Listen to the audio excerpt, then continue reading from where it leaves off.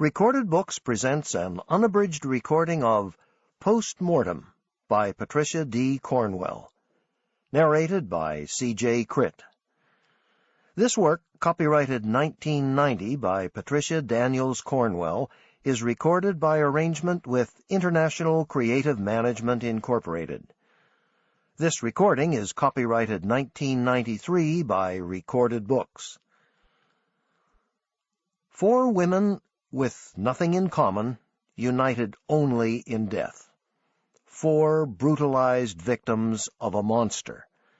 A Mr. Nobody, moving undetected through the paralyzed streets of Richmond, Virginia, leaving behind a gruesome trail of carnage.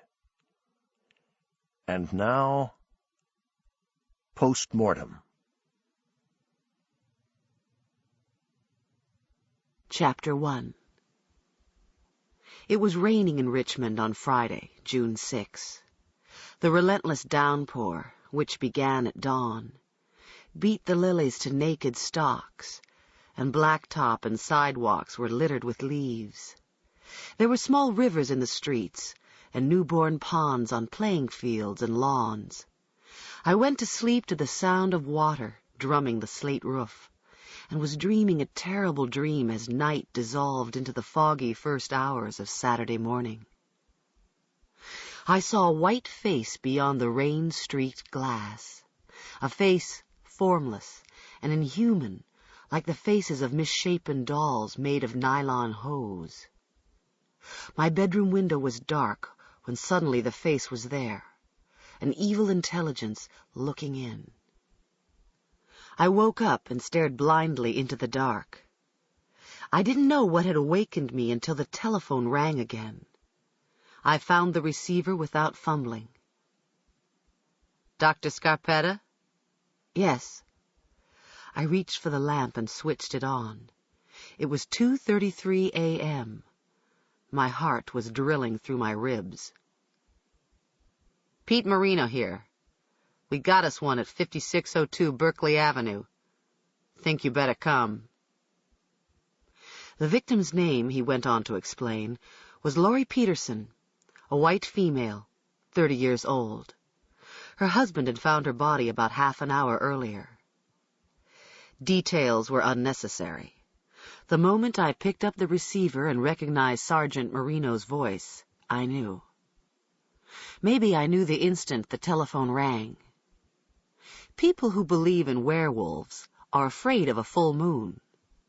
I'd begun to dread the hours between midnight and 3 a.m., when Friday becomes Saturday and the city is unconscious. Ordinarily, the medical examiner on call is summoned to a death scene, but this wasn't ordinary. I had made it clear after the second case that no matter the hour, if there was another murder, I was to be called. Marino wasn't keen on the idea. Ever since I was appointed chief medical examiner for the Commonwealth of Virginia less than 2 years ago, he'd been difficult. I wasn't sure if he didn't like women, or if he just didn't like me. "Berkeley's in Berkeley down south side," he said condescendingly. "You know the way?" Confessing I didn't, I scribbled the directions on the notepad I always kept by the phone. I hung up, and my feet were already on the floor, as adrenaline hit my nerves like espresso. The house was quiet. I grabbed my black medical bag, scuffed and worn from years of use. The night air was like a cool sauna, and there were no lights in the windows of my neighbors' houses. As I backed the Navy station wagon out of the drive, I looked at the light burning over the porch, at the first-story window leading into the guest bedroom where my 10-year-old niece, Lucy, was asleep. This would be one more day in the child's life I would miss. I had picked her up at the airport Wednesday night. Our meals together, so far, had been few. There was no traffic until I hit the parkway. Minutes later, I was speeding across the James River. Taillights far ahead were rubies, the downtown skyline ghostly in the rear-view mirror. fanning out on either side were planes of darkness with tiny necklaces of smudged light at the edges. Out there, somewhere, is a man, I thought. He could be anybody, walks upright, sleeps with a roof over his head, and has the usual number of fingers and toes. He is probably white and much younger than my 40 years. He is ordinary by most standards, and probably doesn't drive a BMW or grace the bars in the Slip or the finer clothing stores along Main Street. But then again, he could. He could be anybody, and he was nobody. Mr. Nobody. The kind of guy you don't remember after riding up 20 floors alone with him inside an elevator. He had become the self-appointed dark ruler of the city, an obsession for thousands of people he had never seen, and an obsession of mine. Mr. Nobody. Because the homicides began 2 months ago, he may have been recently released from prison or a mental hospital. This was the speculation last week, but the theories were constantly changing. Mine had remained the same from the start. I strongly suspected he hadn't been in the city long. He'd done this before somewhere else, and he'd never spent a day behind the locked doors of a prison or a forensic unit. He wasn't disorganized, wasn't an amateur, and he most assuredly wasn't crazy. Wilshire was 2 lights down on the left, Berkeley the first right after that. I could see the blue and red lights flashing 2 blocks away. The street in front of 5602 Berkeley was lit up like a disaster site. An ambulance, its engine rumbling loudly, was alongside 2 unmarked police units with grille lights flashing and 3 white cruisers with light bars going full tilt. The Channel 12 news crew had just pulled up. Lights had blinked on up and down the street, and several people in pajamas and housecoats had wandered out to their porches. I parked behind the news van as a cameraman trotted across the street. Head bent, the collar of my khaki raincoat turned up around my ears, I briskly followed the brick wall to the front door. I have always had a special distaste for seeing myself in the evening news. Since the stranglings in Richmond began, my office had been inundated, the same reporters calling over and over again with the same insensitive questions. If it's a serial killer, Dr. Scarpetta, doesn't that indicate it's quite likely to happen again? As if they wanted it to happen again. Is it true you found bite marks on the last victim, Doc? It wasn't true. But no matter how I answered such a question, I couldn't win. No comment, and they assume it's true. No, and the next edition reads, Dr. Kay Scarpetta denies that bite marks have been found on the victims' bodies. The killer, who's reading the papers like everybody else, gets a new idea. Recent news accounts were florid and frighteningly detailed. They went far beyond serving the useful purpose of warning the city's citizens. Women, particularly those who lived alone, were terrified. The sale of handguns and deadbolt locks went up 50% the week after the 3rd murder, and the SPCA ran out of dogs, a phenomenon which, of course, made the front page too. Yesterday, the infamous and prize-winning police reporter Abby Turnbull had demonstrated her usual brass by coming to my office and clubbing my staff with the Freedom of Information Act in an unsuccessful attempt at getting copies of the autopsy records. Crime reporting was aggressive in Richmond, an old Virginia city of 220,000, which last year was listed by the FBI as having the 2nd highest homicide rate per capita in the United States. It wasn't uncommon for forensic pathologists from the British Commonwealth to spend a month at my office to learn more about gunshot wounds. It wasn't uncommon for career cops like Pete Marino to leave the madness of New York or Chicago, only to find Richmond was worse. What was uncommon were these sex slangs. The average citizen can't relate to drug and domestic shootouts, or one wino stabbing another over a bottle of Mad Dog. But these murdered women were the colleagues you sit next to at work, the friends you invite to go shopping or to stop by for drinks, the acquaintances you chat with at parties, the people you stand in line with at the checkout counter. They were someone's neighbor, someone's sister, someone's daughter, someone's lover. They were in their own homes, sleeping in their own beds, when Mr. Nobody climbed through one of their windows. 2 uniformed men flanked the front door, which was open wide and barred by a yellow ribbon of tape warning, "Crime scene. Do not cross." Doc. He could have been my son, this boy in blue who stepped aside at the top of the steps and lifted the tape to let me duck under. The living room was immaculate and attractively decorated in warm rose tones. A handsome cherry cabinet in a corner contained a small television and a compact disc player. Nearby, a stand held sheet music and a violin. Beneath the curtained window overlooking the front lawn was a sectional sofa, and on the glass coffee table in front of it were 6 magazines neatly stacked. Among them were Scientific American and the New England Journal of Medicine. Across a Chinese dragon rug with a rose medallion against a field of cream stood a walnut bookcase. Tomes straight from a medical school's syllabi lined 2 shelves. An open doorway led into a corridor running the length of the house. To my right appeared a series of rooms.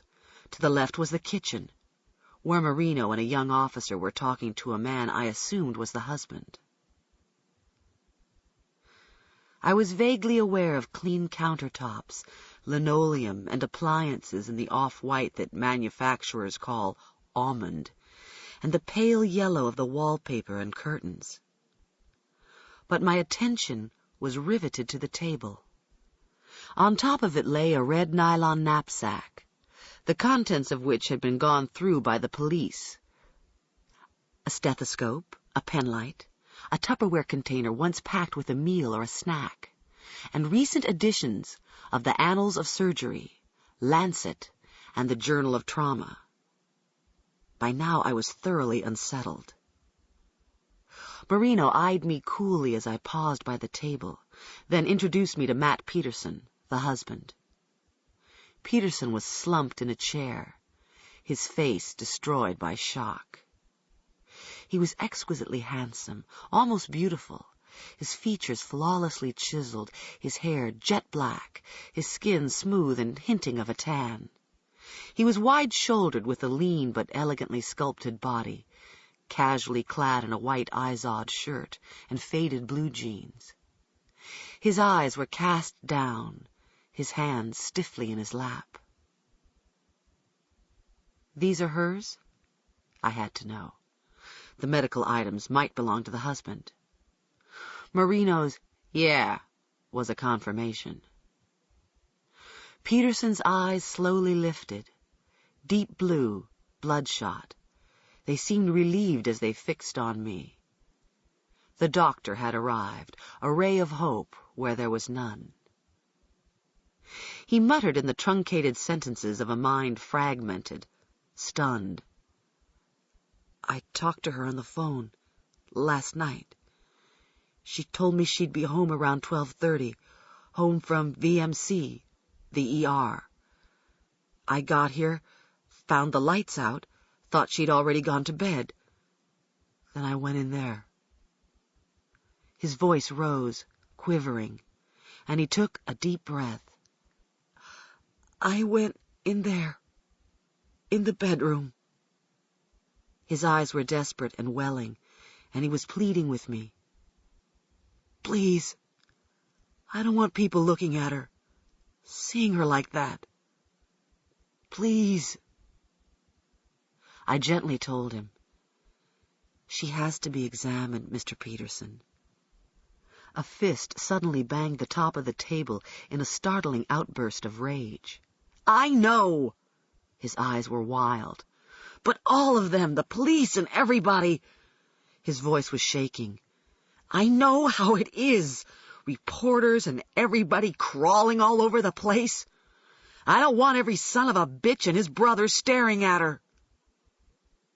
Marino didn't bat an eye. "Hey, I got a wife too, Matt. I know where you're coming from, all right? You got my word she gets respect. The same respect I'd want if it was me sitting in your chair, okay?" The sweet balm of lies.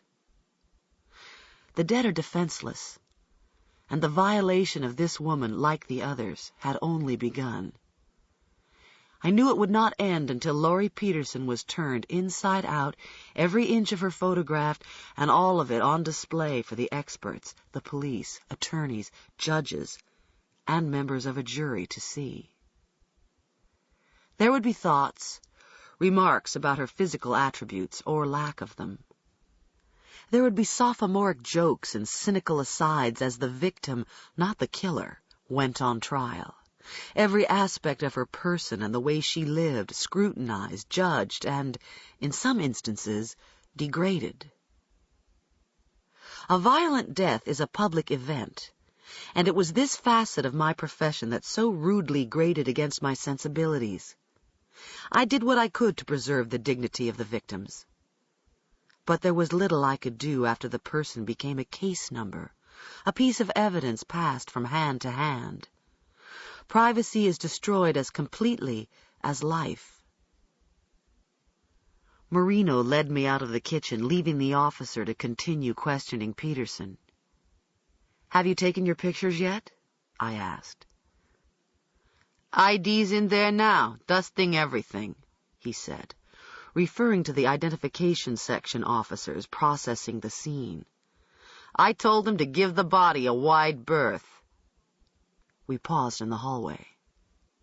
On the walls were several nice watercolors and a collection of photographs depicting the husband's and the wife's respective graduating classes, and one artistic color shot of the young couple leaning against weathered piling before a backdrop of the beach, the legs of their trousers rolled up to their calves, the wind ruffling their hair, their faces ruddy from the sun. She was pretty in life, blonde, with delicate features and an engaging smile. She went to Brown, then to Harvard for medical school. Her husband's undergraduate years were spent at Harvard. This was where they must have met, and apparently he was younger than she. She, Laurie Peterson. Brown, Harvard, brilliant, 30 years old. About to have it all realized, her dream, after 8 grueling years at least of medical training. A physician. All of it destroyed in a few minutes of a stranger's aberrant pleasure. Marino touched my elbow. I turned away from the photographs as he directed my attention to the open doorway just ahead on the left. "Here's how he got in," he said. It was a small room with a white tile floor and walls papered in Williamsburg blue. There was a toilet and a lavatory and a straw clothes hamper. The window above the toilet was open wide, a square of blackness through which cool, moist air seeped and stirred the starchy white curtains. Beyond, in the dark, dense trees, cicadas were tensely sawing. "The screen's cut." Marino's face was expressionless as he glanced at me. "It's leaning against the back of the house. Right under the window's a picnic table bench. Appears he pulled it up so he could climb in." I was scanning the floor, the sink, the top of the toilet. I didn't see dirt or smudges or footprints, but it was hard to tell from where I was standing, and I had no intention of running the risk of contaminating anything. "Was this window locked?" I asked. "Don't look like it. All the other windows are locked. Already checked." Seems like she would have gone to a lot of trouble to make sure this one was. Of all the windows, it's the most vulnerable, close to the ground, in back where no one can see what's going on. Better than coming in through the bedroom window, because if the guy's quiet, she's not going to hear him cutting the screen and climbing in this far down the hall. And the doors. Were they locked when the husband got home? He says so. Then the killer went out the same way he came in, I decided. Looks that way. Tidy squirrel, don't you think? He was holding onto the door frame, leaning forward without stepping inside. Don't see nothing in here. Like maybe he wiped up after himself to make sure he didn't leave footprints on the john or floor. It's been raining all day. His eyes were flat as they fixed on me. His feet should have been wet. Maybe muddy. I wondered where Marino was going with this. He was hard to read, and I never decided if he was a good poker player or simply slow. He was exactly the sort of detective I avoided when given a choice. A cock of the walk and absolutely unreachable. He was pushing 50, with a face life had chewed on, and long wisp of graying hair parted low on one side and combed over his balding pate. At least 6 feet tall, he was bay-windowed from decades of bourbon or beer. His unfashionably wide red and blue striped tie was oily around the neck from summers of sweat. Marino was the stuff of tough guy flicks, a crude, crass gumshoe who probably had a foul-mouthed parrot for a pet and a coffee table littered with hustler magazines. I went the length of the hallway and stopped outside the master bedroom. I felt myself go hollow inside. An ID officer was busy coating every surface with black dusting powder. A second officer was capturing everything on videotape. Laurie Peterson was on top of the bed, the blue and white spread hanging off the foot of the bed. The top sheet was kicked down and bunched beneath her feet. The cover sheet pulled free of the top corners, exposing the mattress, the pillows shoved to the right side of her head. The bed was the vortex of a violent storm, surrounded by the undisturbed civility of middle-class bedroom furnishings of polished oak. She was nude. On the colorful rag rug to the right of the bed was her pale yellow cotton gown. It was slit from collar to hem, and this was consistent with the 3 previous cases. On the nightstand nearest the door was a telephone, the cord ripped out of the wall. The 2 lamps on either side of the bed were out, the electrical cords severed from them. One cord bound her wrists, which were pinioned at the small of her back. The other cord was tied in a diabolically creative pattern, also consistent with the first 3 cases. Looped once around her neck, it was threaded behind her through the cord around her wrists and tightly lashed around her ankles. As long as her knees were bent, the loop around her neck remained loose. When she straightened her legs, either in a reflex to pain or because of the assailant's weight on top of her, the ligature around her neck tightened like a noose. Death by asphyxiation takes only several minutes. That's a very long time when every cell in your body is screaming for air. "You can come on in, Doc," the officer with the video camera was saying. "I've got all this on film." Watching where I walked, I approached the bed, set my bag on the floor and got out a pair of surgical gloves. Next, I got out my camera and took several photographs of the body in situ. Her face was grotesque, swollen beyond recognition, and dark bluish-purple from the suffusion of blood caused by the tight ligature around her neck. Bloody fluid had leaked from her nose and mouth, staining the sheet. Her straw blonde hair was in disarray.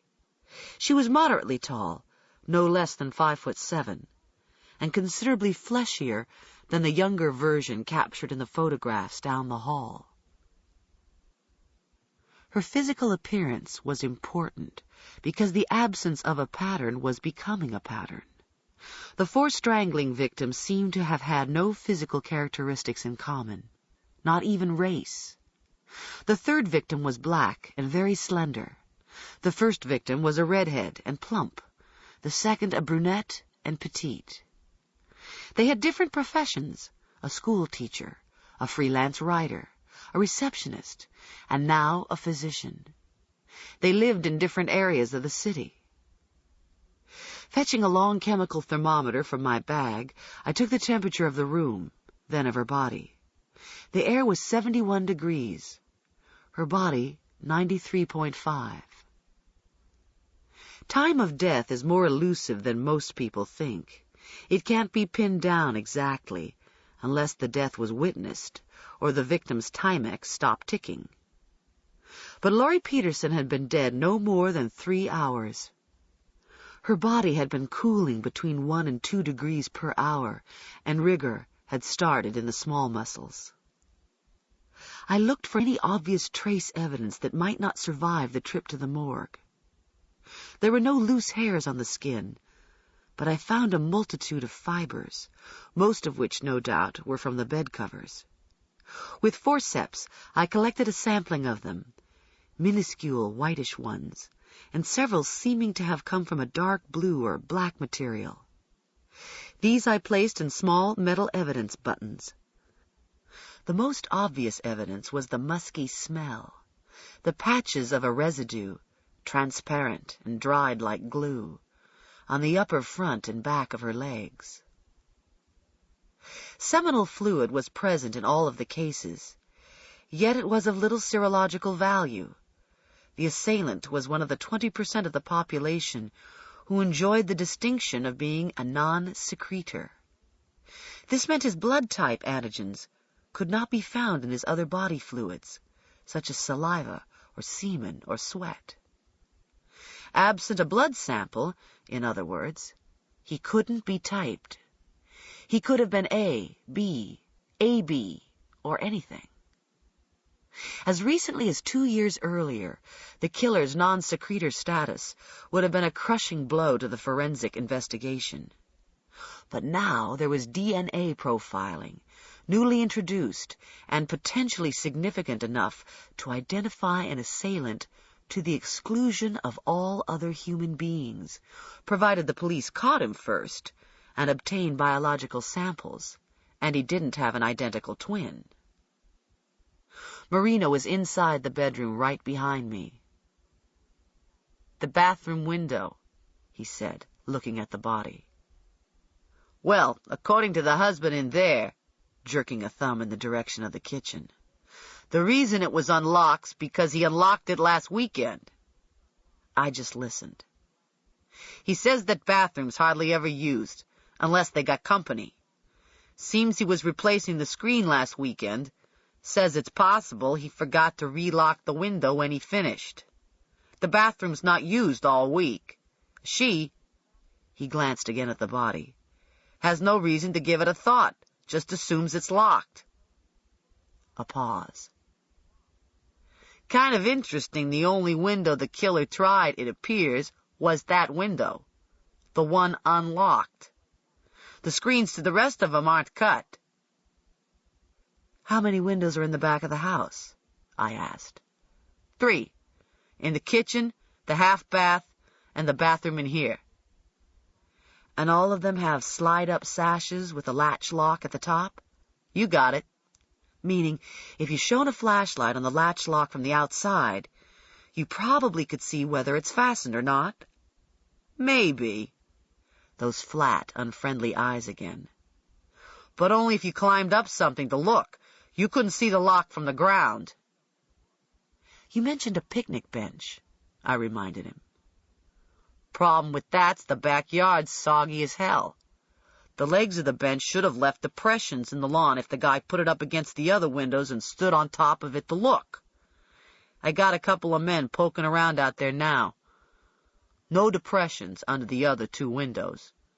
Don't look like that killer went near them. What it does look like is he went straight to the bathroom window down the hall." Is it possible it might have been open a crack, and that's why the killer went straight to it? Marino conceded. Hey, anything's possible. But if it was open a crack, maybe she would have noticed it too, at some point during the week. Maybe. Maybe not. It is easy to be observant retrospectively. But most people don't pay that much attention to every detail of their residences, especially to rooms scarcely used. Beneath a curtained window overlooking the street was a desk containing other numbing reminders that Laurie Peterson and I were of the same profession. Scattered over the blotter were several medical journals, the Principles of Surgery, and Dorland's. Near the base of the brass gooseneck lamp were 2 computer diskettes. The labels were tersely dated 6/1 in felt-tip pen and numbered 1 and 2. They were generic double-density diskettes, IBM compatible. Possibly they contained something Laurie Peterson was working on at VMC, the medical college, where there were numerous computers at the disposal of the students and physicians. There didn't appear to be a personal computer inside the house. On a wicker chair in the corner, between the chests of drawers and the window, clothes were neatly laid. A pair of white cotton slacks, a red and white striped short-sleeved shirt, and a brassiere. The garments were slightly wrinkled, as if worn, and left on the chair at the end of the day, the way I sometimes do when I'm too tired to hang up my clothes. I briefly perused the walk-in closet and full bath. In all, the master bedroom was neat and undisturbed, except for the bed. By all indications, it was not part of the killer's modus operandi to ransack or commit burglary. Marino was watching an ID officer open the dresser drawers. "What else do you know about the husband?" I asked him. "He's a grad student at Charlottesville. Lives there during the week, comes home on Friday nights, stays the weekend, then goes back to Charlottesville on Sunday night."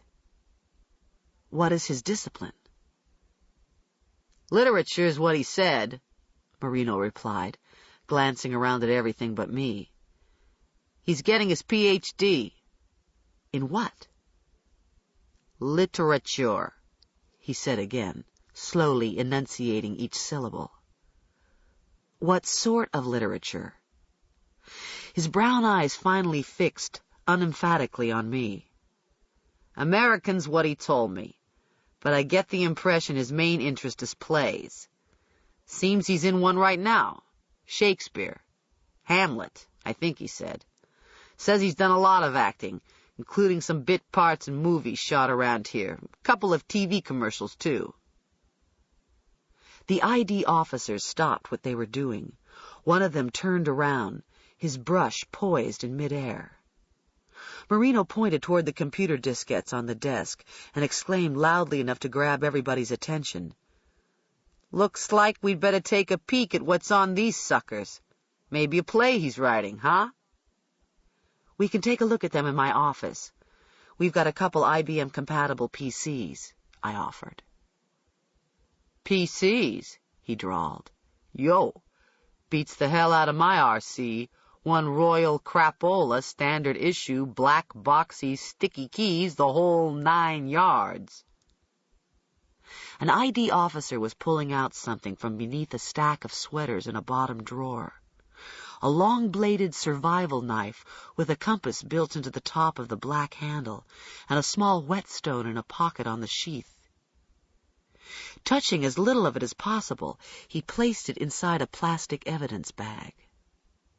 Out of the same dresser drawer came a box of Trojans, which, I pointed out to Marino, was a little unusual, since Laurie Peterson, based on what I'd seen in the master bedroom, was on oral contraceptives.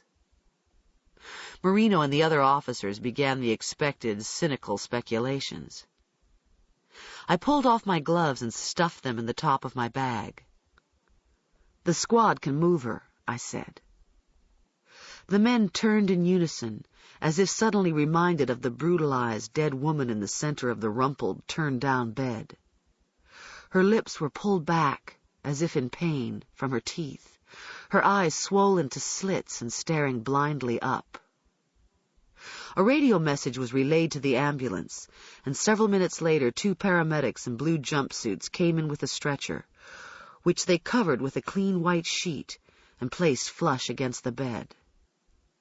Laurie Peterson was lifted as I directed, the bedclothes folded over her, the gloved hands not touching her skin. She was gently placed on the stretcher, the sheet pinned at the top to ensure no trace evidence was lost or added. Velcro straps made a loud ripping sound as they were peeled apart and fastened across the white cocoon. Marino followed me out of the bedroom, and I was surprised when he announced, "I'll walk you to your car." Matt Peterson was on his feet as we came down the hall. His face wan, his eyes glassy. He stared at me desperately, needing something only I could give. Assurance. A word of comfort. The promise his wife died quickly and did not suffer. That she was tied up and raped after the fact. There was nothing I could say to him. Marino led me back through the living room and out the door. The front yard was lit up with television lights floating against the background of hypnotically flashing red and blue. The staccato voices of disembodied dispatchers competed with the throbbing engines as a gentle rain began to fall through a light fog. Reporters with notepads and tape recorders were everywhere, waiting impatiently for the moment when the body was carried down the front steps and slid into the back of the ambulance. A television crew was on the street. A woman in a snappy belted trench coat talking into a microphone, her face serious, as a grinding camera recorded her at the scene for Saturday's evening news. Bill Boltz, the Commonwealth's attorney, had just pulled up and was getting out of his car. He looked dazed and half asleep and determined to elude the press. He didn't have anything to say because he didn't know anything yet. I wondered who'd notified him. Maybe Marino. Cops milled around, a few of them aimlessly probing the grass with their powerful Kell lights, some of them clustered by their white cruisers and talking. Boltz zipped up his windbreaker and nodded as he briefly met my eyes, then hurried up the walk. The chief of police and a major sat inside an unmarked beige car, the interior light on, their faces pale as they periodically nodded and made remarks to reporter Abby Turnbull. She was saying something to them through an open window. Waiting until we were on the street, she trotted after us. Marino warded her off with the flap of a hand. Hey, no comment," in a screw-yourself tone of voice. He stepped up the pace. He was almost a comfort. "Ain't this the pits?" Marino said with disgust, as he patted himself down for his cigarettes. "It's a regular 3-ring circus, Jesus Christ." The rain was soft and cool on my face as Marino held the station wagon door open for me. As I turned the ignition, he leaned down and said with a smirk, "Drive real careful, Doc." Chapter 2. The white clock face floated like a full moon in the dark sky, rising high above the old domed train station, the railroad tracks, and the I-95 overpass. The great clock's filigree hand stopped when the last passenger train did many years before. It was 12:17. It would always be 12:17 in the city's lower end where Health and Human Services decided to erect its hospital for the dead. Time has stopped here. Buildings are boarded up and torn down. Traffic and freight trains perpetually rumble and roar like a distant, discontented sea. The earth is a poisoned shore of weed-patched, raw dirt littered with debris, where nothing grows and there are no lights after dark. Nothing moves here except the truckers and the travelers and the trains speeding along their tracks of concrete and steel. The white clock face watched me as I drove through the darkness, watched me like the white face in my dream. I nosed the station wagon through an opening in the chain-link fence and parked behind the stucco building where I'd spent virtually every day of the past 2 years. The only state vehicle in the lot, aside from mine, was the gray Plymouth belonging to Niels Vander, the fingerprints examiner. I had called him right after Marino called me. Set into effect after the second strangling was a new policy. If there was another, Vander was to meet me in the morgue immediately. By now he was inside the X-ray room and setting up the laser. Light was spilling on the tarmac from the open bay, and 2 paramedics were pulling a stretcher bearing a black body pouch out of the back of an ambulance. Deliveries went on throughout the night. Anybody who died violently, unexpectedly, or suspiciously in Central Virginia was sent here, no matter the hour or the day. The young men in their blue jumpsuits looked surprised to see me as I walked through the bay and held open the door leading inside the building. "You're out early, Doc." "Suicide from Mecklenburg," the other attendant volunteered. "Threw himself in front of a train, scattered him over 50 feet of tracks." "Yo, pieces and parts." The stretcher bumped through the open doorway and into the white-tiled corridor. The body pouch apparently was defective or torn. Blood leaked through the bottom of the stretcher and left a trail of speckled red. The morgue had a distinctive odor, the stale stench of death no amount of air deodorizer could mask. Had I been led here blindfolded, I would have known exactly where I was. At this hour of the morning, the smell was more noticeable, more unpleasant than usual. The stretcher clattered loudly through the hollow stillness as the attendants wheeled the suicide into the stainless steel refrigerator. I turned right into the morgue office where Fred, the security guard, was sipping coffee from a styrofoam cup and waiting for the ambulance attendants to sign in the body and be on their way. He was sitting on the edge of the desk, ducking out of view, just as he always did when a body was delivered.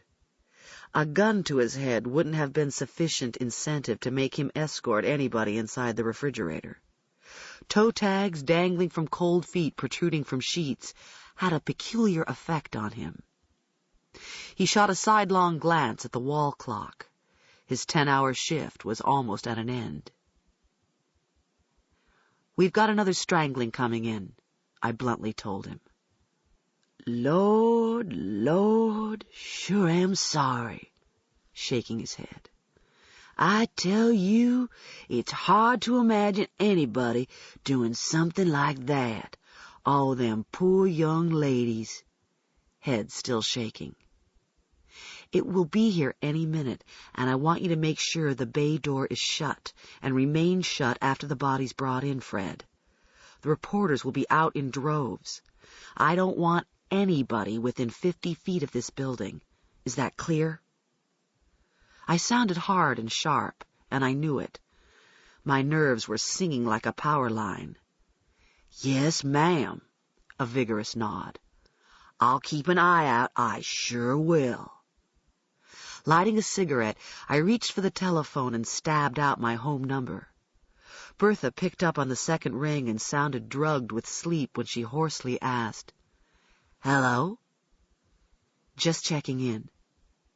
"I'm here. Lucy hasn't budged, Dr. Kay. Sleeping like a log, didn't even hear me come in." "Thank you, Bertha. I can't thank you enough. I don't know when I'll be home." "I'll be here till I see you then, Dr. Kay." Bertha was on notice these days. If I got called out in the middle of the night, so did she. I'd given her a key to the front door and instructions about the operation of the burglar alarm. She probably arrived at my house just minutes after I left for the scene. It dully drifted through my mind that when Lucy got out of bed in several hours, she'd find Bertha inside the kitchen instead of her Auntie Kay. I had promised to take Lucy to Monticello today. On a nearby surgical cart was the blue power unit, smaller than a microwave oven, with a row of bright green lights across the front. It was suspended in the pitch darkness of the X-ray room, like a satellite in empty space, a spiral cord running from it to a pencil-sized wand filled with seawater. The laser we acquired last winter was a relatively simple device. In ordinary light sources, atoms and molecules emit light independently and in many different wavelengths. But if an atom is excited by heat, and if light of a certain wavelength is impinged upon it, an atom can be stimulated to emit light in phase. "Give me just another minute." Niels Vander was working various knobs and switches, his back to me. "She's slow to warm up this morning," adding a despondent mumble. "So am I, for that matter." I was standing on the other side of the X-ray table, watching his shadow through a pair of amber-tinted goggles. Directly below me was the dark shape of Laurie Peterson's remains, the covers from her bed open but still underneath her. I stood in the darkness waiting for what seemed a very long time, my thoughts undistracted, my hands perfectly still, my senses undisturbed. Her body was warm. Her life so recently ended, it seemed to linger about her like an odor. Vander announced, "Ready," and flipped a switch. Instantly spitting from the wand was a rapidly flashing, synchronized light, as brilliant as liquid chrysoberyl. It did not dispel darkness, but seemed to absorb it. It did not glow, but rather flowed over a small surface area. He was a flickering lab coat across the table as he began by directing the wand at her head. We explored inches of the suffused flesh at a time. Tiny fibers lit up like hot wires, and I began collecting them with forceps, my movements staccato in the strobe, creating the illusion of slow motion as I went from her body on the X-ray table to the evidence buttons and envelopes on a cart. Back and forth. Everything was disconnected. The laser's bombardment illuminated a corner of a lip, a rash of pinpoint hemorrhages on the cheekbone, or a wing of the nose, isolating each feature. My gloved fingers working the forceps seemed to belong to somebody else. The rapidly alternating darkness and light were dizzying, and the only way I could maintain my equilibrium was to channel my concentration into one thought at a time, as if I, like the laser beam, was in phase too, all of me in sync with what I was doing, the sum of my mental energy coalesced into a single wavelength.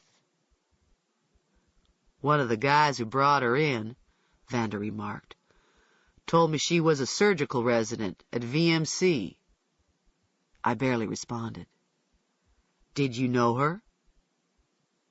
The question took me by surprise.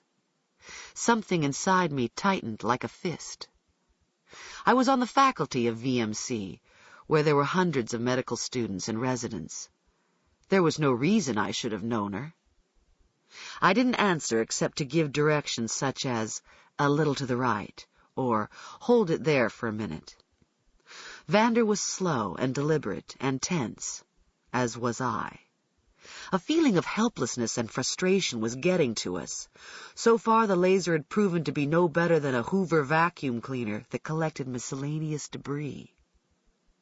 We'd tried it on maybe 20 cases by now, only a few of which actually merited its use. In addition to its usefulness in finding fibers and other trace evidence, it reveals various components of perspiration that fluoresce like a neon sign when stimulated by a laser. Theoretically, a fingerprint left on human skin can emit light and may be identified in cases where traditional powder and chemical methods will fail. I knew of only one case where prints on skin were found, in South Florida, where a woman was murdered inside a health spa, and the assailant had tanning oil on his hands. Neither Vander nor I was expecting our luck to be any better than it had been in the past. What we saw didn't register at first. The wand was probing several inches of Laurie Peterson's right shoulder when directly over her right clavicle 3 irregular smudges suddenly leapt out as if they were painted with phosphorus. We both stood still and stared. Then he whistled through his teeth as a faint chill ran up my spine. Retrieving a jar of powder and a magna brush, Vander delicately dusted what appeared to be 3 latent fingerprints left on Laurie Peterson's skin. I dared to hope. Any good? They're partials, he said abstractedly, as he began taking photographs with an MP4 Polaroid camera. The ridge detail's damn good. Good enough to classify, I think. I'll run these babes through the computer right away. Looks like the same residue, I thought out loud. The same stuff on his hands. The monster had signed his work again. It was too good to be true. The fingerprints were too good to be true. Looks the same, all right. But he must have had a lot more of it on his hands this time. The killer had never left his prints in the past, but the glittery residue, which apparently caused them to fluoresce, was something we'd grown to expect. There was more of it. As Vander began probing her neck, a constellation of tiny white stars popped out like shards of glass hit by headlights on a dark street. He held the wand in place as I reached for a sterilized gauze pad. We found the same glitter scattered over the bodies of the first 3 strangling victims, more of it in the third case than in the second, and the least amount found in the first. Samples had been sent to the labs. So far, the strange residue had not been identified beyond determining it was inorganic. We weren't closer to knowing what it was, though by now we had quite a long list of substances it couldn't be. Over the past few weeks, Vander and I had run several series of tests, smearing everything from margarine to body lotions on our own forearms to see what reacted to the laser and what didn't. Fewer samples lit up than either of us had supposed, and nothing blazed as brightly as the unknown glittery residue. I gently wedged a finger under the electrical cord ligature around Laurie Peterson's neck, exposing an angry red furrow in the flesh. The margin wasn't clearly defined. The strangulation was slower than I'd originally thought. I could see the faint abrasions from the cords having slipped in place several times. It was loose enough to keep her barely alive for a while. Then suddenly it was jerked tight. There were 2 or 3 sparkles clinging to the cord, and that was all. Try the ligature around her ankles, I said quietly. We moved down. The same white sparkles were there, too, but again very few of them. There was none of this residue, whatever it was, anywhere on her face, none in her hair or on her legs. We found several of the sparkles on her forearms, and a spangling of them over her upper arms and breasts. A constellation of the tiny white stars clung to the cords savagely binding her wrists and back, and there was a scattering of the glitter over her cut gown as well. I moved away from the table, lit a cigarette, and began reconstructing. The assailant had some material on his hands that was deposited wherever he touched his victim. After Laurie Peterson's gown was off, perhaps he gripped her right shoulder, and his fingertips left the smudges over her clavicle. One thing I felt sure of. For the concentration of this material to be so dense over her clavicle, he must have touched her there first. This was puzzling, a piece that seemed to fit but didn't really. From the beginning, I'd assumed he was restraining his victims immediately, subduing them, perhaps at knife point, and then binding them before he cut off their clothing or did anything else. The more he touched, the less of the residue was left on his hands. Why this high concentration over her clavicle? Was this area of her skin exposed when he began his assault? I wouldn't have supposed so. The gown was an interlocking cotton material, soft and stretchy, and fashioned to look almost exactly like a long-sleeved T-shirt. There were no buttons or zippers, and the only way for her to have put it on was to pull it over her head. She would have been covered to her neck. How could the killer touch the bare skin over her clavicle if she still had her gown on? Why was there such a high concentration of the residue at all? We'd never found such a high concentration before. I went out into the hallway where several uniformed men were leaning against the wall, chatting. I asked one of them to raise Marino on the radio and have him call me right away. I heard Marino's voice crackle back. 10-4.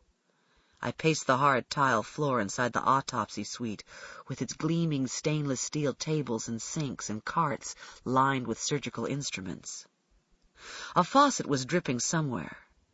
Disinfectant smelled sweetly revolting, only smelled pleasant when there were worse smells lurking beneath it.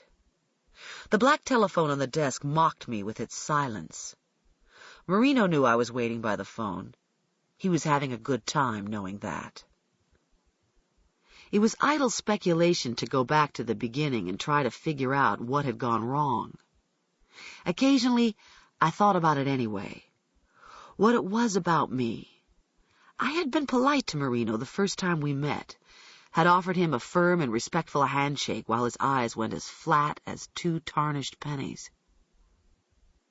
20 minutes passed before the telephone rang. Marino was still at Peterson's house, he said, interviewing the husband who was, in the detective's words, as goofy as a shithouse rat. I told him about the sparkles. I repeated what I'd explained to him in the past. It was possible they might be from some household substance, consistent in all the homicide scenes, some oddball something the killer looked for and incorporated into his ritual, baby powder, lotions, cosmetics, cleansers. So far, we had ruled out many things which, in a way, was the point. If the substance wasn't indigenous to the scenes, and in my heart I didn't think it was, then the killer was carrying it in with him, perhaps unaware, and this could be important, and eventually lead us to where he worked or lived. Yeah, Marino's voice came over the line. Well, I'll poke around in the cabinets and so forth. But I got my own thought. Which is? The husband here's in a play, right? Has practice every Friday night, which is why he gets in so late, right? Correct me if I'm wrong, but actors wear grease paint. Only during dress rehearsals or performances. Yeah, he drawled. Well, according to him, a dress rehearsal's exactly what he had just before he came home and supposedly found his dead wife. My little bell's ringing. My little voice is talking to me. I cut him off. Have you printed him? Oh, yeah. Place his card inside a plastic bag, and when you come in, bring it straight to me. He didn't get it. I didn't elaborate. I was in no mood to explain. The last thing Marino told me before hanging up was, Don't know when that will be, Doc. Got a feeling I'm going to be tied up out here most of the day. No pun intended. It was unlikely I would see him or the fingerprint card until Monday. Marino had a suspect. He was galloping down the same trail every cop gallops down. A husband could be St. Anthony and in England when his wife is murdered in Seattle, and still the cops are suspicious of him first. Domestic shootings, poisonings, beatings, and stabbings are one thing, but a lust murder is another. Not many husbands would have the stomach for binding, raping, and strangling their wives.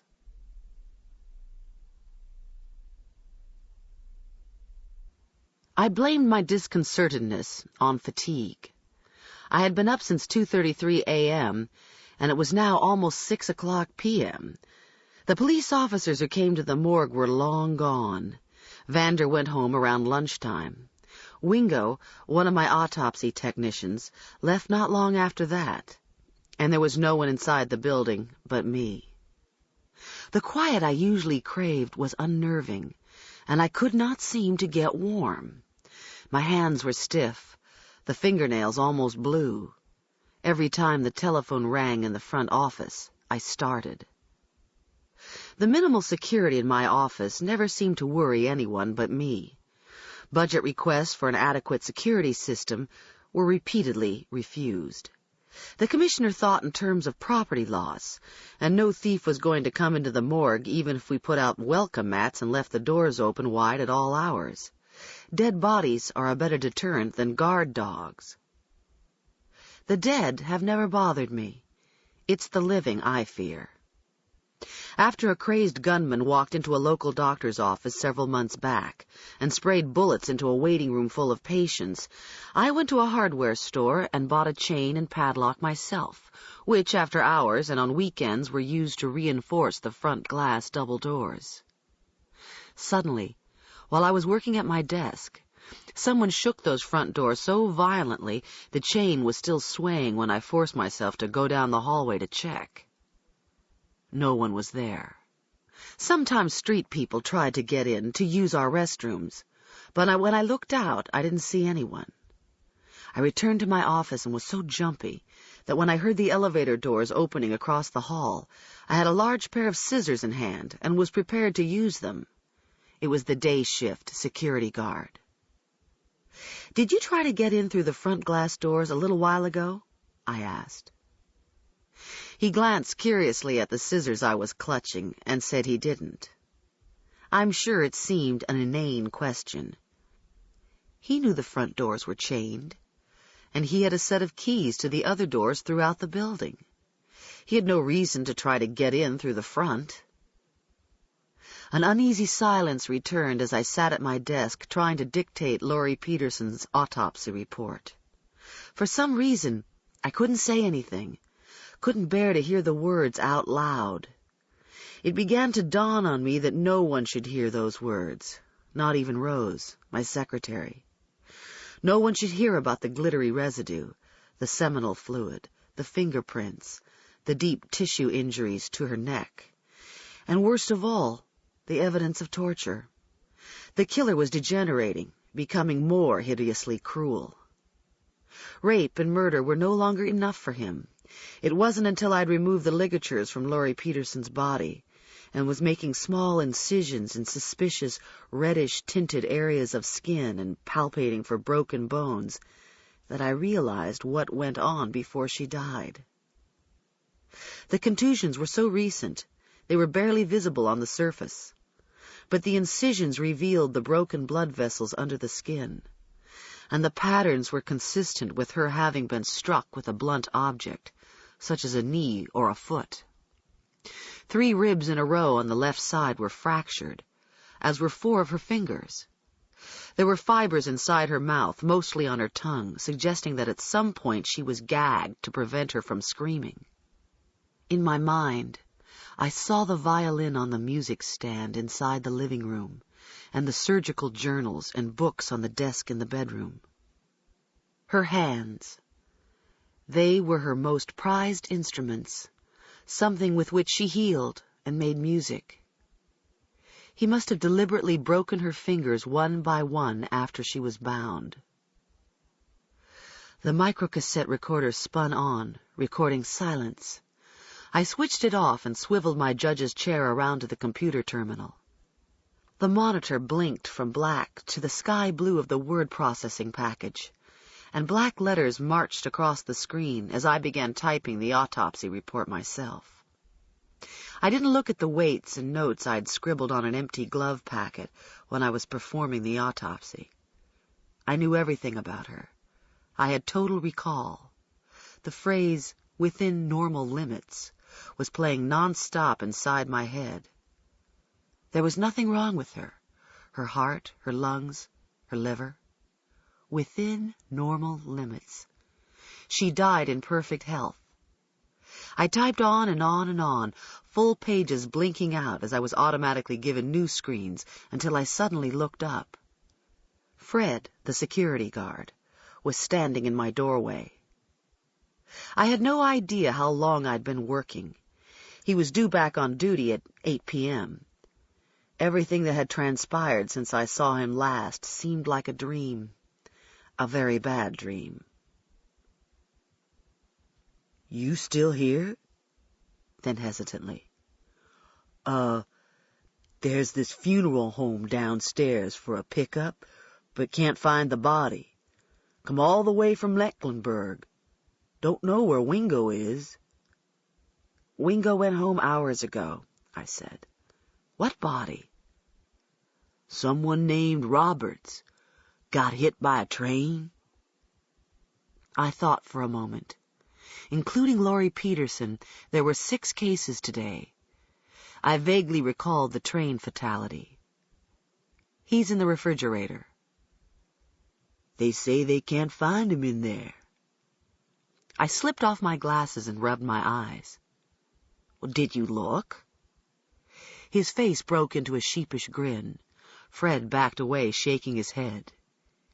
You know, Dr. Scarpetta, I don't never go inside that box.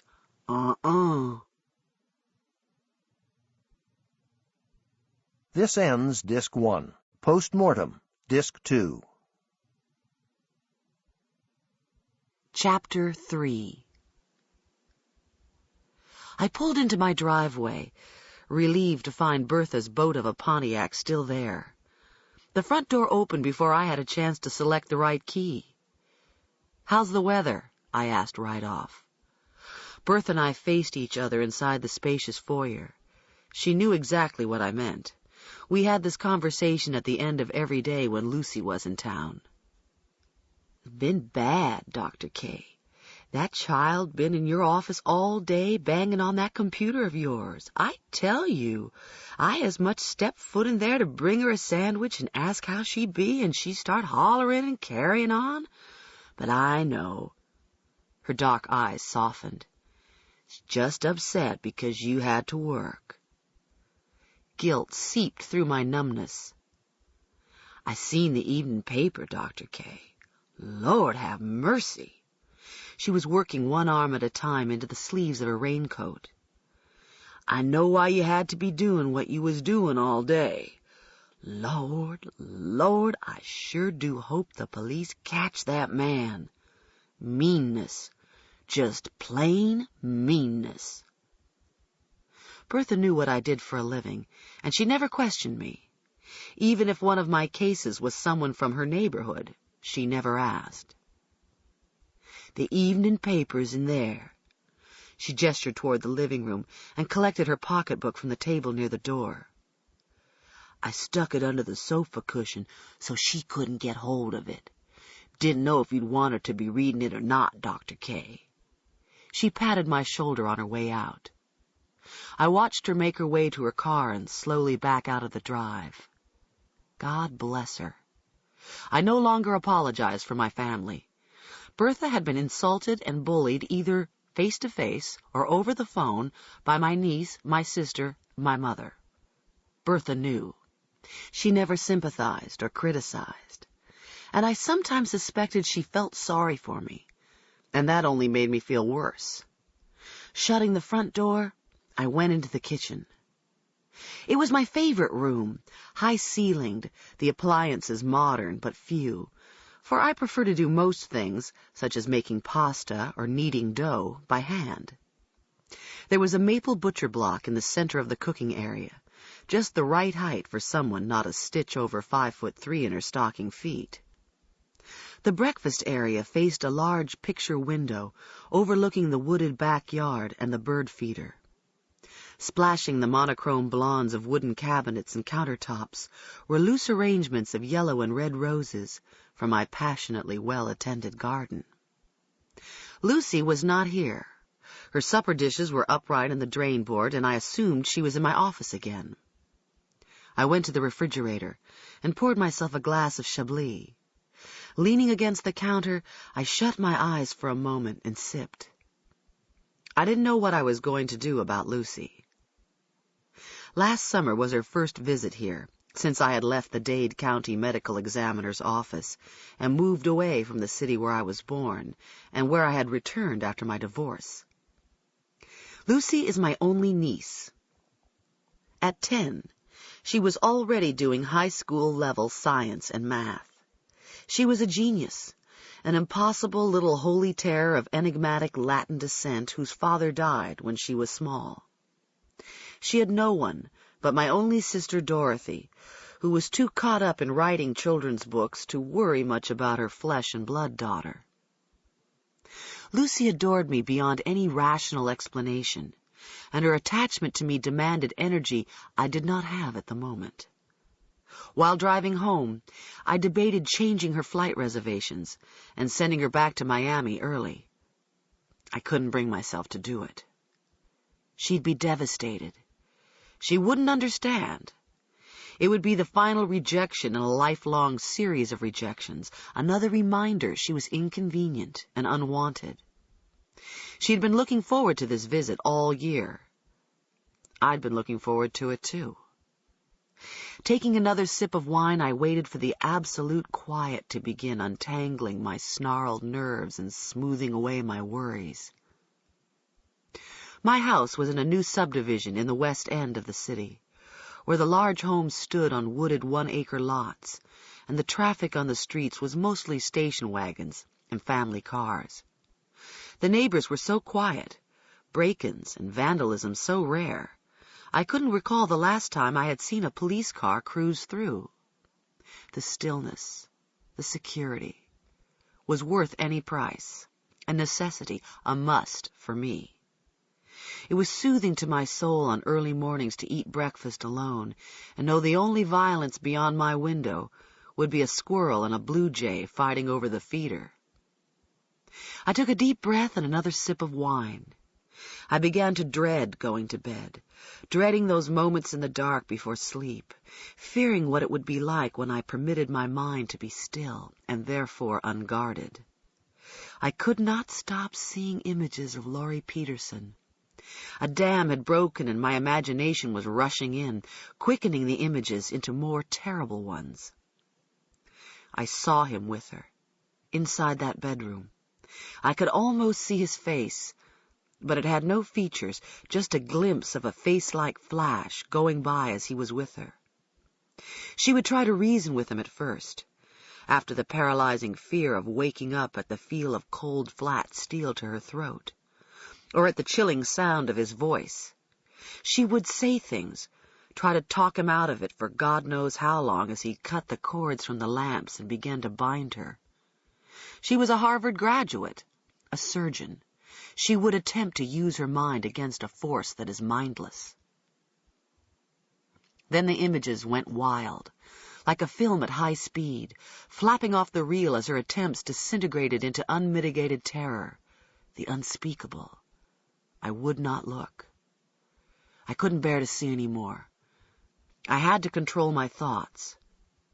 My home office overlooked the woods and back, and the blinds were typically drawn because it has always been hard for me to concentrate if I'm offered a view. I paused in the doorway, quietly letting my attention drift as Lucy vigorously tapped away on the keyboard on top of my sturdy oak desk, her back to me. I had not straightened up in here in weeks, and the sight of it was shameful. Books leaned this way and that in the bookcases. Several law reporters were stacked on the floor, and others were out of order. Propped against a wall were my diplomas and certificates, Cornell, Johns Hopkins, Georgetown, et al. I'd been meaning to hang them in my office downtown, but had yet to get around to it.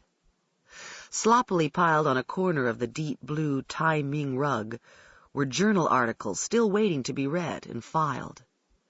Professional success meant I no longer had the time to be impeccably neat, and yet clutter bothered me as much as ever. "How come you're spying on me?" Lucy muttered without turning around. "I'm not spying on you." I smiled a little and kissed the top of her burnished red head. "Yes, you are," she continued to type. "I saw you. I saw your reflection in the monitor. You've been standing in the doorway watching me." I put my arms around her, rested my chin on the top of her head, and looked at the black screen filled with chartreuse commands.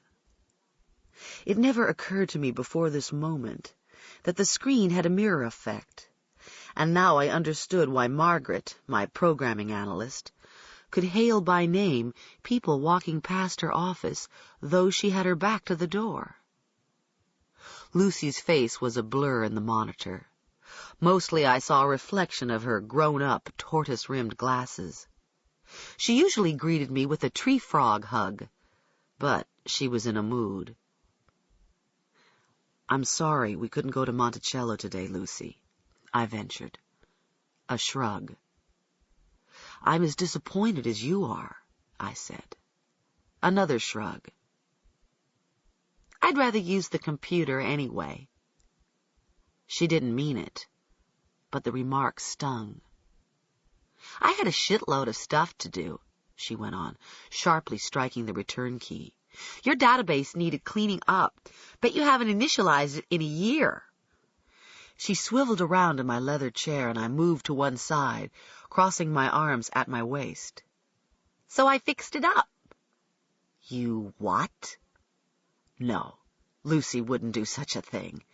Initializing was the same thing as formatting, obliterating, erasing all of the data on the hard disk. On the hard disk were, or had been, half a dozen statistical tables I was using for journal articles under deadline. The only backups were several months old. Lucy's green eyes fixed on mine and looked owlish behind the thick lenses of her glasses. Her round, elfish face was hard as she said, "I looked in the books to see how. All you do is type IORI at the C prompt, and after it's initialized, you do the add all and catalog. Period. ORA. It's easy. Any dickhead could figure it out." I didn't say anything. I didn't reprimand her for her dirty mouth. I was feeling weak in the knees. I was remembering Dorothy calling me absolutely hysterical several years ago. While she was out shopping, Lucy had gone into her office and formatted every last one of her diskettes, erasing everything on them. On 2 of them was a book Dorothy was writing, chapters she hadn't gotten around to printing out or backing up yet. A homicidal event.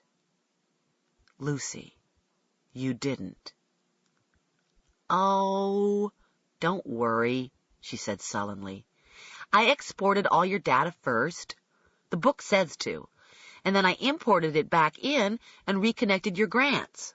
Everything's there, but it's cleaned up, space-wise, I mean." I pulled up an ottoman and sat beside her. It was then I noticed what was beneath the layer of diskettes. The evening paper, folded the way papers are folded when they have been read.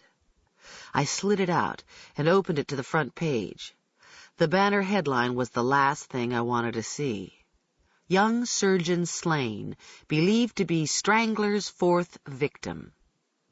A 30-year-old surgical resident was found brutally murdered inside her home in Berkeley Downs shortly after midnight. Police say there is strong evidence that her death is related to the deaths of 3 other Richmond women who were strangled in their homes within the last 2 months. The most recent victim has been identified as Lori Ann Peterson, a graduate of Harvard Medical School. She was last seen alive yesterday, shortly after midnight, when she left the VMC hospital emergency room, where she was currently completing a rotation in trauma surgery. It is believed she drove directly home from the hospital and was murdered sometime between 12:30 and 2 this morning. The killer apparently got inside her house by cutting a screen to a bathroom window that was unlocked. It went on.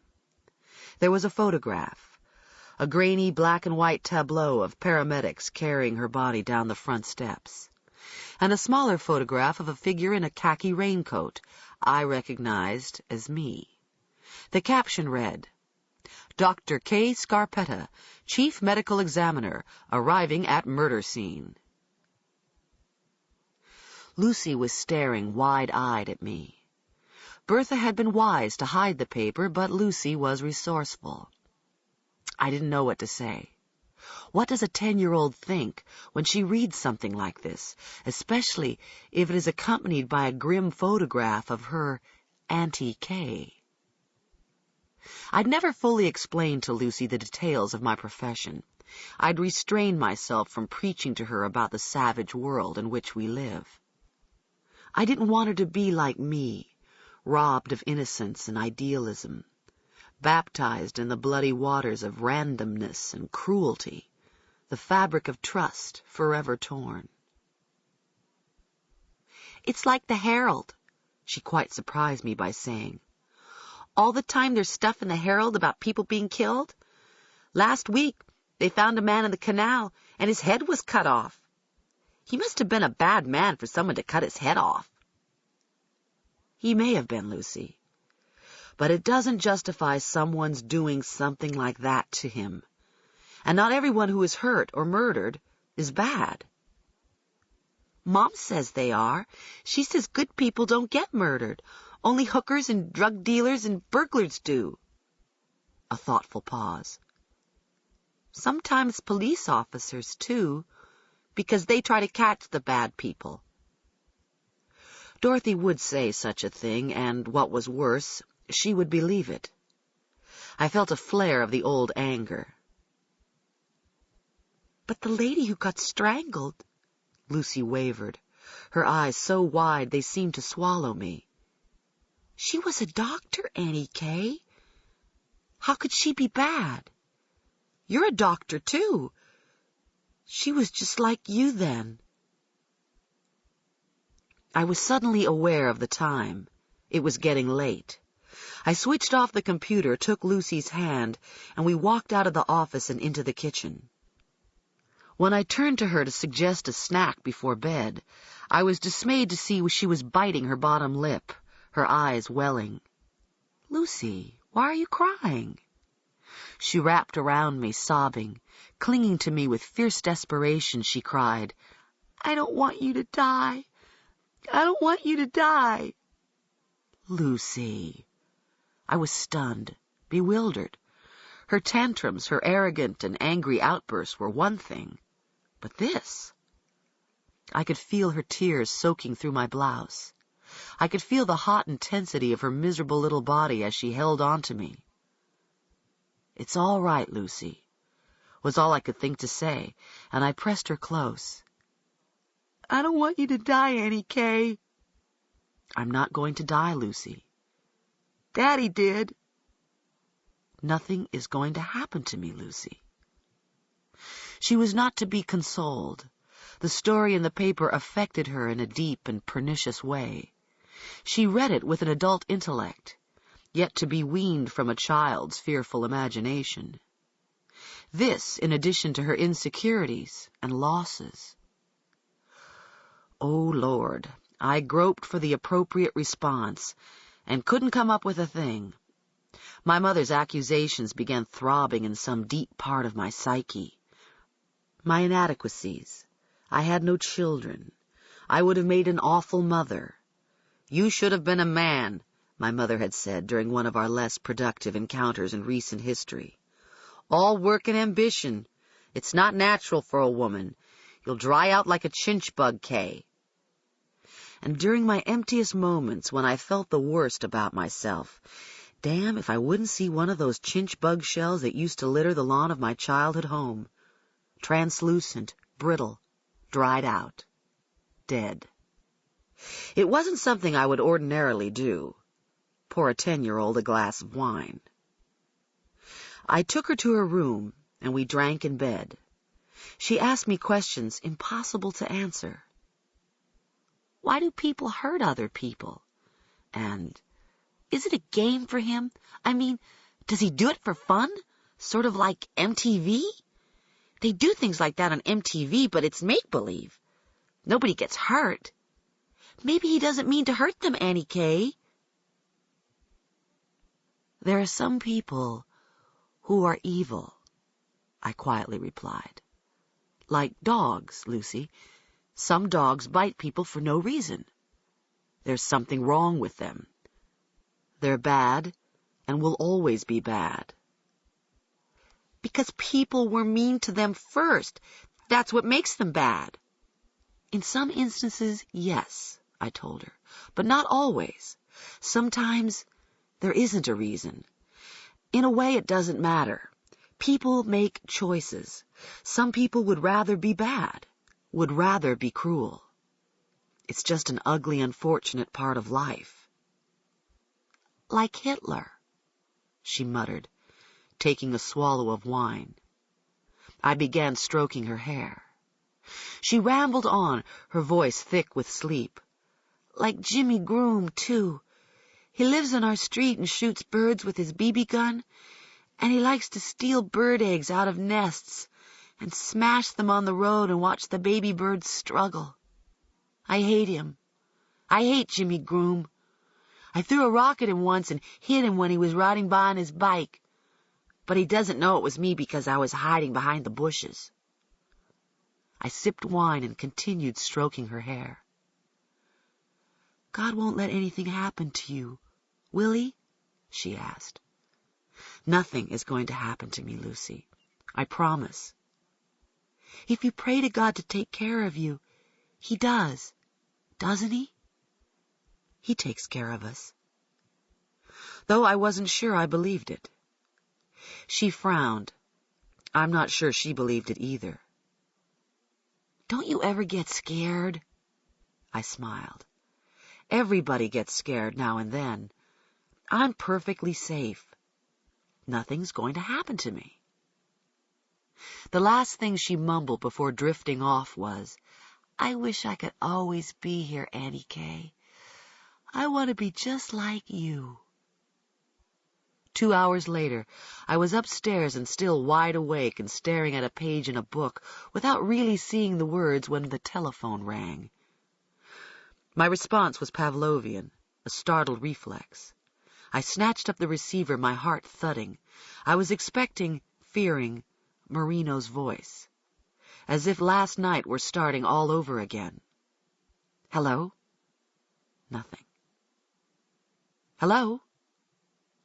In the background, I could hear the faint, spooky music I associated with early morning foreign movies or horror films, or the scratchy strains of a Victrola before the dial tone cut it off. Coffee? Please, I said. This sufficed for a good morning. Whenever I stopped by Niels Vander's lab, his first word of greeting was, coffee. I always accepted. Caffeine and nicotine are two vices I've readily adopted. I wouldn't think of buying a car that isn't as solid as a tank, and I won't start the engine without fastening my seatbelt.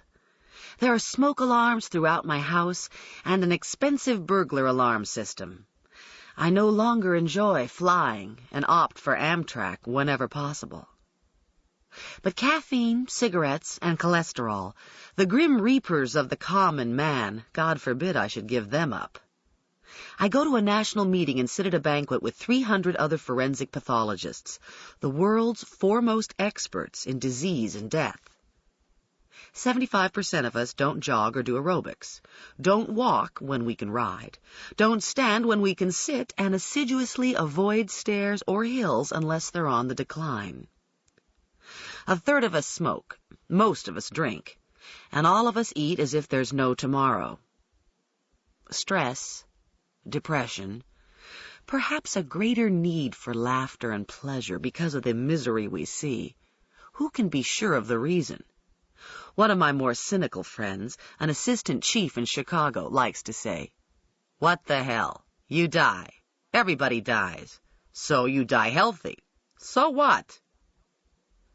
Vander went to the drip coffee machine on the counter behind his desk and poured 2 cups. He had fixed my coffee countless times and could never remember I drink it black. My ex-husband never remembered either. 6 years I lived with Tony, and he couldn't remember that I drank my coffee black, or like my steaks medium rare, not as red as Christmas, just a little pink. My dress size? Forget it. I wear an 8. Have a figure that will accommodate most anything, but I can't abide fluff, froth, and frills. He always got me something in a 6, usually lacy and gauzy and meant for bed.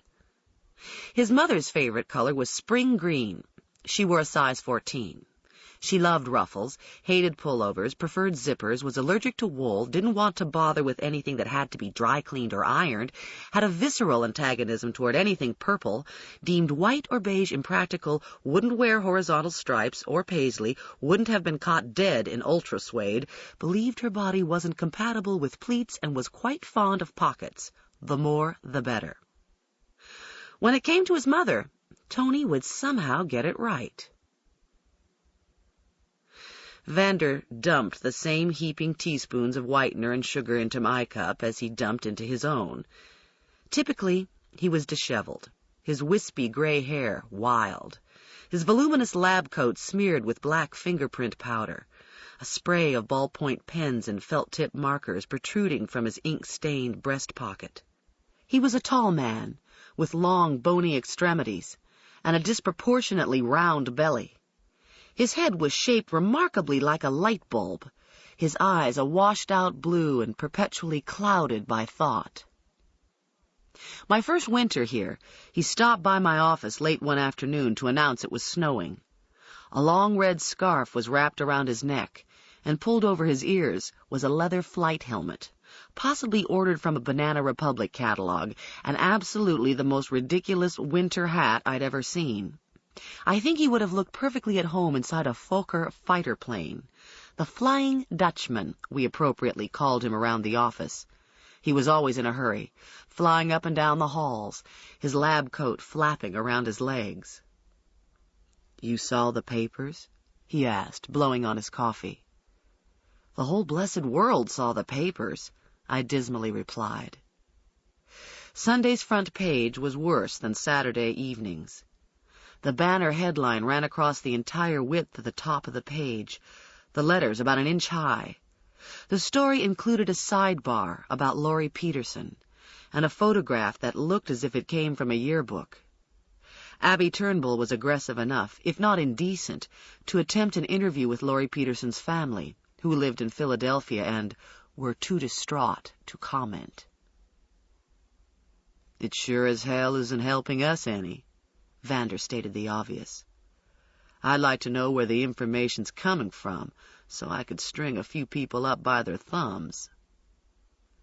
"The cops haven't learned to keep their mouths shut," I told him. "When they learn to zip their lips, they won't have leaks to bitch about anymore." "Well, maybe it's the cops. Whatever the case, the stuff's making my wife crazy. I think if we lived in the city, she'd make us move today." He went to his desk, which was a jumble of computer printouts, photographs, and telephone messages. There was a quart beer bottle and a floor tile with a dried, bloody shoe print, both inside plastic bags and tagged as evidence. Randomly scattered about were 10 small jars of formalin, each containing a charred human fingertip, anatomically severed at the second joint. In cases of unidentified bodies that are badly burned or decomposed, it isn't always possible to get prints by the usual method. Incongruously stationed in the midst of this macabre mess was a bottle of Vaseline Intensive Care lotion. Rubbing a dollop of the lotion on his hands, Vander pulled on a pair of white cotton gloves. The acetone, xylene, and constant hand-washing that go with his trade were brutal on his skin, and I could always tell when he'd forgotten to put on his gloves while using ninhydrin, a chemical helpful for visualizing latent prints, because he'd walk around with purple fingers for a week. His morning ritual complete, he motioned me to follow him out into the 4th-floor hallway. Several doors down was the computer room, clean, almost sterile, and filled with light silver modular hardware of various boxy shapes and sizes, bringing to mind a space-age laundromat. The sleek, upright unit, most closely resembling a set of washers and dryers, was the fingerprint matching processor. Its function, to match unknown prints against the multi-million fingerprint database stored on magnetic disks. The FMP, as it was known, with its advanced pipeline and parallel processing, was capable of 800 matches per second. Vander didn't like to sit around and wait for the results. It was his habit to let the thing cook overnight, so he had something to look forward to when he came to work the next morning. The most time-consuming part of the process was what Vander did Saturday, feeding the prints into the computer. This required his taking photographs of the latent prints in question, enlarging them 5 times, placing a sheet of tracing paper over each photograph, and with a felt-tip pen tracing the most significant characteristics. Next, he reduced the drawing to a 1-to-1 sized photograph, precisely correlating to the actual size of the print. He glued the photograph to a latent print layout sheet, which he fed into the computer. Now it simply was a matter of printing out the results of the search.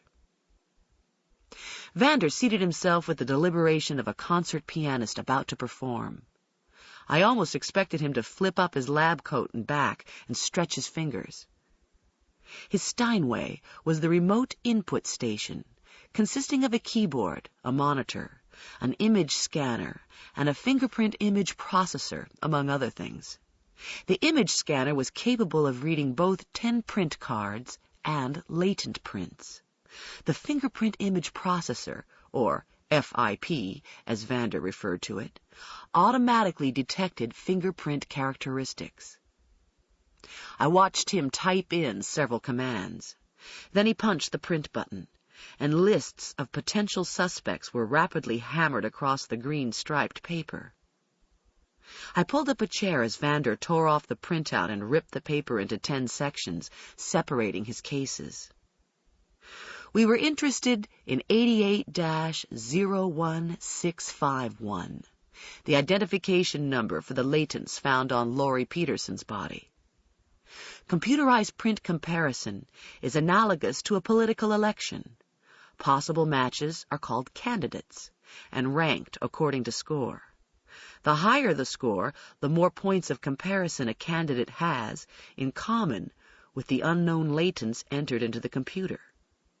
In the case of 88-01651, there was one candidate leading by a wide margin of more than 1,000 points. This could mean only one thing: a hit. Or, as Vander glibly put it, a hot one. The winning candidate was impersonally listed as NIC 112. I really hadn't expected this. So whoever left the prints on her has prints on file with the database? I asked. That's right. Meaning it's possible he has a criminal record? Possible, but not necessarily. Vander got up and moved to the verification terminal. He lightly rested his fingers on the keyboard and stared into the CRT display. He added, "Could be he was printed for some other reason, if he's in law enforcement, or maybe applied for a taxi license once." He began calling up fingerprint cards from the depths of image retrieval. Instantly, the search print image, an enlarged aggregation of loops and whorls in turquoise blue, was juxtaposed to the candidate print image. To the right was a column listing the sex, race, date of birth, and other information revealing the candidate's identification. Producing a hard copy of the prints, he handed it over. I studied it, read, and reread the identity of NIC 112. Marino would be thrilled. According to the computer, and there could be no mistake about it, the latents the laser picked up on Laurie Peterson's shoulder were left by Matt Peterson, her husband.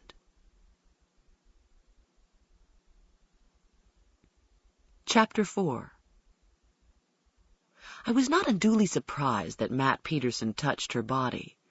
Often it is a reflex to touch someone who appears dead, to feel for a pulse, or to grip a shoulder lightly, the way one does to wake up the person.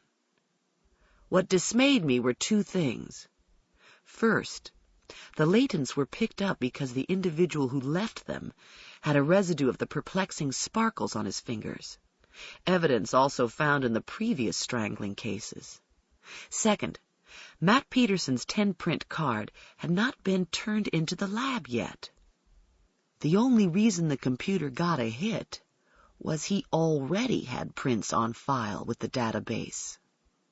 I was telling Vander we needed to find out why and when Peterson was printed in the past, if he had a criminal record, when Marino walked in.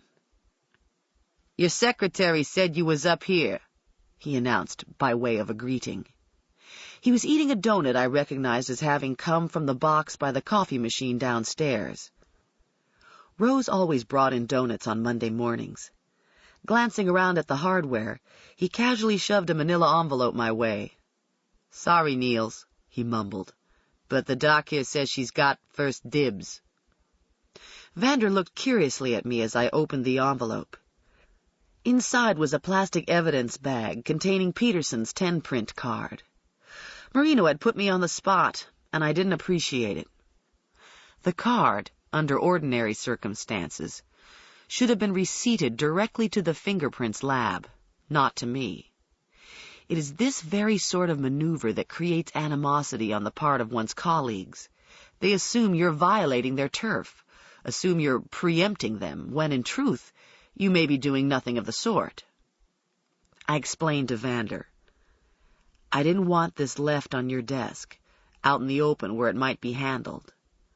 Matt Peterson supposedly was using grease paint before he came home. If there was a residue on his hands, it may also be on his card." Vander's eyes widened.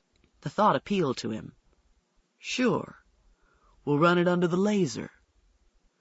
Marino was staring sullenly at me. I asked him, "What about the survival knife?" He produced another envelope from the stack wedged between his elbow and waist. "Was on my way to take it to Frank." Vander suggested, "We'll take a look at it with the laser first." Then he printed out another hard copy of NIC 112, the latents that Matt Peterson had left on his wife's body, and presented it to Marino. He studied it briefly, muttering, "Holy shit," and he looked up straight at me. His eyes smiled in triumph. I was familiar with the look, which I had expected. It said, "So there, Ms. Chief. So maybe you got book learning, but me, I know the street." I could feel the investigative screws tightening on the husband of a woman who I still believed was slain by a man not known to any of us. 15 minutes later, Vander, Marino, and I were inside what was the equivalent of a dark room adjoining the fingerprint lab. On a countertop near a large sink were the 10-print card and the survival knife. The room was pitch black. Marino's big belly was unpleasantly brushing my left elbow as the dazzling pulses ignited a scattering of sparkles on the inky smudges of the card. In addition, there were sparkles on the handle of the knife, which was hard rubber and too coarse for prints.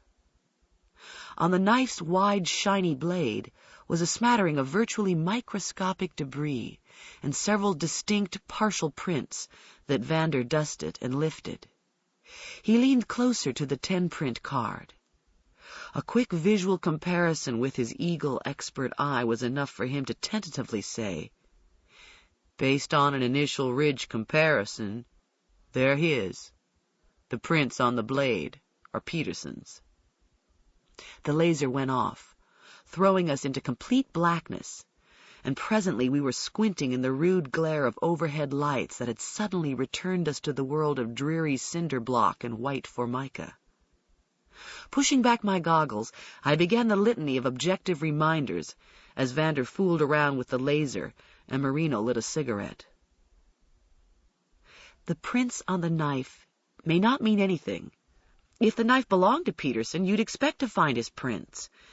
As for the sparkling residue, yes, it's obvious he had something on his hands when he touched his wife's body and when he was fingerprinted. But we can't be sure the substance is the same as the glitter found elsewhere, particularly in the first 3 strangling cases.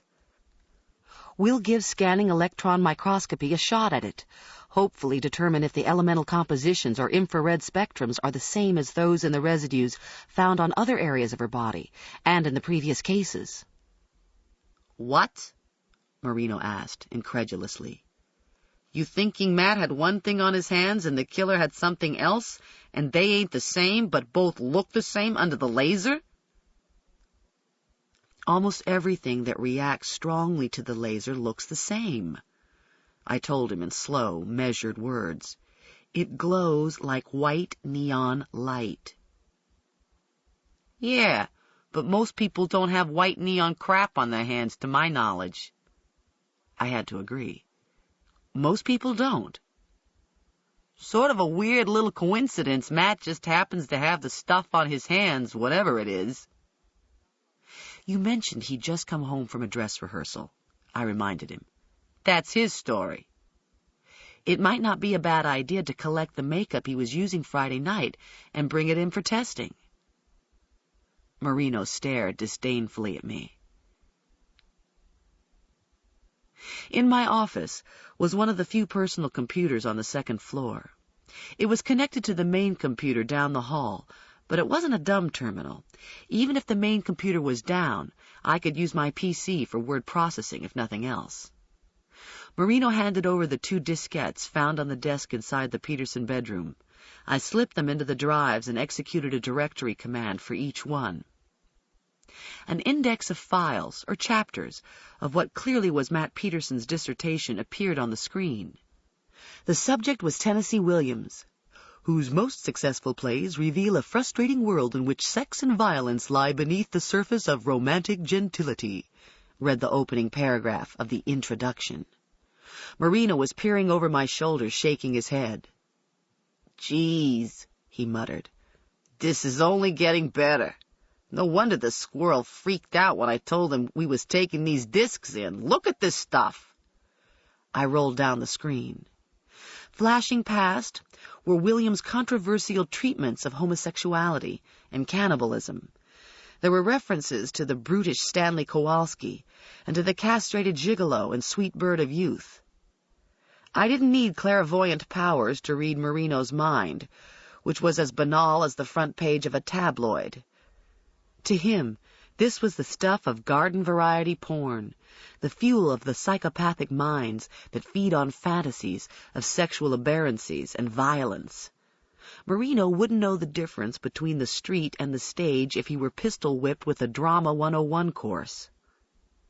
The people like Williams, and even Matt Peterson, who create such scenarios, rarely are the individuals who go around living them. I looked levelly at Marino. What would you think if Peterson were an Old Testament scholar? He shrugged, his eyes shifting away from me, glancing back at the screen. Hey, this ain't exactly Sunday school material. Neither are rapes, stonings, beheadings, and whores, and in real life, Truman Capote wasn't a mass murderer, Sergeant. He backed away from the computer and went to a chair. I swiveled around, facing him across the wide expanse of my desk.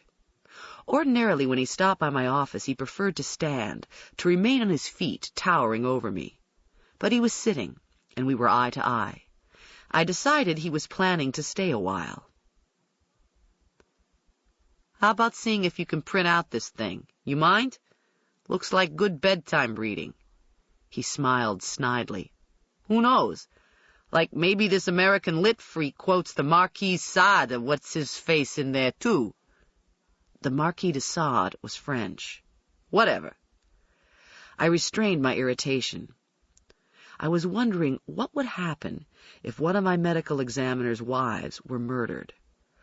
Would Marino look in the library and think he'd struck pay dirt when he found volume after volume on forensics and perverse crimes in history? His eyes narrowed as he lit another cigarette and took a big drag. He waited until he'd blown out a thin stream of smoke before saying, You've apparently got a high opinion of Peterson. What's it based on? The fact he's an artist? Or just that he's a hotshot college kid? I have no opinion of him, I replied. I know nothing about him, except he doesn't profile right to be the person strangling these women. He got thoughtful. Well, I do know about him, Doc. You see, I talked to him for several hours. He reached inside a pocket of his plaid sports jacket and tossed 2 microcassette tapes on the blotter, within easy reach of me. I got out my cigarettes and lit one, too. Let me tell you how it went down. Me and Becca are in the kitchen with him, okay? The squad's just left with the body when, bingo, Peterson's personality completely changes. He sits up straighter in the chair. His mind clears, and his hands start gesturing like he's on stage or something. It was friggin' unbelievable. His eyes tear up now and then. His voice cracks. He flushes and gets pale. I'm thinking to myself, this ain't an interview. It's a damn performance. Settling back in the chair, he loosened his tie. I'm thinking, where I've seen this before, you know? Mainly back in New York with the likes of Johnny Andretti, with his silk suits and imported cigarettes, charm oozing out his ears. He's so smooth, you start falling all over yourself to accommodate him, and begin suppressing the minor detail that he's whacked more than 20 people during his career. Then there's Phil the pimp. He beats his girls with coat hangers, 2 of them to death, and tears up inside his restaurant, which is just a front for his escort service. Phil's all broken up about his dead hookers, and he's leaning across the table saying to me, "Please, find who did this to them, Pete. He has to be an animal. Here, try a little of this Chianti, Pete. It's nice." Point is, Doc, I've been around the block more than once. And Peterson's setting off the same alarm toads, like Andretti and Phil did. He's given me this performance. I'm sitting there and asking myself, what's this Harvard highbrow think? I'm a bimbo or what? I inserted a tape inside my microcassette player without saying anything. Marino nodded for me to press the play button. Act 1, he drolly announced. The setting, the Peterson kitchen. The main character, Matt. The role, tragic. He's pale and wounded about the eyes, okay? He's staring off at the wall. Me? I'm seeing a movie in my head. Never been to Boston and wouldn't know Harvard from a hole in the ground, but I'm seeing old brick and ivy. He fell silent as the tape abruptly began with Peterson mid-sentence. He was talking about Harvard, answering questions about when he and Laurie had met. I'd heard my share of police interviews over the years, and this one was perplexing me. Why did it matter? What did Peterson's courting of Laurie back in their college days have to do with her murder? At the same time, I think a part of me knew. Marino was probing, drawing Peterson out. Marino was looking for anything that might show Peterson to be obsessive and warped, and possibly capable of overt psychopathy. I got up to shut the door so he wouldn't be interrupted, as the recorded voice quietly went on.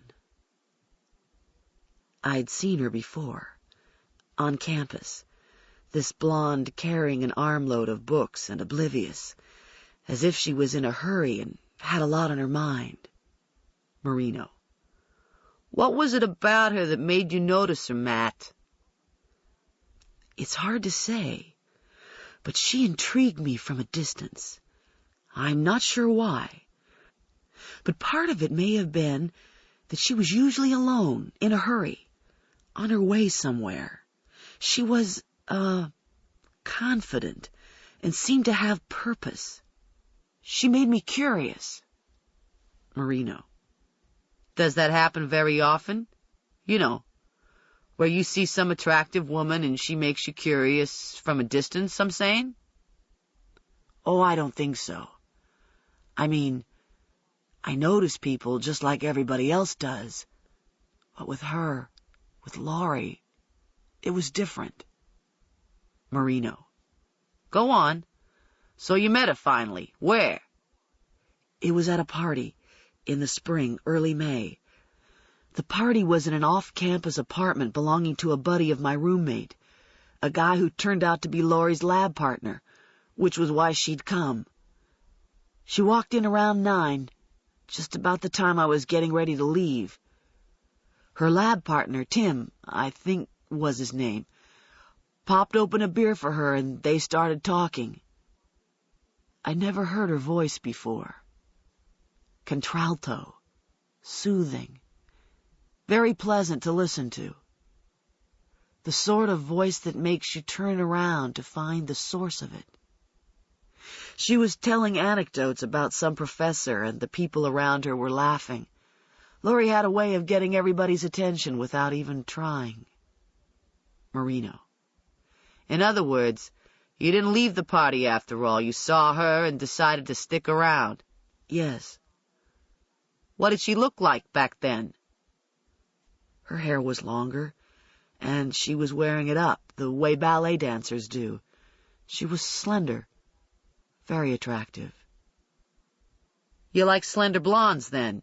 You find those qualities attractive in a woman? I just thought she was attractive, that's all. And there was more to it. It was her intelligence. That's what made her stand out. Marino. What else? I don't understand. What do you mean? Marino. I'm just wondering what attracted you to her. A pause.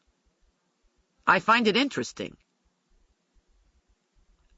I can't really answer that. It's mysterious, that element. How you can meet a person and be so aware. It's as if something inside you wakes up. I don't know why. God. I don't know. Another pause. This one longer. Marino. She was the kind of lady people notice. Absolutely. All the time. Whenever we went places together, or if my friends were around. She'd upstage me, really. I didn't mind. In fact, I liked it. I enjoyed sitting back and watching it happen. I'd analyze it, try to figure out what it was that drew people to her. Charisma's something you have or you don't have. You can't manufacture it. You can't. She didn't try. It just was. Marino. You said when you used to see her on campus, she seemed to keep to herself. What about at other times? What I'm wondering is, if it was her habit to be friendly with strangers, you know, like if she was in a store or at a gas station, did she talk to people she didn't know? Or if someone came by the house, a delivery man, for example, was she the type to invite the person in, be friendly? No. She rarely talked to strangers, and I know she didn't invite strangers into the house. Never. Especially when I wasn't here. She'd lived in Boston, was acclimated to the dangers of the city, and she worked in the ER, was familiar with violence, the bad things that happen to people. She wouldn't have invited a stranger in or been what I consider particularly vulnerable to that sort of thing. In fact, when the murders started happening around here, it frightened her. When I'd come home on the weekends, she hated it when I'd leave. Hated it more than ever, because she didn't like being alone at night. It bothered her more than it used to. Marino.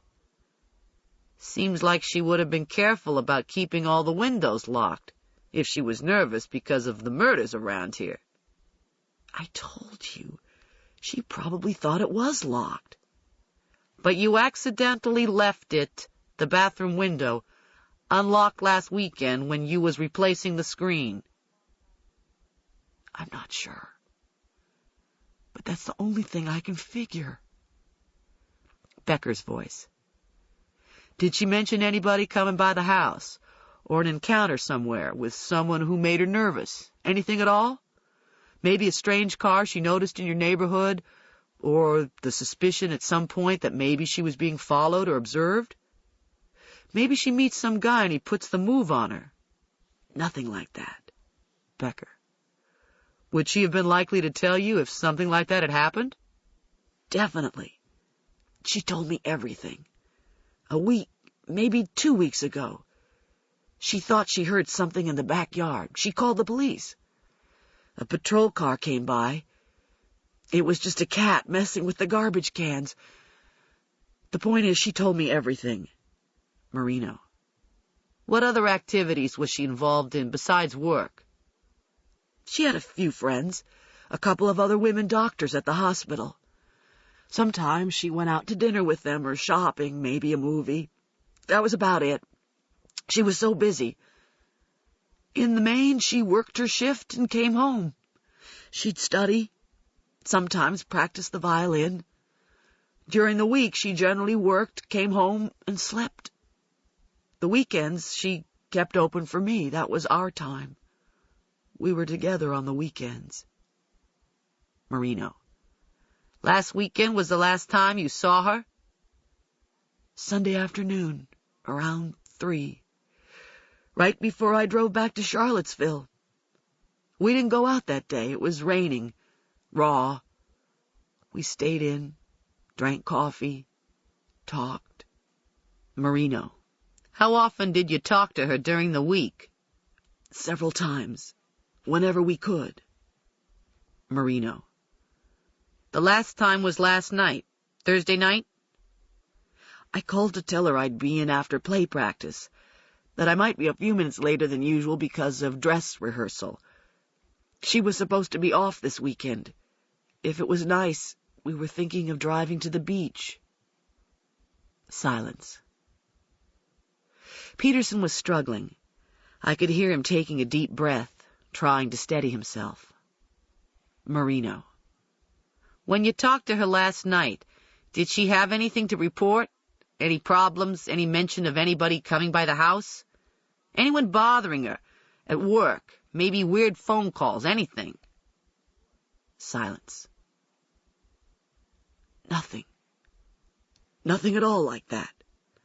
She was in good spirits, laughing, looking forward to the weekend. Marino. Tell us a little more about her, Matt.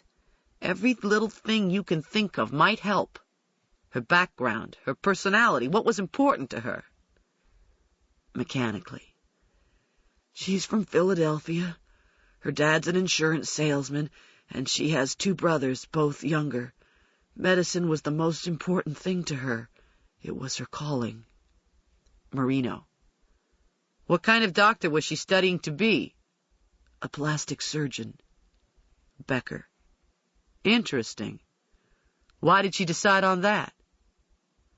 When she was 10, 11, her mother got breast cancer, underwent 2 radical mastectomies. She survived, but her self-esteem was destroyed. I think she felt deformed, worthless, untouchable. Laurie talked about it sometimes. I think she wanted to help people. Help people who have been through things like that. Marino. And she played the violin? Yes. Marino.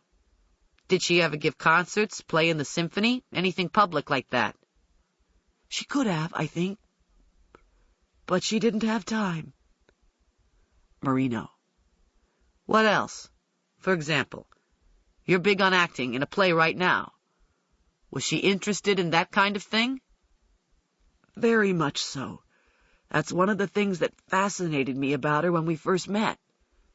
We left the party where we met, and walked the campus for hours.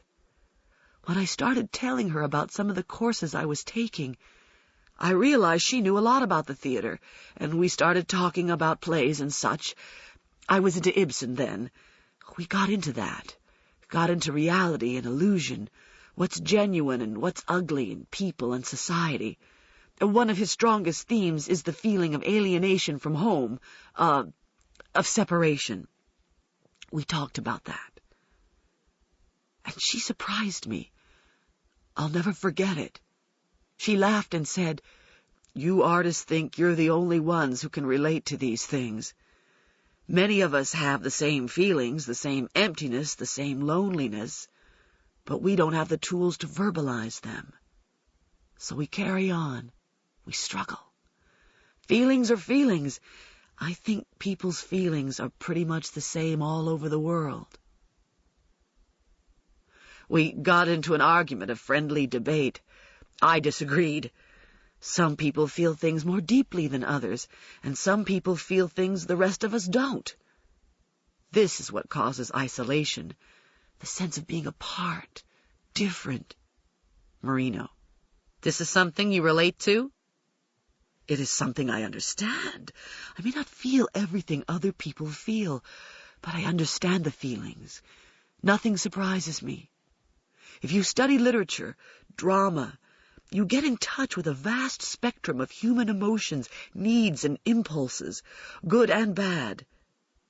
It's my nature to step into other characters, to feel what they feel, to act as they do, but it doesn't mean these manifestations are genuinely my own.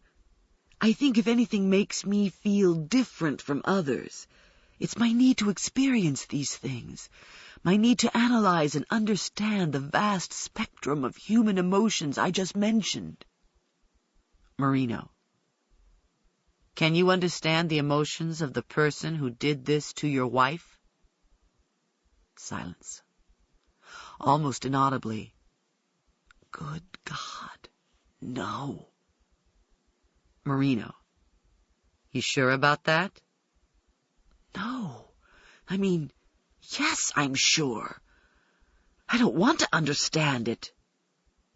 Marino. I know it's a hard thing for you to think about, Matt. But you could help us a lot if you had any ideas. For example, if you was designing the role for a killer like this, what would he be like? I don't know.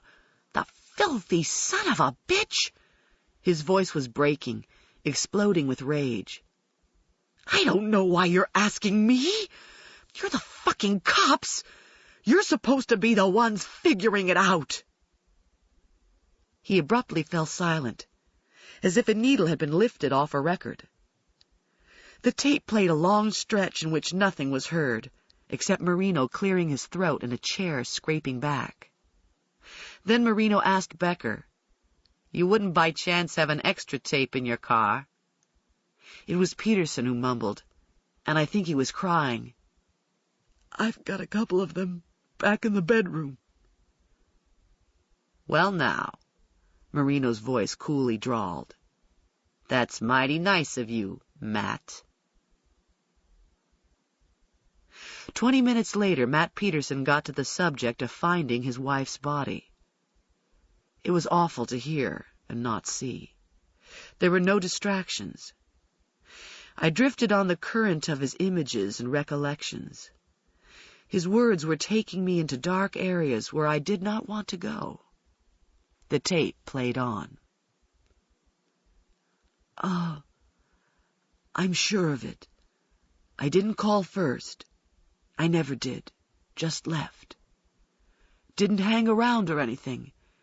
As I was saying, I left Charlottesville as soon as rehearsal was over and the props and costumes were put away. I guess this was close to 12:30. I was in a hurry to get home. I hadn't seen Laurie all week.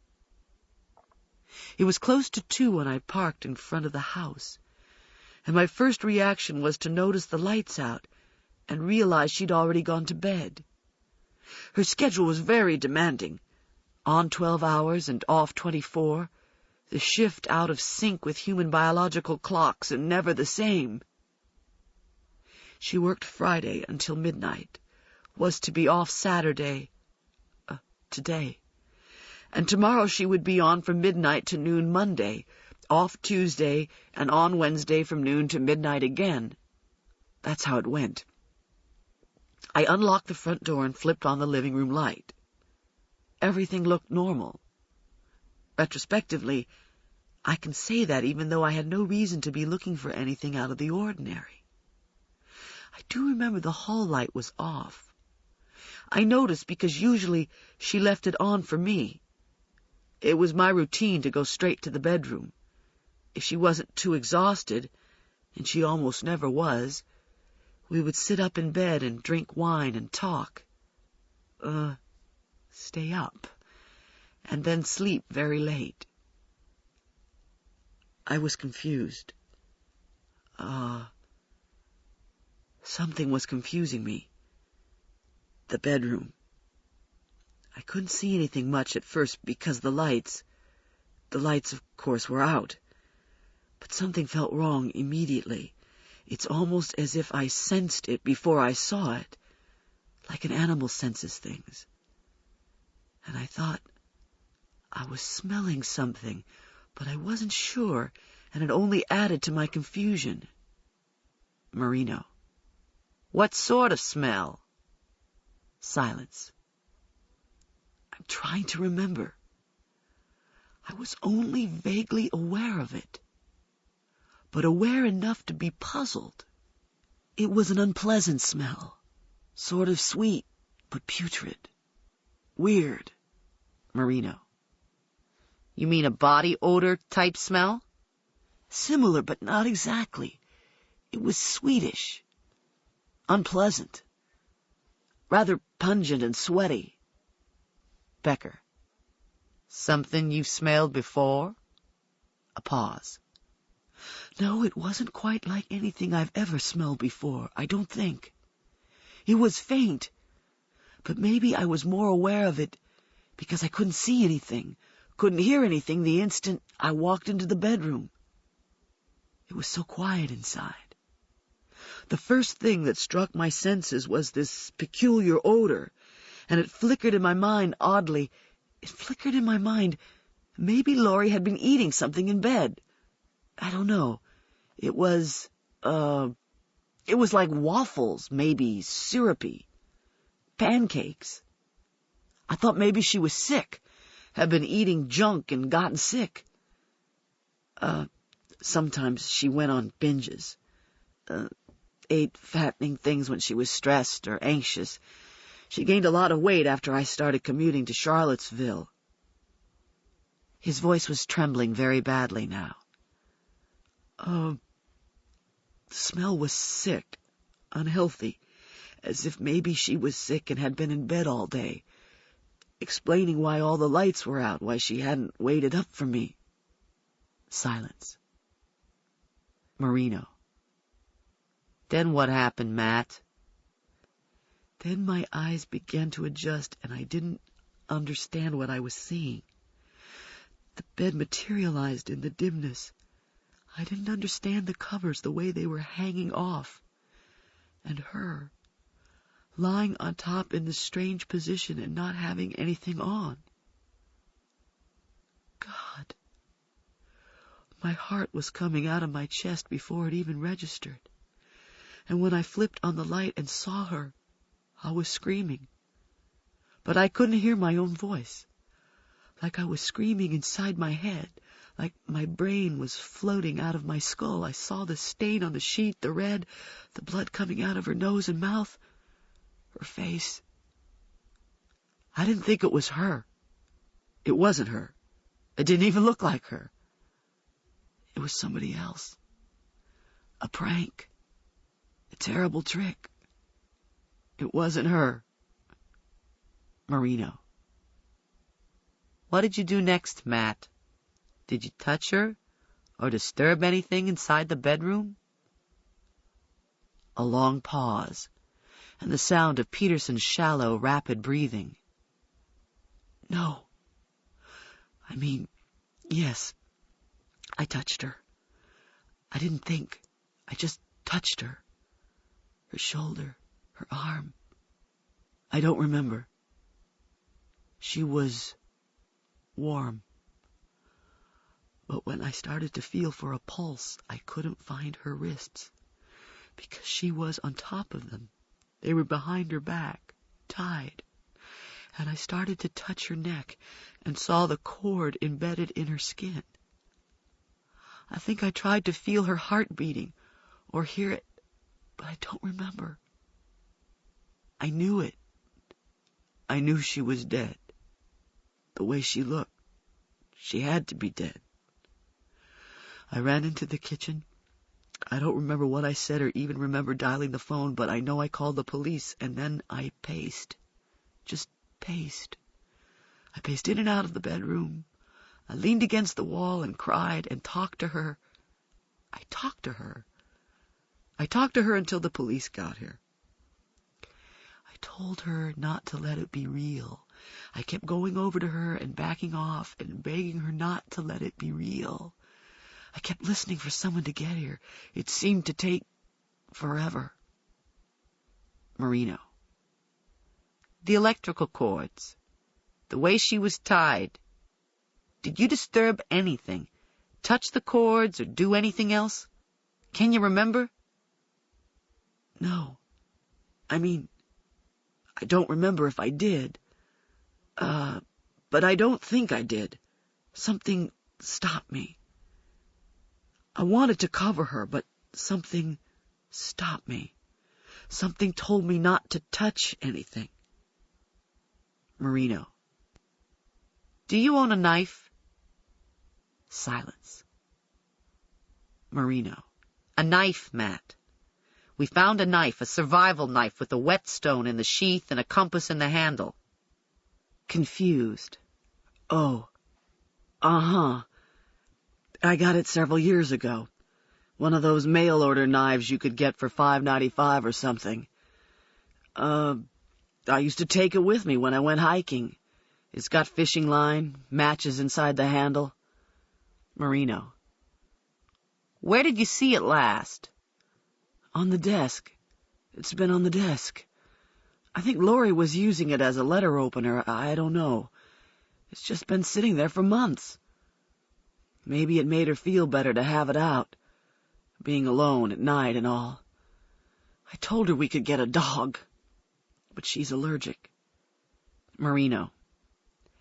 If I hear what you're saying, Matt, you're telling me the knife was on the desk last time you saw it. That would have been when? Last Saturday, Sunday, when you was home? The weekend when you replaced the screen in the bathroom window? No response. Marino. You know any reason your wife might have had to move the knife? Like maybe tuck it in a drawer or something? She ever done that in the past? I don't think so. It's been on the desk near the lamp for months. Marino. Can you explain why we found this knife in the bottom dresser drawer, underneath some sweaters and beside a box of condoms? Your dresser drawer, I'm guessing. Silence. No. I can't explain it. That's where you found it? Marino. Yes. The condoms. They've been in there a long time. A hollow laugh that was almost a gasp. From before Laurie went on the pill. Marino. You sure about that? About the condoms? Of course I'm sure. She went on the pill about 3 months after we got married. We got married just before we moved here. Less than 2 years ago. Marino. Now, Matt, I've got to ask you several questions of a personal nature, and I want you to understand I'm not picking on you or trying to embarrass you. But I have reasons. There's things we got to know for your own good, too. Okay? Silence. I could hear Marino lighting a cigarette. All right, then. The condoms. Did you have any relations outside your marriage with anybody else, I'm saying? Absolutely not. Marino. You was living out of town during the week. Now me, I would have been tempted. Well, I'm not you. Laurie was everything to me. I have nothing with anybody else. Marino. No one in the play with you, maybe? No. Marino. See, the point is, we do these little things. I mean, they're human nature, okay? A good-looking guy like you, hey, the women probably throw themselves at you. Who could blame you? But if you were seeing someone, we need to know. There could possibly be a connection. Almost inaudibly. No. I've told you, no. There could be no connection unless you're accusing me of something. Becker. No one's accusing you of anything, Matt. There was the sound of something sliding across the table, the ashtray perhaps. And Marino was asking, when was the last time you had sex with your wife? Silence. Peterson's voice was shaking. Jesus Christ. Marino. I know it's your business, personal. But you need to tell us. We got our reasons. Sunday morning, last Sunday. Marino. You know there will be tests run, Matt. Scientists will be examining everything, so we can get blood types, make other comparisons. We need samples from you just like we needed your prints. So we can sort things out and know what's yours and what's hers and what maybe's from... The tape abruptly ended. I blinked and my eyes focused for what seemed the first time in hours. This ends Disc 2. Postmortem, Disc 3. Marino reached for the recorder, turned it off and retrieved his tapes. He concluded, After that, we took him down to Richmond General and got the suspect kit. Betty's examining his blood even as we speak to see how it compares. I nodded, glancing at the wall clock. It was noon. I felt sick. Something, huh? Marino stifled a yawn. You see it, don't you? I'm telling you, the guy's off. I mean, there's something off about any guy who can sit there after finding his wife like that and talk the way he does. Most of them, they don't talk much. He would have rattled on till Christmas if I'd let him. A lot of pretty words and poetry, you ask me. He's slick. You want my opinion? That's it. He's so slick, it gives me the willies. I slipped off my glasses and kneaded my temples. My brain was heated up, the muscles in my neck on fire. The silk blouse beneath my lab coat was damp. My circuits were so overloaded that what I wanted to do was place my head on my arms and sleep. His world is words, Marino, I heard myself say. An artist would have painted the picture for you. Matt painted it with words.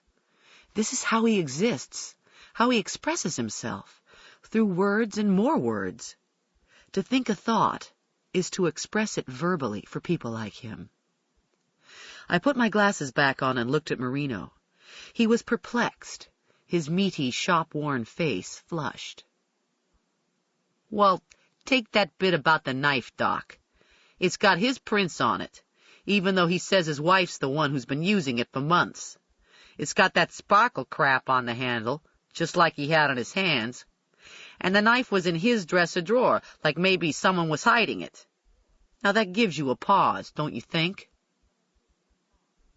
I think it is possible the knife was on top of Laurie's desk just as it had been, that she rarely used it and had no reason to touch the blade when she did if she simply opened letters with it occasionally. I was seeing this in my head so vividly I almost believed the images were memories of an event that had actually occurred. I think it's possible the killer saw the knife too. Perhaps he took it out of the sheath to look at it. Perhaps he used it. Why? Why not? I asked. A shrug. To jerk everyone around, perhaps, I suggested. Perversity, if nothing else. We have no idea what went on, for God's sakes. He may have asked her about the knife, tormented her with her own or her husband's own weapon. And if she talked with him, as I suspect she did, then he may have learned the knife belongs to her husband. He thinks, I'll use it. I'll put it in a drawer where the cops are sure to find it. Or maybe he doesn't think much about it at all. Maybe his reason was utilitarian. In other words, maybe it was a bigger knife than the one he'd brought in with him. It caught his eye, appealed to him. He used it, didn't want to take it out with him, stuck it in a drawer hoping we wouldn't know he used it. And it was that simple. Or maybe Matt did it all, Marino flatly said. Matt? Think about it. Could a husband rape and bind his wife? Could he fracture her ribs and break her fingers? Could he slowly strangle her to death? This is someone he loves or once loved. Someone he sleeps with, eats with, talks to, lives with. A person, Sergeant. Not a stranger or depersonalized object of lust and violence. How are you going to connect a husband murdering his wife with the first 3 stranglings? Clearly, he'd already thought about this. They occurred after midnight, on early Saturday mornings, right about the time Matt was getting home from Charlottesville. Maybe his wife got suspicious about him for some reason, and he decides he's got to whack her. Maybe he does her like the others to make us think the serial killer did her. Or maybe the wife's who he was after all along, and he does the other three first to make it look like his wife was done by this anonymous and same killer.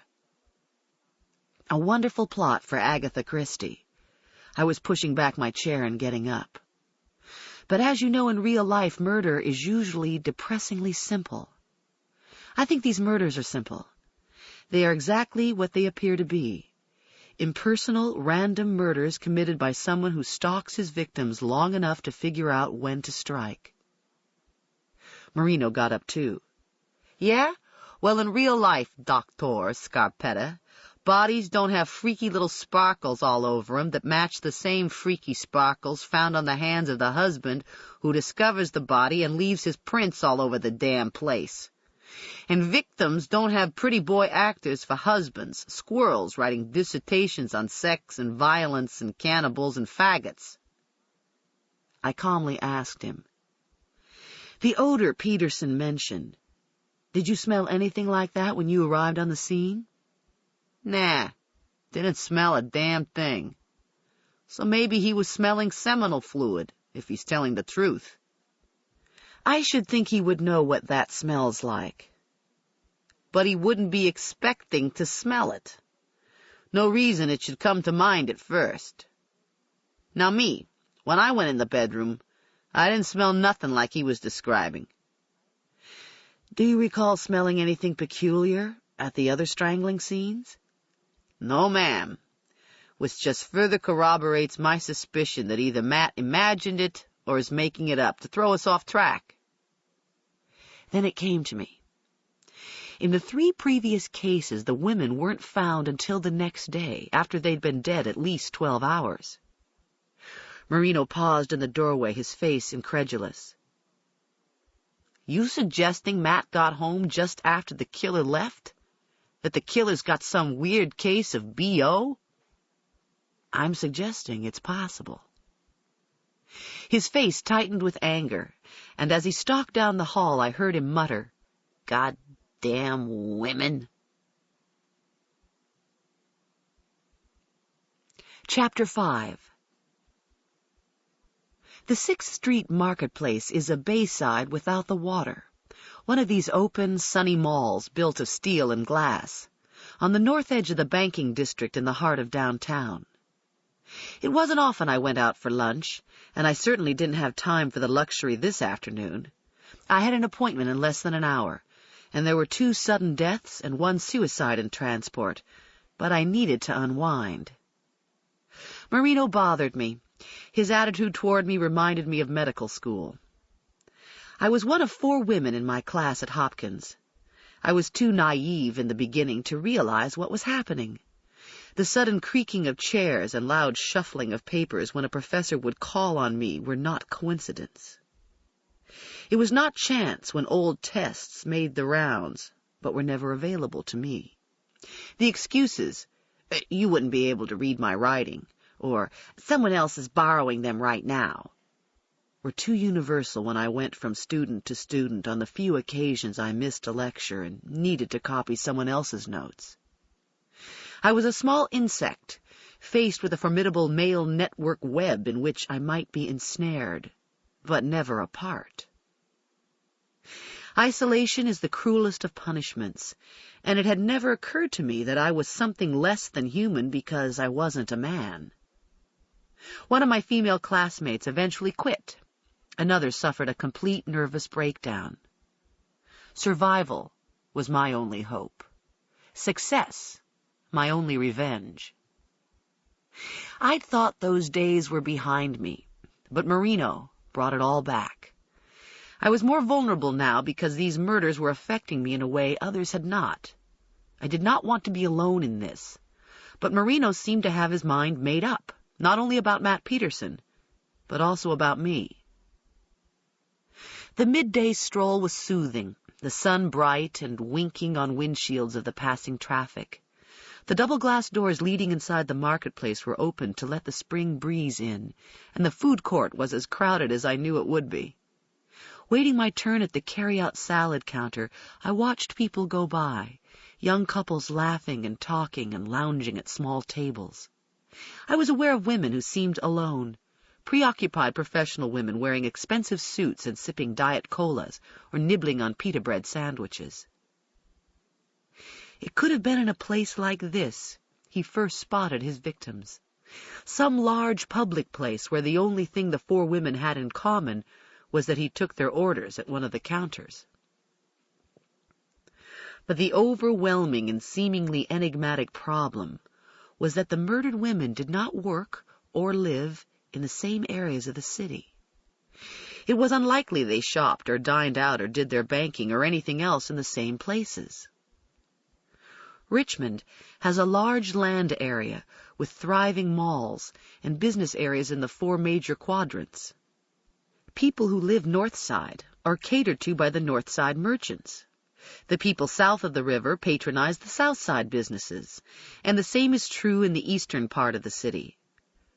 I mainly restricted myself to the malls and restaurants in the West End, for example, except when I was at work. The woman at the counter who took my order for a Greek salad paused for a moment, her eyes lingering on my face, as if I looked familiar to her. I uncomfortably wondered if she'd seen my picture in the Saturday evening paper. Or she could have seen me in the television footage and court sketches the local television stations were constantly pulling out of their files whenever murder was big news in Central Virginia. It has always been my wish to be unnoticed, to blend. But I was at a disadvantage for several reasons. There were few women chief medical examiners in the country, and this prompted reporters to be unduly tenacious when it came to pointing cameras in my direction or excavating for quotes. I was easily recognized because I'm distinctive in appearance, blonde and handsome, and Lord knows what else I've been called in print. My ancestors are from northern Italy, where there is a segment of blue-eyed, fair natives who share blood with the people of Savoy, Switzerland, and Austria. The Scarpettas are a traditionally ethnocentric group, Italians who have married other Italians in this country to keep the bloodline pure. My mother's greatest failure, so she has told me numerous times, is that she bore no son, and her two daughters have turned out to be genetic dead ends. Dorothy sullied the lineage with Lucy, who is half Latin, and at my age and marital status, it wasn't likely I would be sullying anything. My mother is prone to weeping as she bemoans the fact that her immediate family is at the end of its line. "All that good blood," she would sob, especially during the holidays, when she would have been surrounded by a bevy of adorable and adoring grandchildren. "Such a shame. All that good blood, our ancestors, architects, painters, Kay, to let that go to waste like fine grapes on the vine." We are traced back to Verona, the province of Romeo of Montague and Juliet Capulet, of Dante, Pisano, Titian, Bellini, and Paolo Cagliari, according to my mother. She persists in believing we are somehow related to these luminaries, despite my reminders that Bellini, Pisano, and Titian, at any rate, influenced the Veronese school, but were really native to Venice. And the poet Dante was Florentine, exiled after the Black Guelph triumph, and relegated to wandering from city to city, his stay in Verona but a pit stop along the way to Ravenna. Our direct ancestors, in truth, were with the railways, or were farmers, a humble people who immigrated to this country 2 generations ago. A white bag in hand, I eagerly embraced the warm afternoon again. Sidewalks were crowded with people wandering to and from lunch, and as I waited on a corner for the light to change, I instinctively turned toward the 2 figures emerging from the Chinese restaurant across the street. The familiar blonde hair had caught my eye. Bill Boltz, the Commonwealth's attorney for Richmond City, was slipping on a pair of sunglasses and seemed in the midst of an intense discussion with Norman Tanner, the Director of Public Safety. For a moment, Boltz was staring straight at me, but he didn't return my wave. Maybe he really didn't see me. I didn't wave again. Then the 2 men were gone, swept up in the congested flow of anonymous faces and scuffling feet. When the light turned green, I crossed the street, and Lucy came to mind as I approached a computer software store. Ducking in, I found something she was sure to like. Not a video game, but a history tutorial complete with art, music, and quizzes. Yesterday we had rented a paddle boat in the park and drifted around the small lake. She ran us into the fountain to give me a tepid shower, and I found myself childishly paying her back. We fed bread to the geese and sucked on grape snow cones until our tongues turned blue. Thursday morning she would fly home to Miami, and I would not see her again until Christmas, if I saw her again at all this year. It was 1:15 when I walked into the lobby of the Office of the Chief Medical Examiner, or OCME, as it was called. Benton Wesley was 15 minutes early and sitting on the couch reading the Wall Street Journal. "Hope you've got something to drink in that bag," he said drolly, folding the newspaper and reaching for his briefcase. "Wine vinegar. You'll love it." "Hell, Ripple, I don't care. Some days I'm so desperate I fantasize the water cooler outside my door is full of gin." "Sounds like a waste of imagination to me." "Nah, just the only fantasy I'm going to talk about in front of a lady." Wesley was a suspect profiler for the FBI and located in Richmond's field office, where he actually spent very little time. When he wasn't on the road, he was usually at the National Academy in Quantico, teaching death investigation classes, and doing what he could to coax VICAP through its rocky adolescence. VICAP is an acronym for Violent Criminal Apprehension Program. One of VICAP's most innovative concepts was regional teams, which yoke a bureau profiler with an experienced homicide detective. Richmond PD called in VICAP after the second strangling. Marino, in addition to being a detective sergeant for the city, was Wesley's regional team partner. "I'm early," Wesley apologized, following me into the hallway. "Came straight here from a dental appointment. Won't bother me if you eat while we talk." "Well, it will bother me," I said.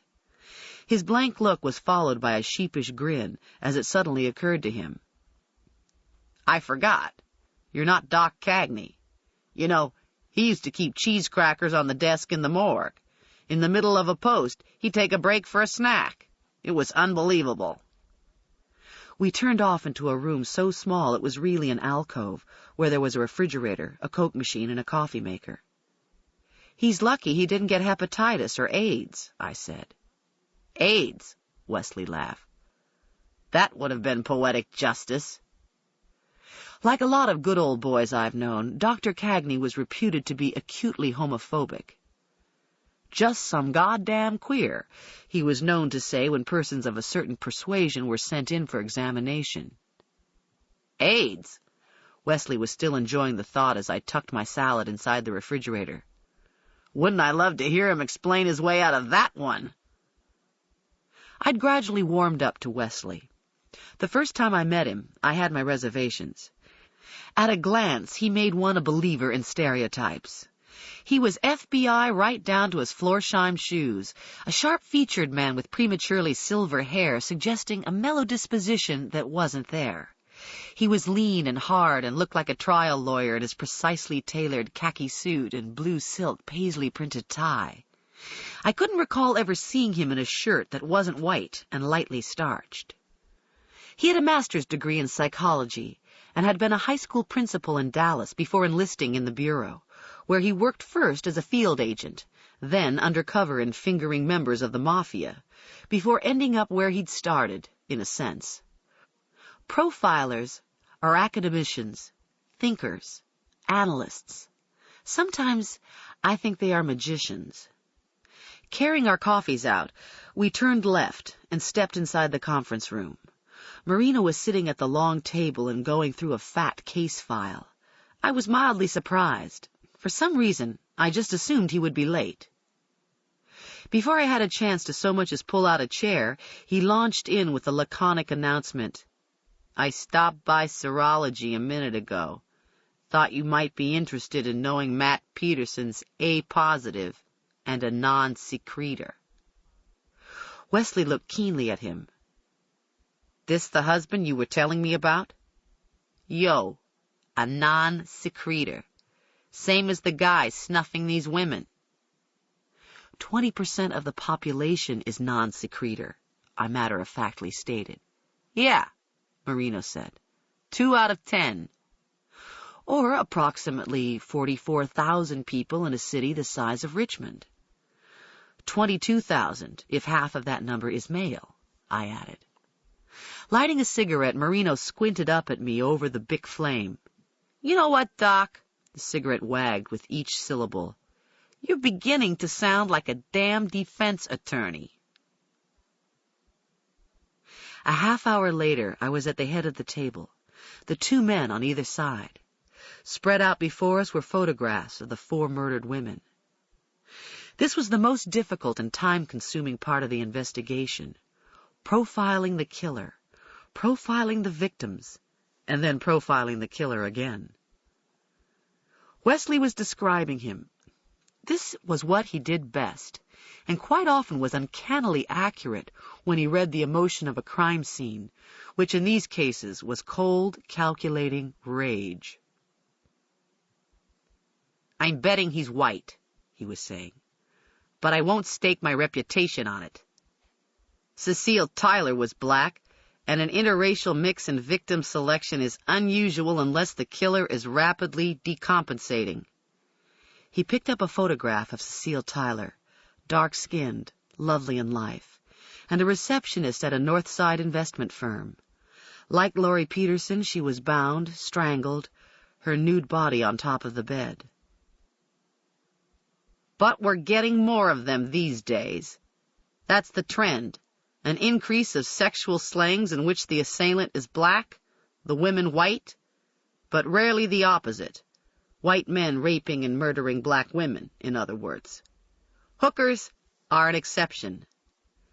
He glanced blandly at the array of photographs. These women certainly weren't hookers. I suppose if they had been, he muttered, our job would be a little easier. Yeah, but theirs wouldn't have been, Marino butted in. Wesley didn't smile. At least there would be a connection that maybe makes sense, Pete. The selection, he shook his head. It's peculiar. So what does photosis have to say these days? Marino asked, referring to the forensic psychiatrist who had been reviewing the cases. Not a whole hell of a lot, Wesley replied. Talked to him briefly this morning. He's being noncommittal. I think the murder of this doctor's causing him to rethink a few things. But he's still damn sure the killer's white. The face from my dream violated my mind, the white face without features. He's probably between 25 and 35, Wesley continued, staring into his crystal ball. Because the murders aren't related to any particular locality, he's got some way of getting around. A car versus a motorcycle, or a truck or a van. My guess is he's stashing his wheels in some inconspicuous spot, going the rest of the way on foot. His car's an older model, probably American, dark or plain in color, such as beige or gray. It wouldn't be the least bit uncommon for him to drive, in other words, the very sort of car plainclothes law enforcement officers drive. He wasn't being funny. This type of killer is frequently fascinated by police work and may even emulate cops. The classic post-offense behavior for a psychopath is to become involved in the investigation. He wants to help the police, to offer insights and suggestions, and assist rescue teams in their search for a body he dumped in the woods somewhere. He's the kind of guy who wouldn't think twice about hanging out at the Fraternal Order of Police lounge, clacking beer mugs with the off-duty cops. It has been conjectured that at least 1% of the population is psychopathic. Genetically, these individuals are fearless. They are people users and supreme manipulators. On the right side, they are terrific spies, war heroes, 5-star generals, corporate billionaires, and James Bonds. On the wrong side, they are strikingly evil. The Neros, the Hitlers, the Richard Specks, the Ted Bundys. Antisocial but clinically sane people who commit atrocities for which they feel no remorse and assume no blame. He's a loner, Wesley went on, and has a difficult time with close relationships, though he may be considered pleasant or even charming to acquaintances. He wouldn't be close to any one person. He's the type to pick up a woman in a bar, have sex with her, and find it frustrating and highly unsatisfactory. "Don't I know the feeling?" Marino said, yawning. Wesley elaborated.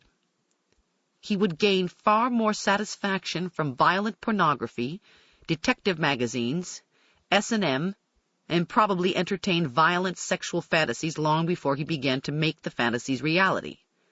The reality may have begun with his peeping into the windows of houses or apartments where women live alone. It gets more real. Next, he rapes. The rapes get more violent, culminating in murder. This escalation will continue as he continues to become more violent and abusive with each victim. Rape is no longer the motive. Murder is. Murder is no longer enough. It has to be more sadistic. His arm extended, exposing a perfect margin of stiff white cuff. He reached for Laurie Peterson's photographs. Slowly he looked through them one at a time, his face impassive. Lightly pushing the stack away from him, he turned to me. "It seems clear to me that in her case, in Dr. Peterson's case, the killer introduced elements of torture. An accurate assessment?" "Accurate," I replied. "What? Busting her fingers?" Marino posed the question as if looking for an argument. "The mob does shit like that. Sex murderers usually don't. She played the violin, right? Busting her fingers seems kind of personal, like the guy who did it knew her." As calmly as possible, I said, "The surgical reference books on her desk, the violin. The killer didn't have to be a genius to pick up a few clues about her." Wesley considered. "Another possibility is her broken fingers and fractured ribs are defense injuries." "They aren't." I was sure of this. I didn't find anything to send me the message she struggled with him. Marino turned his flat, unfriendly eyes my way. "Really? I'm curious. What do you mean by defense injuries? According to your report, she had plenty of bruises." "Good examples of defense injuries," I met his gaze and held it, "are broken fingernails, scratches or injuries around the areas of the hands and arms that would have been exposed had the victim attempted to ward off blows. Her injuries are inconsistent with this." Wesley summarized. "Then we're all in agreement. He was more violent this time." "Brutal's the word," Marino quickly said, as if this were his favorite point to make. "That's what I'm talking about. Laurie Peterson's different from the other three." I suppressed my fury. The first 3 victims were tied up, raped, and strangled. Wasn't that brutal? Did they need to have their bones broken too? Wesley grimly predicted, "If there's another one, there will be more pronounced signs of violence, of torture. He kills because it's a compulsion, an attempt to fill some need. The more he does it, the stronger this need becomes, and the more frustrated he gets, therefore the stronger the urge will become. He's becoming increasingly desensitized, and it's taking more with each killing to satiate him. The satiation is temporary.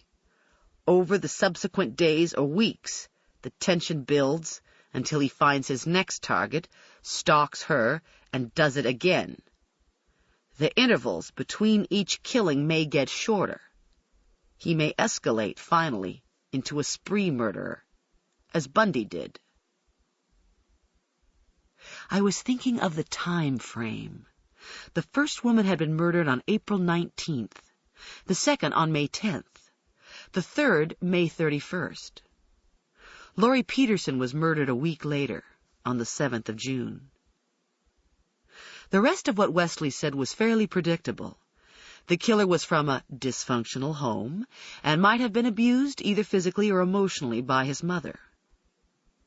When he was with a victim, he was acting out his rage, which was inextricably connected to his lust. He was above average in intelligence, an obsessive-compulsive, and very organized and meticulous. He might be prone to obsessive behavior patterns, phobias, or rituals, such as neatness, cleanliness, his diet, anything that maintained his sense of controlling his environment. He had a job, which is probably menial, a mechanic, a repairman, a construction worker, or some other labor-related occupation. I noticed Marino's face getting redder by the moment. He was looking restlessly around the conference room. For him, Wesley was saying, the best part of what he does is the antecedent phase, the fantasy plan, the environmental cue that activates his fantasy. Where was the victim when he became aware of her? We did not know.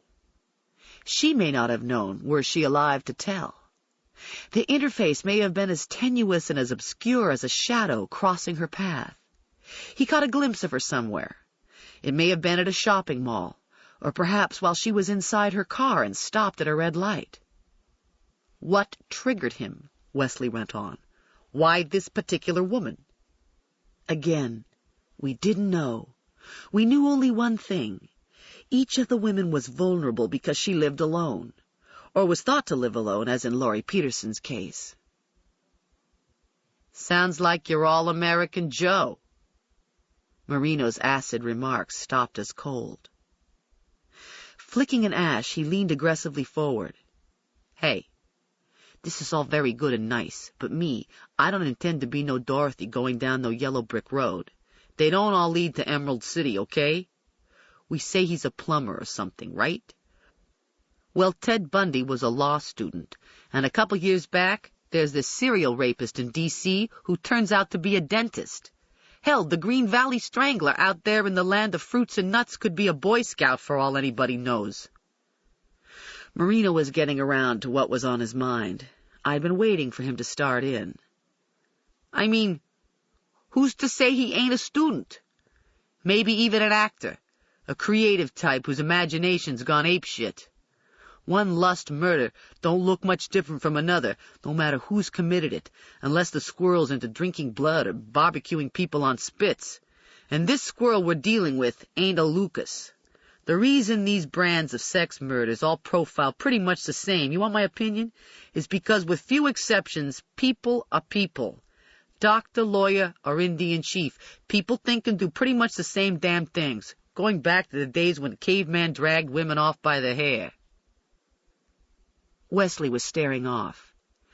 He slowly looked over at Marino and quietly asked, "What's your point, Pete?" "I'll tell you what the hell my point is." His chin was jutted out, the veins in his neck standing out like cords. "This goddamn crap about who profiles right and who don't. It frosts me. What I got here is a guy writing his friggin' dissertation on sex and violence, cannibals, queers. He's got glitter crap on his hands that looks like the same stuff found on all the bodies. His prints are on his dead wife's skin, and on the knife stashed in one of his drawers, a knife that also has this glitter crap on the handle. He gets home every weekend right about the time the women get whacked. But no. Hell no, he can't be the guy, right? And why? 'Cause he ain't blue-collar. He ain't trashy enough. Wesley was staring off again. My eyes fell to the photographs spread out before us, full-blown color shots of women who never in their worst nightmares would have believed anything like this could happen to them. "Well, let me just lay this one on you." The tirade wasn't about to end.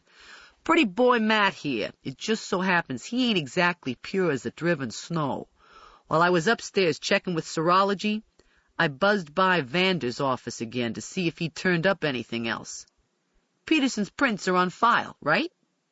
You know why?" He stared hard at me. "I'll tell you why.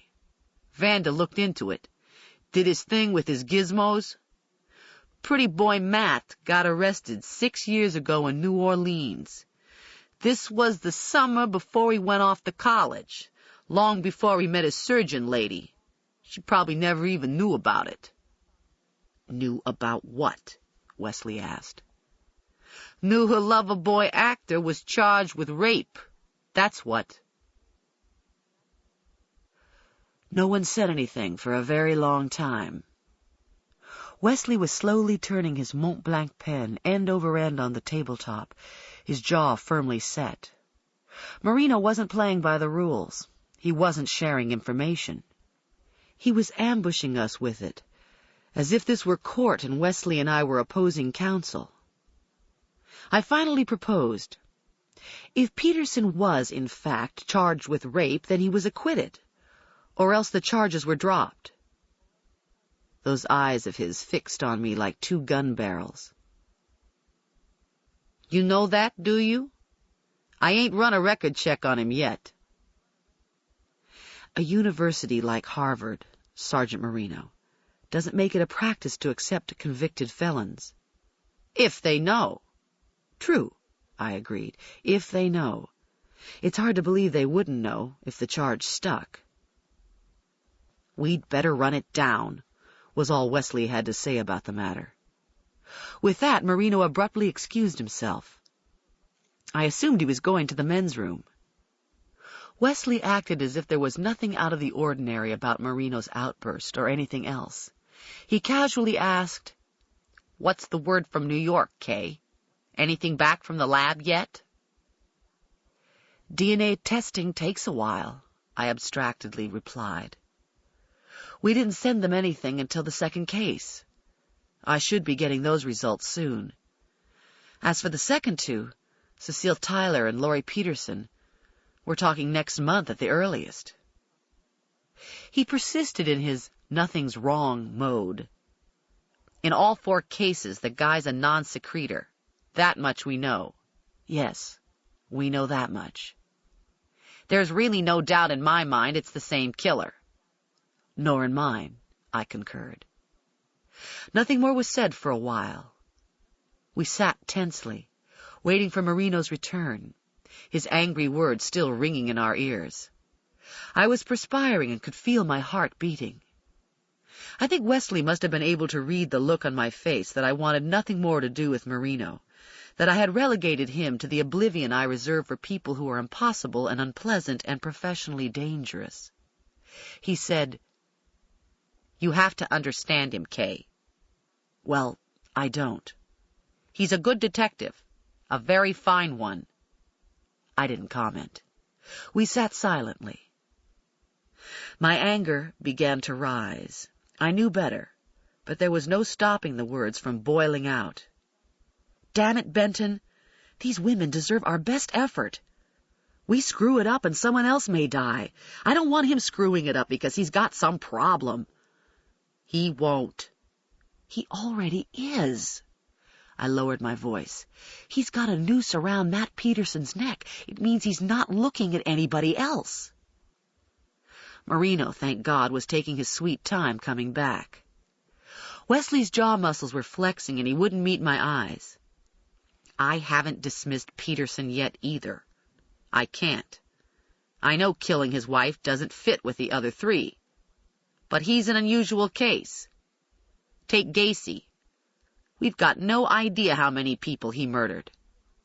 33 kids. Possibly it was hundreds. Strangers, all of them strangers to him. Then he does his mother and stuffs pieces of her down the garbage disposal." I couldn't believe it. He was giving me one of his young agents lectures, rattling on like a sweaty palm 16-year-old on his first date. "Chapman's toting around Catcher in the Rye when he wastes John Lennon. Reagan, Brady, gets shot by some jerk who's obsessed with an actress. Patterns. We try to predict, but we can't always. It isn't always predictable." Next he began reciting statistics. 12 years ago, the clearance rate for homicides averaged at 96%. Now it was more like 74% and dropping. There were more stranger killings, as opposed to crimes of passion, and so on. I was barely hearing a word of it. Matt Peterson worries me, to tell you the truth, Kay. He paused. He had my attention. He's an artist. Psychopaths are the Rembrandts of murderers. He's an actor. We don't know what roles he's played out in his fantasies. We don't know that he isn't making them reality now. We don't know that he isn't diabolically clever. His wife's murder might have been utilitarian. Utilitarian? I stared at him with wide, disbelieving eyes, stared at the photographs taken of Laurie Peterson at the scene. Her face, a suffused mask of agony, her legs bent, the electrical cord as taut as a bowstring in back, and wrenching her arms up and cutting into her neck. I was seeing everything the monster did to her. Utilitarian? I wasn't hearing this. Wesley explained, Utilitarian in the sense he may have had a need to get rid of her, Kay. If, for example, something happened to make her suspect he'd killed the first 3 women, he may have panicked, decided he had to kill her. How can he do that and get away with it? He can make her death look like the other ones. I've heard shades of this before, I said evenly. From your partner. His words were slow and steady like the beat of a metronome. All possible scenarios, Kay. We have to consider them. Of course we do. And that's fine as long as Marino considers all possible scenarios and doesn't wear blinders because he's getting obsessed or has a problem. Wesley glanced toward the open door. Almost inaudibly he said, Pete's got his prejudices. I won't deny that. I think you'd better tell me exactly what they are. Let it suffice to say that when the Bureau decided he was a good candidate for a VICAP team, we did some checking into his background. I know where he grew up, how he grew up. Some things you never get over. They set you off. It happens. He wasn't telling me anything I hadn't already figured out. Marino grew up poor on the wrong side of the tracks. He was uncomfortable around the sort of people who had always made him uncomfortable. The cheerleaders and homecoming queens never gave him a second glance because he was a social misfit, because his father had dirt under his nails, because he was common. I'd heard these cop sob stories 1,000 times before. The guy's only advantage in life is he's big and white, so he makes himself bigger and whiter by carrying a gun and a badge. We don't get to excuse ourselves, Benton, I said shortly. We don't excuse criminals because they had screwed-up childhoods. We don't get to use the powers entrusted to us to punish people who remind us of our own screwed-up childhoods.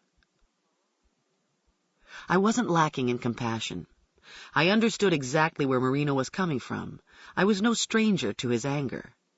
I'd felt it many times when facing a defendant in court. No matter how convincing the evidence, if the guy's nice-looking, clean-cut, and dressed in a $200 suit, 12 working men and women don't, in their hearts, believe he's guilty. I could believe just about anything of anybody these days, but only if the evidence was there. Was Marino looking at the evidence? Was he even looking at all?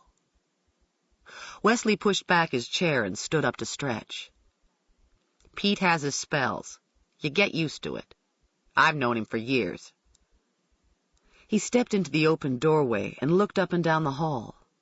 Where the hell is he anyway? He fallen the John? Wesley concluded his depressing business with my office and disappeared into the sunny afternoon of the living, where other felonious activities demanded his attention and his time. We'd given up on Marino. I had no idea where he'd gone, but his trip to the men's room apparently took him out of the building. Nor did I have a chance to wonder about it for very long, because Rose came through the doorway linking my office with hers just as I was locking the case files back inside my desk. I knew instantly by her weighty pause and the grim set of her mouth that she had something on her mind I didn't want to hear. Dr. Scarpetta, Margaret's been looking for you and asked me to tell you the minute you came out of your meeting. My impatience showed before I could check it. There were autopsies to look in on downstairs and innumerable phone calls to return. I had enough to do to keep half a dozen people busy, and I wanted nothing else added to the list. Handing me a stack of letters to be signed, she looked like a formidable headmistress as she peered at me over her reading glasses and added, "She's in her office, and I don't think the matter can wait." Rose wasn't going to tell me, and though I really couldn't fault her, I was annoyed. I think she knew everything that went on throughout the entire statewide system, but it was her style to direct me to the source instead of filling me in directly. In a word, she assiduously avoided being the bearer of bad news. I suppose she'd learned the hard way after working for my predecessor Cagney most of her life. Margaret's office was midway down the hall, a small Spartan room of cinder-block walls, painted the same insipid creme de menthe color as the rest of the building. The dark green tile floor always looked dusty, no matter how often it was swept, and spilling over her desktop and every other surface were reams of computer printouts. The bookcase was crammed with instruction manuals and printer cables, extra ribbons and boxes of diskettes. There were no personal touches, no photographs, posters, or knickknacks. I don't know how Margaret lived with the sterile mess, but I'd never seen a computer analyst's office that wasn't. She had her back to the door and was staring at the monitor. A programmer manual opened in her lap. Swiveling around, she rolled the chair to one side when I came in. Her face was tense, her short black hair ruffled as if she'd been raking her fingers through it, her dark eyes distracted. "I was at a meeting most of the morning," she launched in. "When I got here after lunch, I found this on the screen." She handed me a printout. On it were several SQL commands that allowed one to query the database. At first my mind was blank as I stared at the printout. A describe had been executed on the case table, and the upper half of the page was filled with column names. Below this were several simple select statements. The first one asked for the case number, where the last name was Peterson, the first name Laurie. Under it was the response, "No records found." A second command asked for the case numbers and first names of every decedent whose record was in our database and whose last name was Peterson. Laurie Peterson's name was not included in the list because her case file was inside my desk. I had not handed it over to the clerks up front for filing yet. "What are you saying, Margaret? You didn't type in these commands?" "I most certainly didn't," she replied with feeling. "Nobody did it up front, either. It wouldn't have been possible." She had my complete attention. "When I left Friday afternoon," she went on to explain, "I did the same thing I always do at the end of the day. I left the computer in answer mode so you could dial in from home if you wanted to. There's no way anyone used my computer, because you can't use it when it's in the answer mode unless you're at another PC and dialing in by modem." That much made sense. The office terminals were networked to the one Margaret worked on, which we referred to as the server. We were not linked to the Health and Human Services Department's mainframe across the street, despite the Commissioner's ongoing pressure for us to do so. I had refused, and would continue to do so because our data was highly sensitive, many of the cases under active criminal investigation. To have everything dumped in a central computer shared by dozens of other HHSD agencies was an invitation to a colossal security problem. "I didn't dial in from home," I told her. "I never assumed you did," she said. "I couldn't imagine why you would type in these commands. You of all people would know Laurie Peterson's case isn't in yet. Someone else is responsible. Someone other than the clerks up front or the other doctors. Except for your PC and the one in the morgue, everything else is a dumb terminal." A dumb terminal, she went on to remind me, is rather much what it sounds like, a brainless unit consisting of a monitor and a keyboard. The dumb terminals in our office were linked to the server in Margaret's office. When the server was down or frozen, as was true when it was in answer mode, the dumb terminals were down or frozen too. In other words, they'd been out of commission since late Friday, before Laurie Peterson's murder. The database violation had to have occurred over the weekend or at some point earlier today. Someone, an outsider, got in. This person had to be familiar with the relational database we used. A popular one, I reminded myself, and not impossible to learn. The dial-up number was Margaret's extension, which was listed in the HHSD's in-house directory. If you had a computer loaded with a communication software package, if you had a compatible modem, and if you knew Margaret was the computer analyst and tried her number, you could dial in. But that's as far as you would get. You couldn't access any office applications or data. You couldn't even get into the electronic mailboxes without knowing the usernames and passwords. Margaret was staring at the screen through her tinted glasses. Her brow was slightly furrowed, and she was nipping at a thumbnail. I pulled up a chair and sat down. How? The username and password. How did anyone have access to these? That's what I'm puzzling over. Only a few of us know them, Dr. Scarpetta. You, me, the other doctors, and the people who enter the data. And our usernames and passwords are different from the ones I assigned to the districts. Though each of my other districts was computerized with a network exactly like ours, they kept their own data and did not have online access to the central office data. It wasn't likely.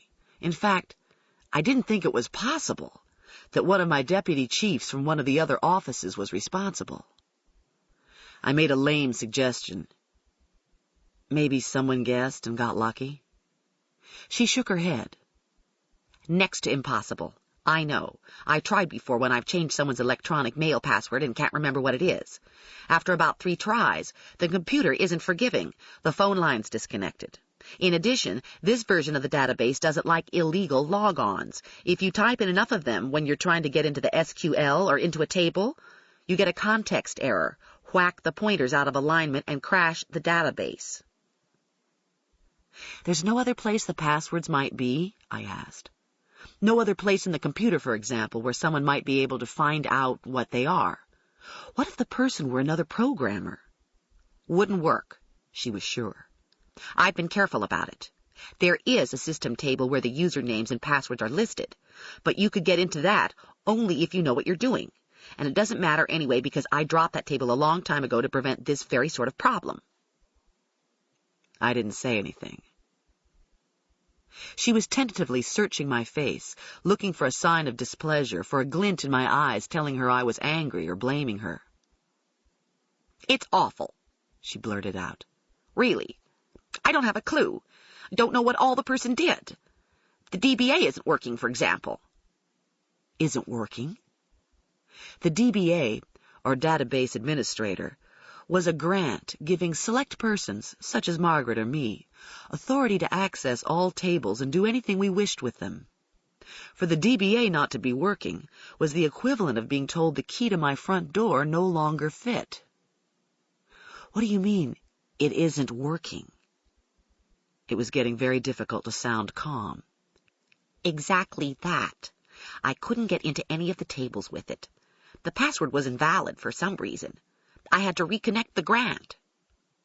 How could that have happened? I don't know. She was getting more upset. Maybe I should change all the grants for security reasons and assign new passwords? Not now, I automatically replied. We'll simply keep Laurie Peterson's case out of the computer. Whoever the person is, at least he didn't find what he was looking for. I got out of the chair. This time, he didn't. I froze, staring down at her. 2 spots of color were forming on her cheeks. I don't know. If it's happened before, I have no way of knowing, because the echo was off. These commands here, she pointed to the printout, are the echo of the commands typed on the computer that dialed up this one. I always leave the echo off, so if you're dialing in from home, whatever you're doing isn't echoed on the screen. Friday I was in a hurry. Maybe I inadvertently left the echo on, or set it on. I don't remember, but it was on. Ruefully she added, I guess it's a good thing. We both turned around at the same time. Rose was standing in the doorway. That look on her face. Oh no, not again. She waited for me to come out into the hallway, then said, The M.E. in Colonial Heights is on line 1, a detective from Ashland's on line 2, and the commissioner's secretary just called. What? I interrupted. Her last remark was the only one I really heard. Ambergy's secretary? She handed me several pink telephone slips as she replied, The commissioner wants to see you. About what, for God's sake? If she told me one more time I'd have to hear the details for myself, I was going to lose my temper. I don't know, Rose replied. His secretary didn't say. Chapter 6. I couldn't bear to sit at my desk. I had to move about and distract myself before I lost my composure. Someone had broken into my office computer, and Ambergy wanted to see me in an hour and 45 minutes. It wasn't likely that he was merely inviting me to tea. So I was making evidence rounds. Usually this entailed my receipting evidence to the various labs upstairs.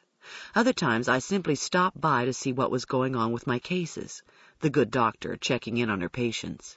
At the moment, my routine was a veiled and desperate peregrination. The Forensic Science Bureau was a beehive, a honeycomb of cubicles filled with laboratory equipment and people wearing white lab coats and plastic safety glasses. A few of the scientists nodded and smiled as I passed their open doorways. Most of them didn't look up, too preoccupied with whatever they were doing to pay a passerby any mind. I was thinking about Abby Turnbull, about other reporters I didn't like. Did some ambitious journalist pay a computer hack to break into our data? How long had the violations been going on? I didn't even realize I'd turned into the serology lab until my eyes were suddenly focusing on black countertops, cluttered with beakers, test tubes, and Bunsen burners. Jammed on glass and closed shelves were bags of evidence and jars of chemicals, and in the center of the room was a long table covered with the spread and sheets removed from Laurie Peterson's bed. "You're just in time," Betty greeted me. "If you want acid indigestion, that is." "No, thanks." "Well, I'm getting it already," she added. "Why should you be immune?" Close to retirement, Betty had steel gray hair, strong features, and hazel eyes that could be unreadable or shyly sensitive, depending on whether you took the trouble to get to know her. I liked her the first time I met her. The chief serologist was meticulous, her acumen as sharp as a scalpel. In private, she was an ardent bird watcher and an accomplished pianist who had never been married or sorry about the fact. I think she reminded me of Sister Martha, my favorite nun at St. Gertrude's parochial school. The sleeves of her long lab coat were rolled up to her elbows, her hands gloved. Arranged over her work area were test tubes containing cotton-tip swabs, and a physical evidence recovery kit, or PERK, comprising the cardboard folder of slides and the envelopes of hair samples from Laurie Peterson's case. The file of slides, the envelopes, and the test tubes were identified by computer-generated labels, initialed by me, the fruits of yet one more of Margaret's programs. I vaguely recalled the gossip at a recent Academy meeting. In the weeks following the mayor of Chicago's sudden death, there were some 90 attempts at breaking into the medical examiner's computer. The culprits were thought to be reporters after the autopsy and toxicology results. Who? Who broke into my computer? And why? "He's coming along well," Betty was saying. "I'm sorry," I smiled apologetically. She repeated, "I talked with Dr. Glassman this morning. He's coming along well with the samples from the first 2 cases and should have results for us in a couple of days." "You sent up the samples from the last 2 yet?" "They just went out." She was unscrewing the top of a small brown bottle. "Beau Friend will be hand-delivering them."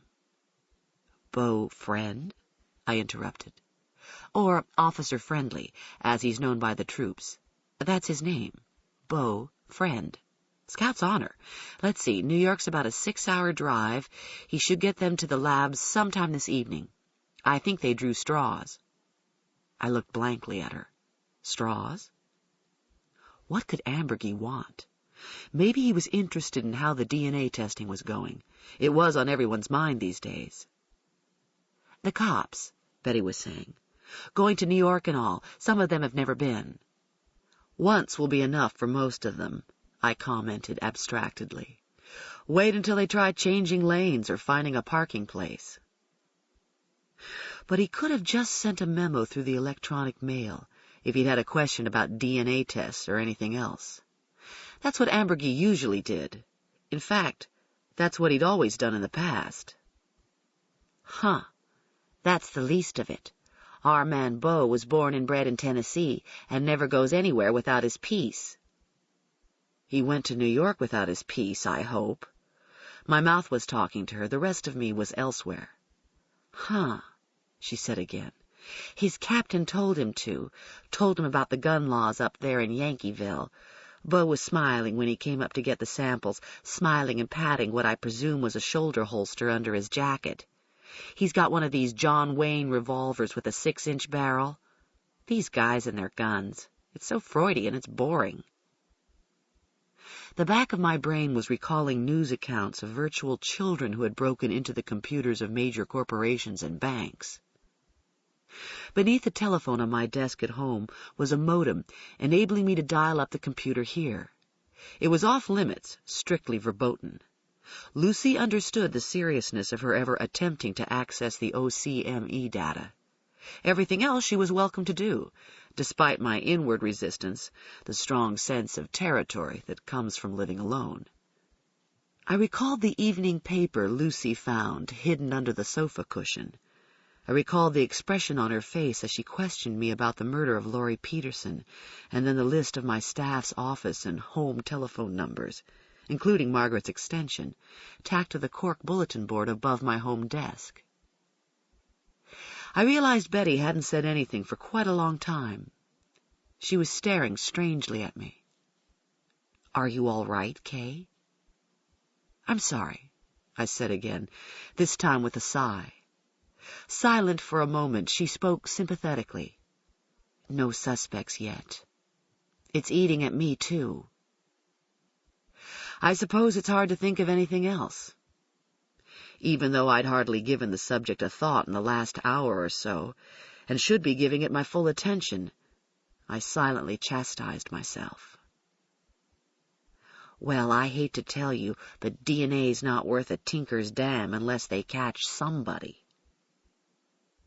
"Not until we reach the enlightened age where genetic prints are stored in a central database, like fingerprint records," I muttered. "Will never happen as long as the ACLU has a thing to say about it." Didn't anybody have anything positive to offer today? A headache was beginning to work its way up from the base of my skull. "It's weird." She was dripping naphthyl acid phosphate on small circles of white filter paper. "You would think somebody somewhere has seen this guy. He's not invisible. He doesn't just beam into the women's houses, and he's got to have seen them at some point in the past to have picked them and followed them home. If he's hanging out in parks or malls or the likes, someone should have noticed him, seems to me. If anybody's seen anything, we don't know about it. It isn't that people aren't calling," I added. "Apparently the Crime Watch hotlines are ringing off the hook morning, noon, and night. But so far, based on what I've been told, nothing is panning out. A lot of wild goose chases. That's right, a lot of them." Betty continued to work. This stage of testing was relatively simple. She took the swabs from the test tubes I'd sent up to her, moistened them with water, and smeared filter paper with them. Working in clusters, she first dripped naphthyl acid phosphate, then added drops of fast blue B salt, which caused the smear to pop up purple in a matter of seconds if seminal fluid was present. I looked at the array of paper circles. Almost all of them were coming up purple. "The bastard," I said. "A lousy shot at that." She began describing what I was seeing. "These are the swabs from the back of her thighs," she said, pointing. "They came up immediately. The reaction wasn't quite as quick with the anal and vaginal swabs, but I'm not surprised. Her own body fluids would interfere with the tests. In addition, the oral swabs were positive. The bastard, I repeated quietly. But the ones you took of the esophagus are negative. Obviously, the most substantial residues of seminal fluid were left outside the body. Misfires again. The pattern's almost identical to what I found with Brenda, Patty, and Cecile. Brenda was the first strangling, Patty the second, Cecile the third. I was startled by the note of familiarity in Betty's voice as she referred to the slain women. They had, in an odd way, become part of our family. We'd never met them in life, and yet now we knew them well. As Betty screwed the medicine dropper back inside its small brown bottle, I went to the microscope on a nearby counter, stared through the eyepiece, and began moving the wet mount around on the stage. In the field of polarized light were several multicolored fibers, flat and ribbon-shaped with twists at irregular intervals. The fibers were neither animal hair nor man-made. "These what I collected from the knife?" I almost didn't want to ask. "Yes, they're cotton. Don't be thrown off by the pinks and greens and white you're seeing. Dyed fabrics are often made up of a combination of colors you can't detect with the naked eye." The gown cut from Laurie Peterson was cotton, a pale yellow cotton. I adjusted the focus. I don't suppose there's any chance they could be from a cotton rag paper, something like that. Laurie apparently was using the knife as a letter opener. "Not a chance, Kay. I've already looked at a sample of fibers from her gown. They're consistent with the fibers you collected from the knife blade." That was expert witness talk. Consistent this, and reasonable that. Laurie's gown was cut from her body with her husband's knife. Wait until Marino gets this lab report, I thought. Damn! Betty was going on. "I can also tell you right off the fibers you're looking at aren't the same as some of the ones found on her body and on the frame of the window the police think the killer came through. Those are dark, black and navy blue with some red, a polyester and cotton blend." The night I'd seen Matt Peterson, he was wearing a white Izod shirt that I suspected was cotton and most certainly would not have contained black, red, or navy blue fibers. He was also wearing jeans, and most denim jeans are cotton. It was highly unlikely he left the fibers Betty just mentioned, unless he changed his clothes before the police arrived. "Yeah, well, Peterson ain't stupid," I could hear Marino say. "Ever since Wayne Williams, half the world knows fibers can be used to nail your ass." This ends Disc 3. Postmortem, Disc 4. I went out and followed the hallway to the end, turning left into the tool marks and firearms lab, with its countertops and tables cluttered with handguns, rifles, machetes, shotguns, and Uzis, all tagged as evidence and waiting their day in court. Handgun and shotgun cartridges were scattered over desktops, and in a back corner was a galvanized steel tank filled with water and used for test fires. Floating placidly on the water's surface was a rubber duck. Frank, a wiry, white-haired man, retired from the Army CID, was hunched over the comparison microscope. He relit his pipe when I came in, and didn't tell me anything I wanted to hear. There was nothing to be learned from the cut screen removed from Laurie Peterson's window. The mesh was a synthetic, and therefore useless as far as tool marks or even the direction of the cut was concerned. We couldn't know if it had been cut from the inside or the outside of the house because plastic, unlike metal, doesn't bend. The distinction would have been an important one, something I very much would have liked to know. If the screen was cut from the inside of the house, then all bets were off. It would mean the killer didn't break in, but out of the Petersons' house. It would mean, quite likely, Marino's suspicions of the husband were correct. "All I can tell you," Frank said, puffing out swirls of aromatic smoke, is it's a clean cut, made with something sharp like a razor or a knife. Possibly the same instrument used to cut her gown?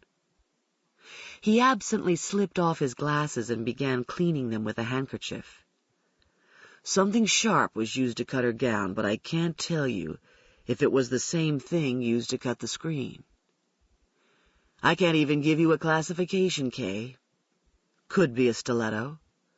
Could be a saber or a pair of scissors. The severed electrical cords and survival knife told another story. Based on a microscopic comparison, Frank had good reason to believe the cords had been cut with Matt Peterson's knife. The tool marks on the blade were consistent with those left on the severed ends of the cords. Marino, I dismally thought again. This bit of circumstantial evidence wouldn't amount to much had the survival knife been found out in the open and near the bed, instead of hidden inside Matt Peterson's dresser drawer. I was still envisioning my own scenario. The killer saw the knife on top of Laurie's desk and decided to use it. But why did he hide it afterward? Also, if the knife was used to cut Laurie's gown, and it was also used to cut the electrical cords, then this changed the sequence of events as I had imagined them. I'd assumed when the killer entered Laurie's bedroom, he had his own cutting instrument in hand, the knife or sharp instrument he had used to cut the window screen. If so, then why didn't he cut her gown and the electrical cords with it? How is it he ended up with the survival knife? Did he instantly spot it on the desk when he entered her bedroom? He couldn't have. The desk was nowhere near the bed, and when he first came in, the bedroom was dark. He couldn't have seen the knife. He couldn't have seen it until the lights were on, and by then Laurie should have been subdued, the killer's knife at her throat. Why should the survival knife on the desk have mattered to him? It didn't make any sense. Unless something interrupted him. Unless something happened to disrupt and alter his ritual. Unless an unexpected event occurred and caused him to change course. Frank and I batted this around. This is assuming the killer's not her husband, Frank said. Yes, this is assuming the killer is a stranger to Laurie. He has his pattern, his M.O., but when he's with Laurie, something catches him off guard. Something she does. Or says, I replied, then proposed. She may have said something that momentarily stalled him. Maybe. He looked skeptical.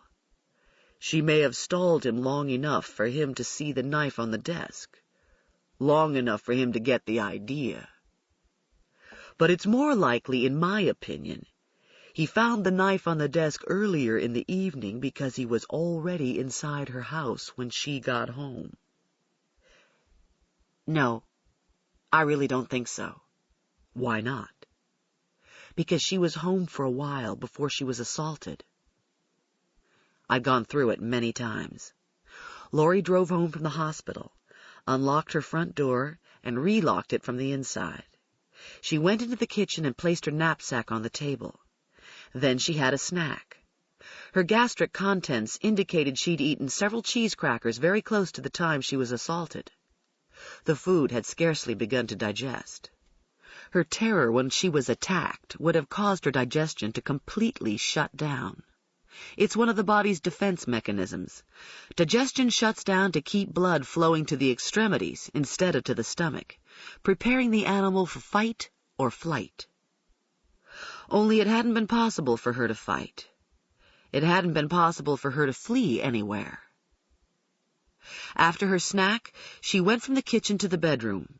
The police had found out it was her habit to take her oral contraceptive at night, right before bed. Friday's tablet was missing from the foil pack inside the master bathroom. She took her tablet, perhaps brushed her teeth and washed her face, then changed into her gown and placed her clothing neatly on the chair. I believed she was in bed when he attacked her not long afterward. He may have been watching her house from the darkness of the trees or the shrubbery. He may have waited until the lights were out, until he assumed she was asleep. Or he may have observed her in the past and known exactly what time she came home from work and went to bed. I remembered the bed covers. They were turned down, as if she'd been under them, and there was no evidence of a struggle anywhere else in the house. There was something else coming to me. The smell Matt Peterson mentioned, the sweaty, sweet smell. If the killer had a peculiar and pronounced body odor, it was going to be wherever he was. It would have lingered inside her bedroom had he been hiding there when Laurie got home. She was a physician. Odors are often indications of diseases and poisons. Physicians are trained to be very sensitive to smells, so sensitive I can often tell by the odor of blood at a scene that the victim was drinking shortly before he was shot or stabbed. Blood or gastric contents, reminiscent of musky macaroons, of almonds, may indicate the presence of cyanide. A patient's breath smelling of wet leaves may indicate tuberculosis.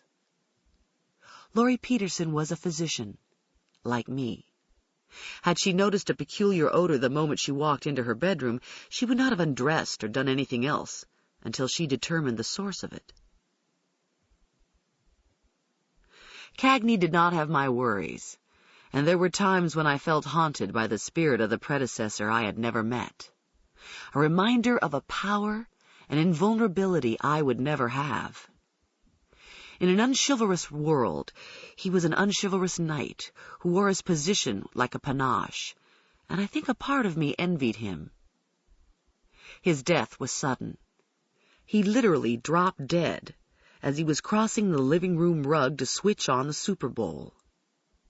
In the pre-dawn silence of an overcast Monday morning, he became the subject of his own instruction, a towel draped over his face, the autopsy suite sealed off from everyone but the pathologist whose lot it was to examine him.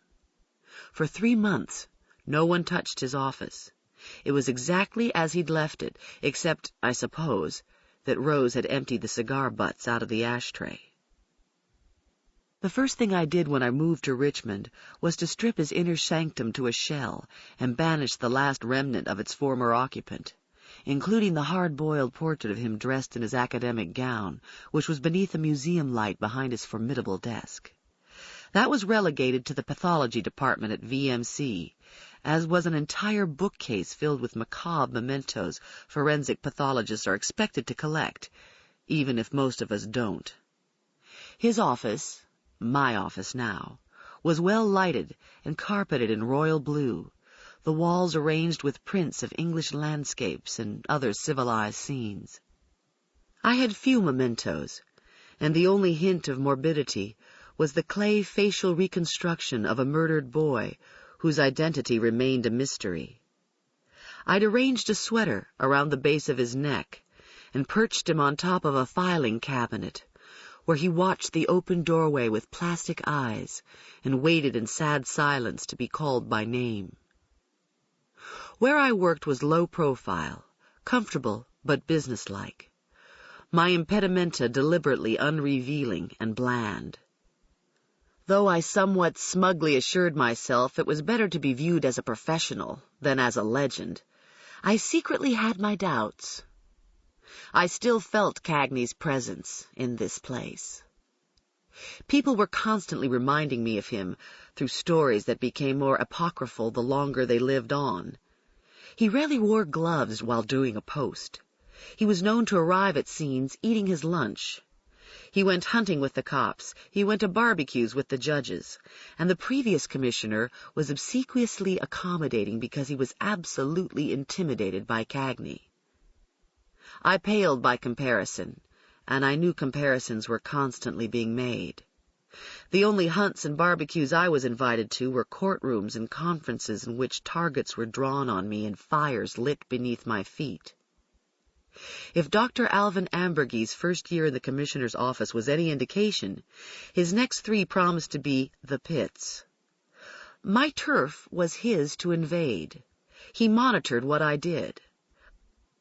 Not a week went by that I didn't get an arrogant electronic memo from him, requesting statistical information or demanding an answer as to why the homicide rate continued to rise while other crimes were slightly on the decline, as if somehow it was my fault people killed each other in Virginia. What he had never done to me before was to schedule an impromptu meeting. In the past, when he had something to discuss, if he didn't send a memo, he sent one of his aides. There was no doubt in my mind his agenda was not to pat me on the back and tell me what a fine job I was doing.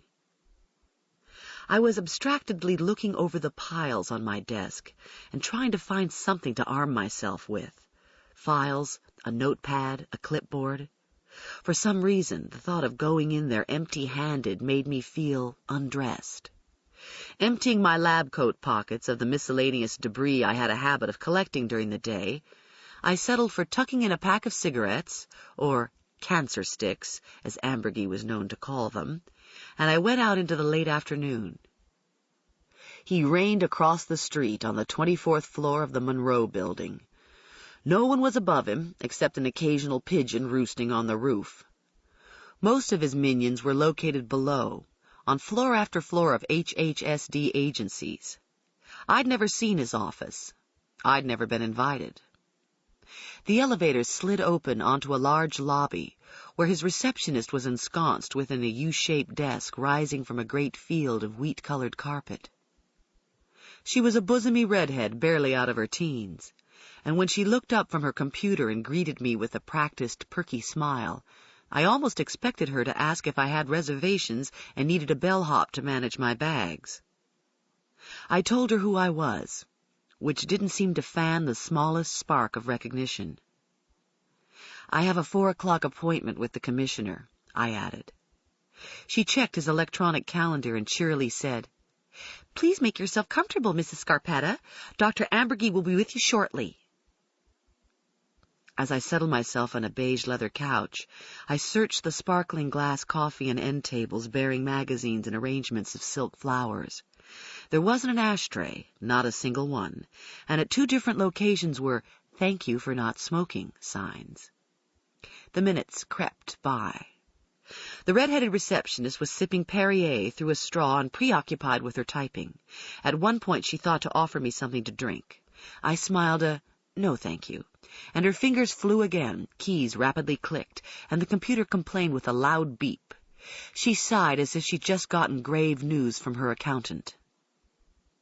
My cigarettes were a hard lump in my pocket, and I was tempted to find a ladies' room and light up. At 4:30 her telephone buzzed. Hanging up, that cheery, vacant smile again, she announced, "You may go in, Mrs. Scarpetta." Defrocked and decidedly out of sorts, Mrs. Scarpetta took her at her word. The commissioner's door opened with a soft click of its rotating brass knob, and instantly on their feet were 3 men, only one of whom I was expecting to see. With Ambergy were Norman Tanner and Bill Bolts. And when it came Bolts's turn to offer his hand, I looked him straight in the eye until he glanced away uncomfortably. I was hurt and a little angry. Why hadn't he told me he was going to be here? Why hadn't I heard a word from him since our paths had crossed briefly at Laurie Peterson's home?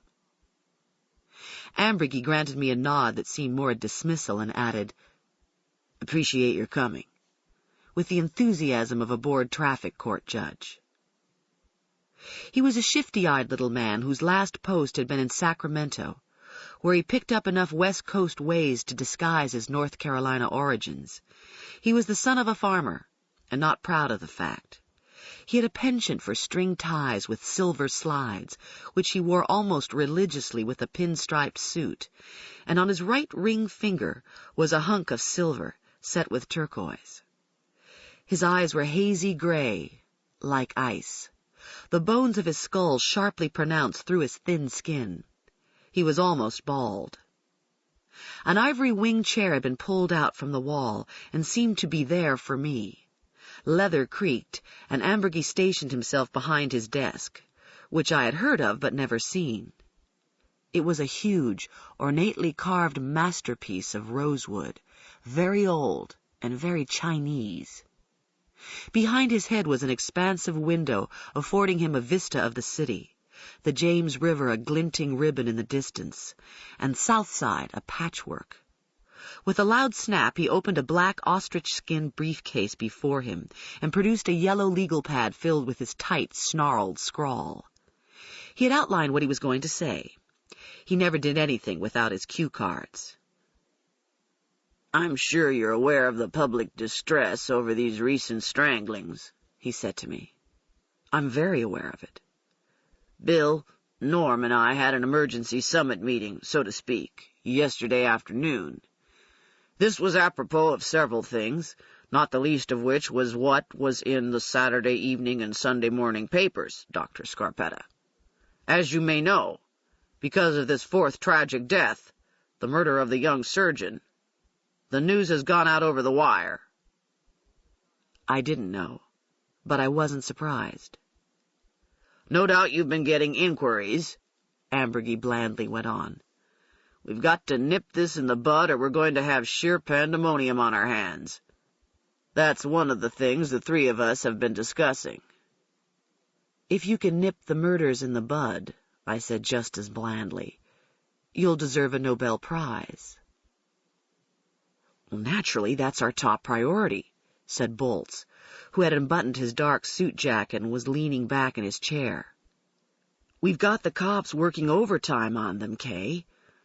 But we're all in agreement there's one thing we must control for the time being: these leaks to the press. The news stories are scaring the hell out of the public and letting the killer know everything we're up to." I couldn't agree more. My defenses were going up like a drawbridge, and I instantly regretted what I said next. You can rest assured I have issued no statements from my office other than the obligatory information of cause and manner.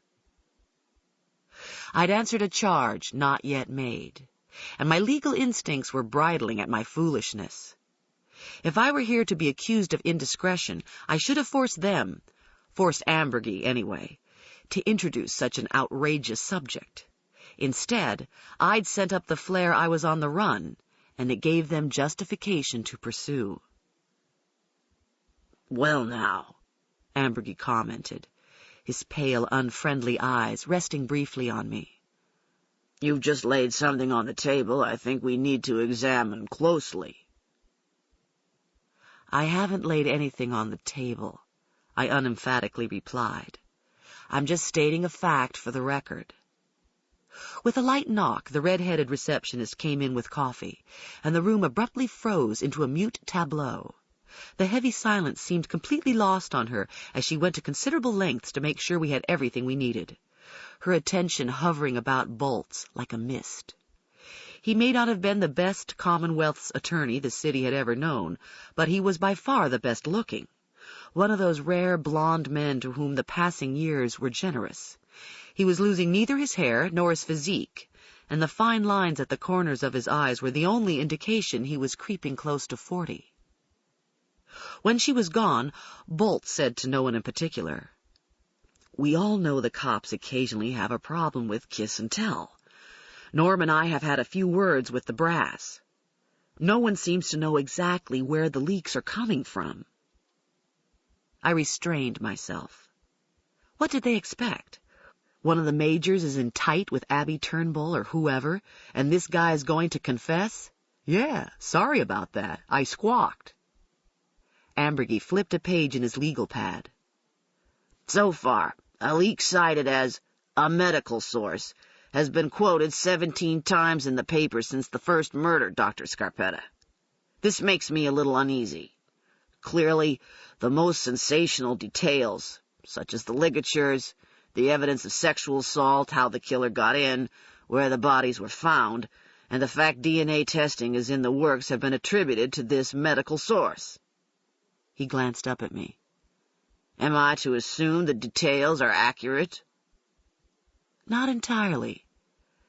There are a few minor discrepancies." "Such as?" I didn't want to tell him. I didn't want to talk about these cases at all with him. But he had the right to the furniture inside my office if he wanted it. I reported to him. He reported to no one but the governor. For example, I replied, in the first case, the news reported that there was a tan cloth belt tied around Brenda Stepp's neck. The ligature was actually a pair of pantyhose. Ambergy was writing this down. What else? In Cecile Tyler's case, it was reported her face was bleeding, that the bedspread was covered with blood. An exaggeration at best, she had no lacerations, no injuries of this nature. There was a little bloody fluid coming out of her nose and mouth, a postmortem artifact. These details, Ambergy asked as he continued to write, were they mentioned in the CME-1 reports? I had to take a moment to compose myself.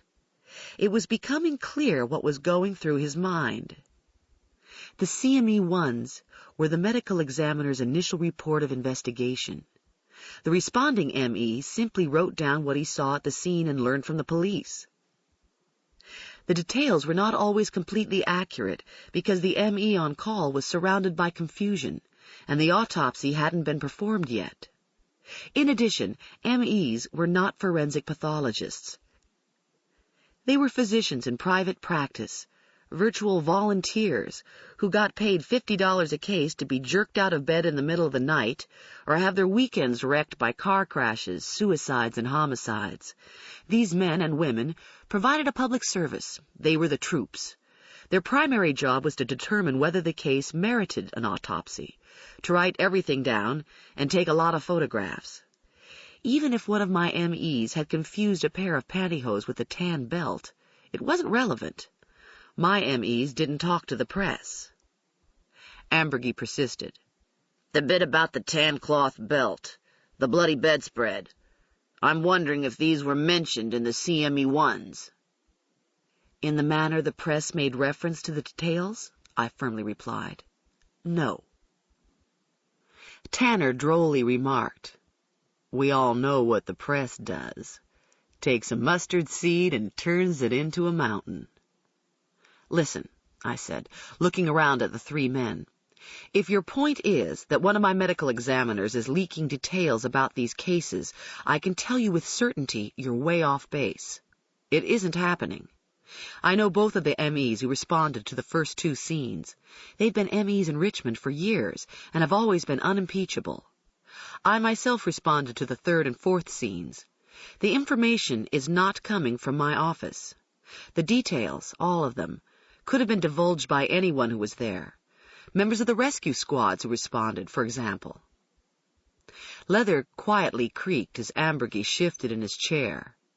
I've looked into that. 3 different squads responded. No one paramedic was present at all 4 scenes.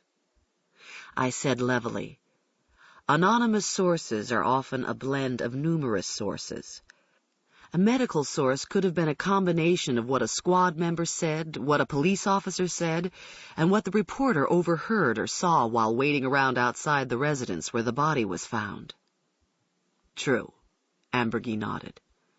And I don't believe any of us really think the leaks are coming from the medical examiner's office, at least not intentionally. Intentionally? I broke out.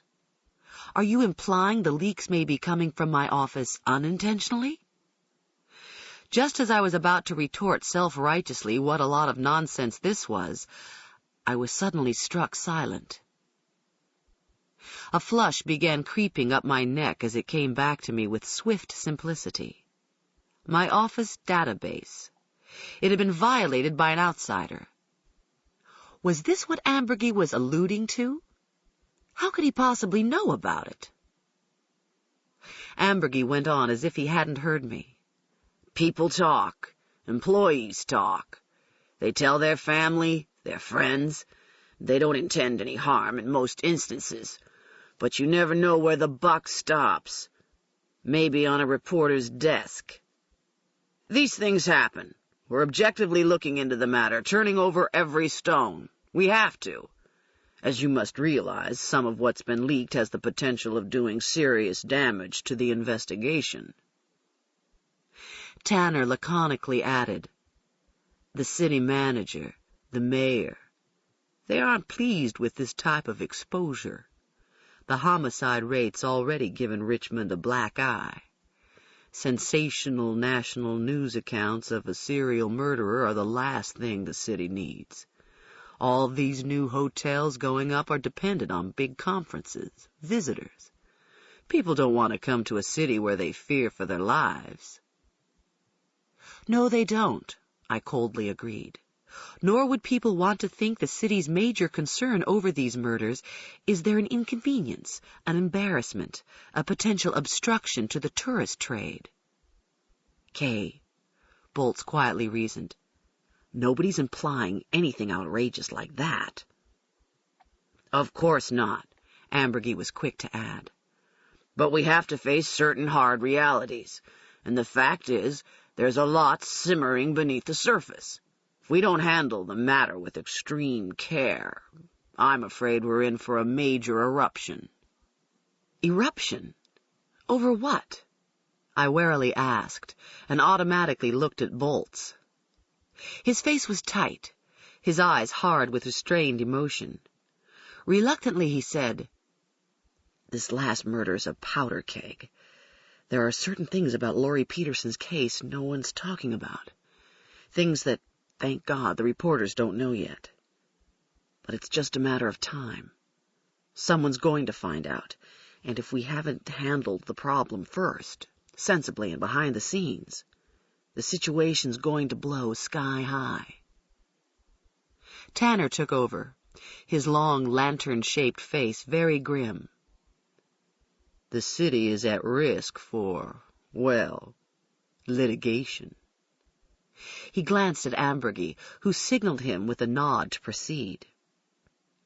A very unfortunate thing happened, you see. Apparently Laurie Peterson called the police shortly after she got home from the hospital, early Saturday morning. We learned this from one of the dispatchers on duty at the time. At 11 minutes before 1 a.m., a 911 operator got a call. The Peterson residence came up on the computer screen, but the line was immediately disconnected. Bolts said to me, "As you may recall from the scene, there was a telephone on the bedside table, the cord ripped out of the wall. Our conjecture is Dr. Peterson woke up when the killer was inside her house. She reached for the phone and got as far as dialing 911 before he stopped her. Her address came up on the computer screen. That was it. No one said anything. 911 calls of this nature are dispatched to the patrolman. 9 times out of 10, they're cranks, kids playing with the phone. But we can't ever be sure of that. Can't be sure the person isn't suffering a heart attack, a seizure, in mortal danger. Therefore, the operator's supposed to give the call a high priority. Then the dispatcher broadcasts it to the units on the street without delay, prompting an officer to drive past the residence and at least check to make sure everything's all right. This wasn't done. A certain 911 operator, who even as we speak is suspended from duty, gave the call a priority 4. Tanner interjected. There was a lot of action on the street that night, a lot of radio traffic.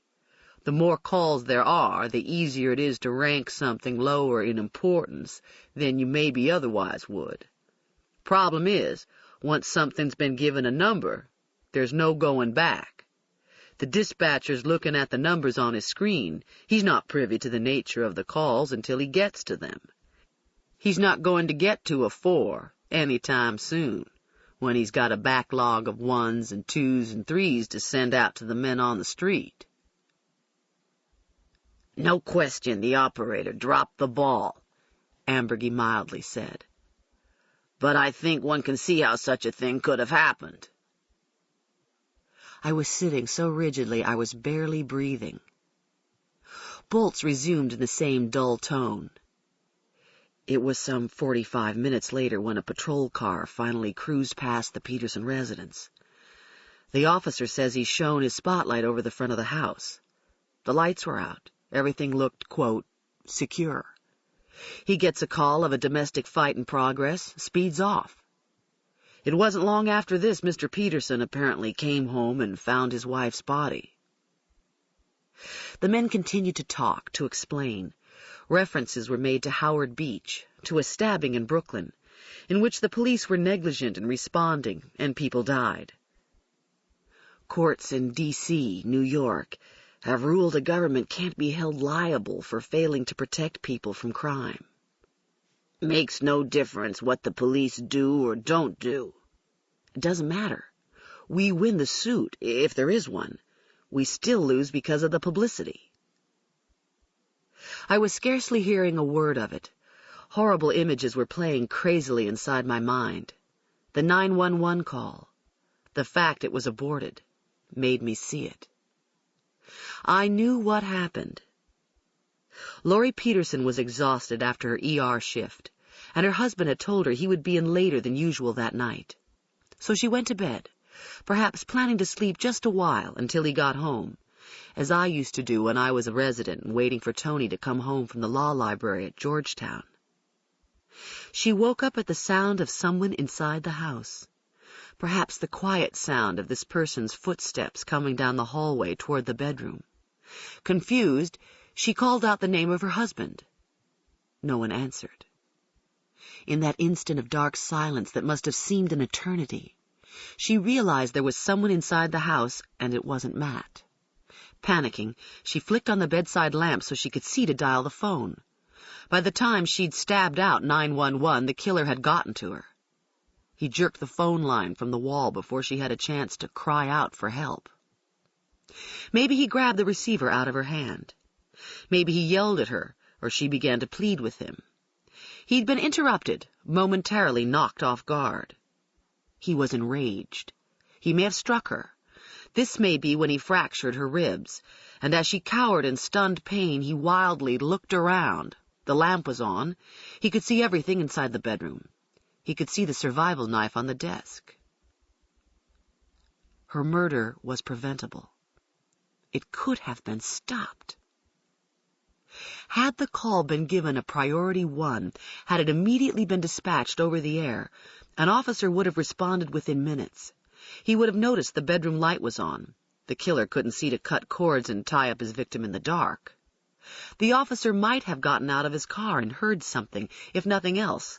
Had he taken the time to shine his light over the back of her house, the removed window screen, the picnic bench, the open window would have been noticed. The killer's ritual took time. The police might have been able to get inside before he killed her. My mouth was so dry I had to take several sips of coffee before I could ask, "How many people know this?" Bolts replied, "No one's talking about it, Kay.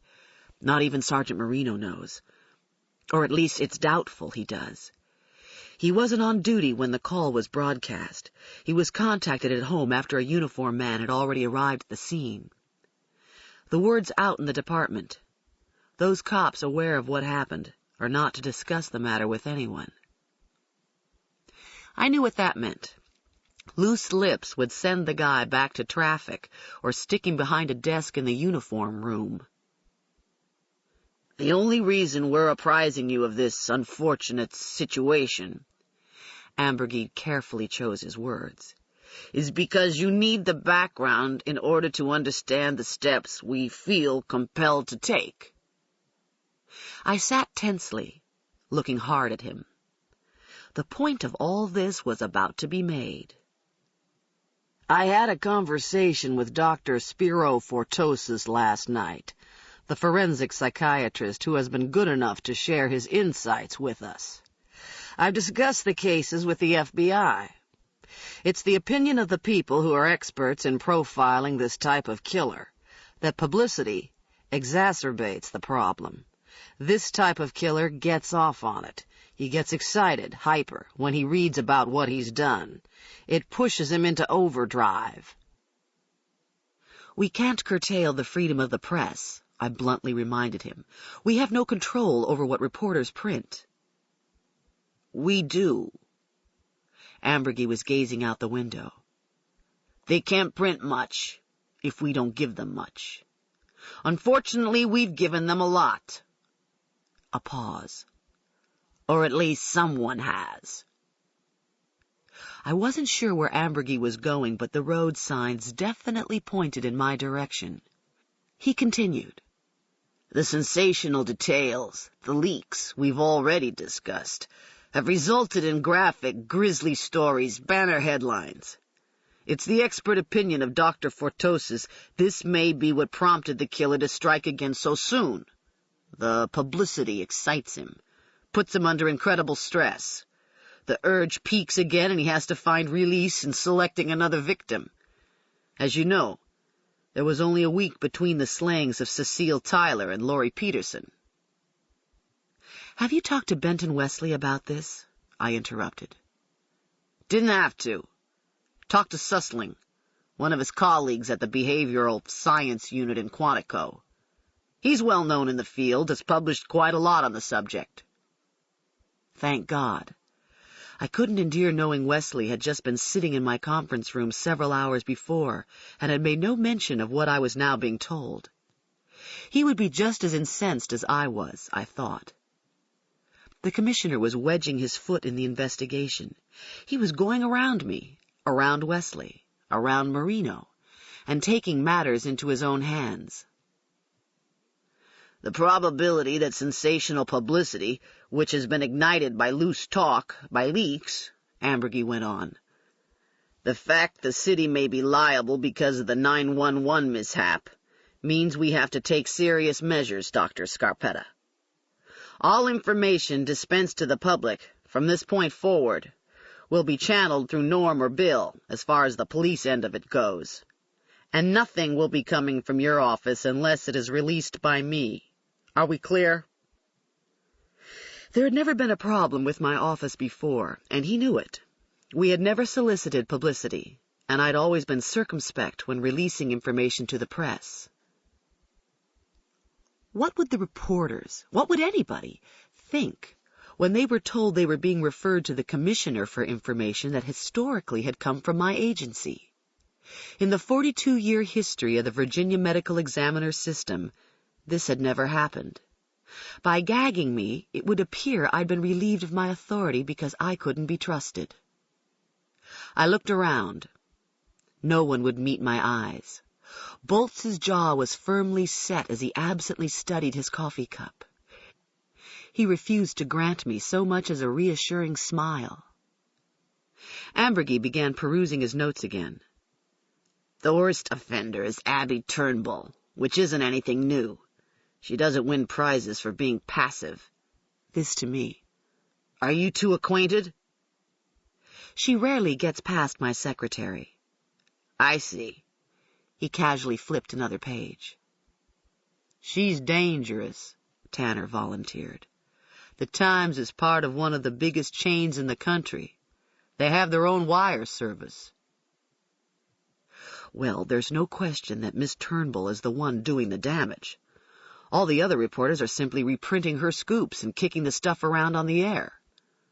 Boltz slowly commented.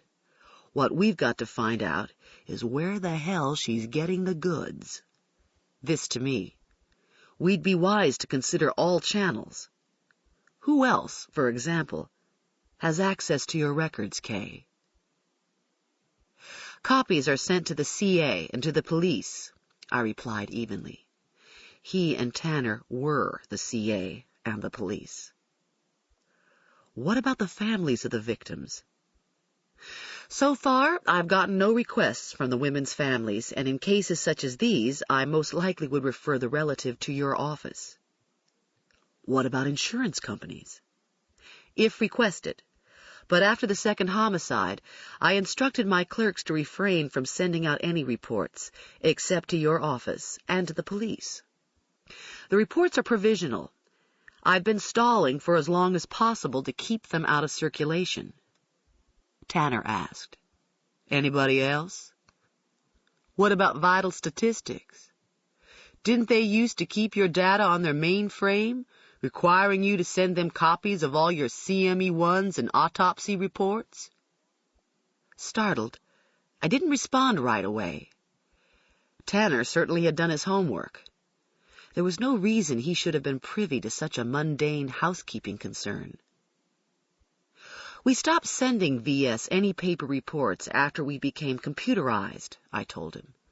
They'll get data from us eventually.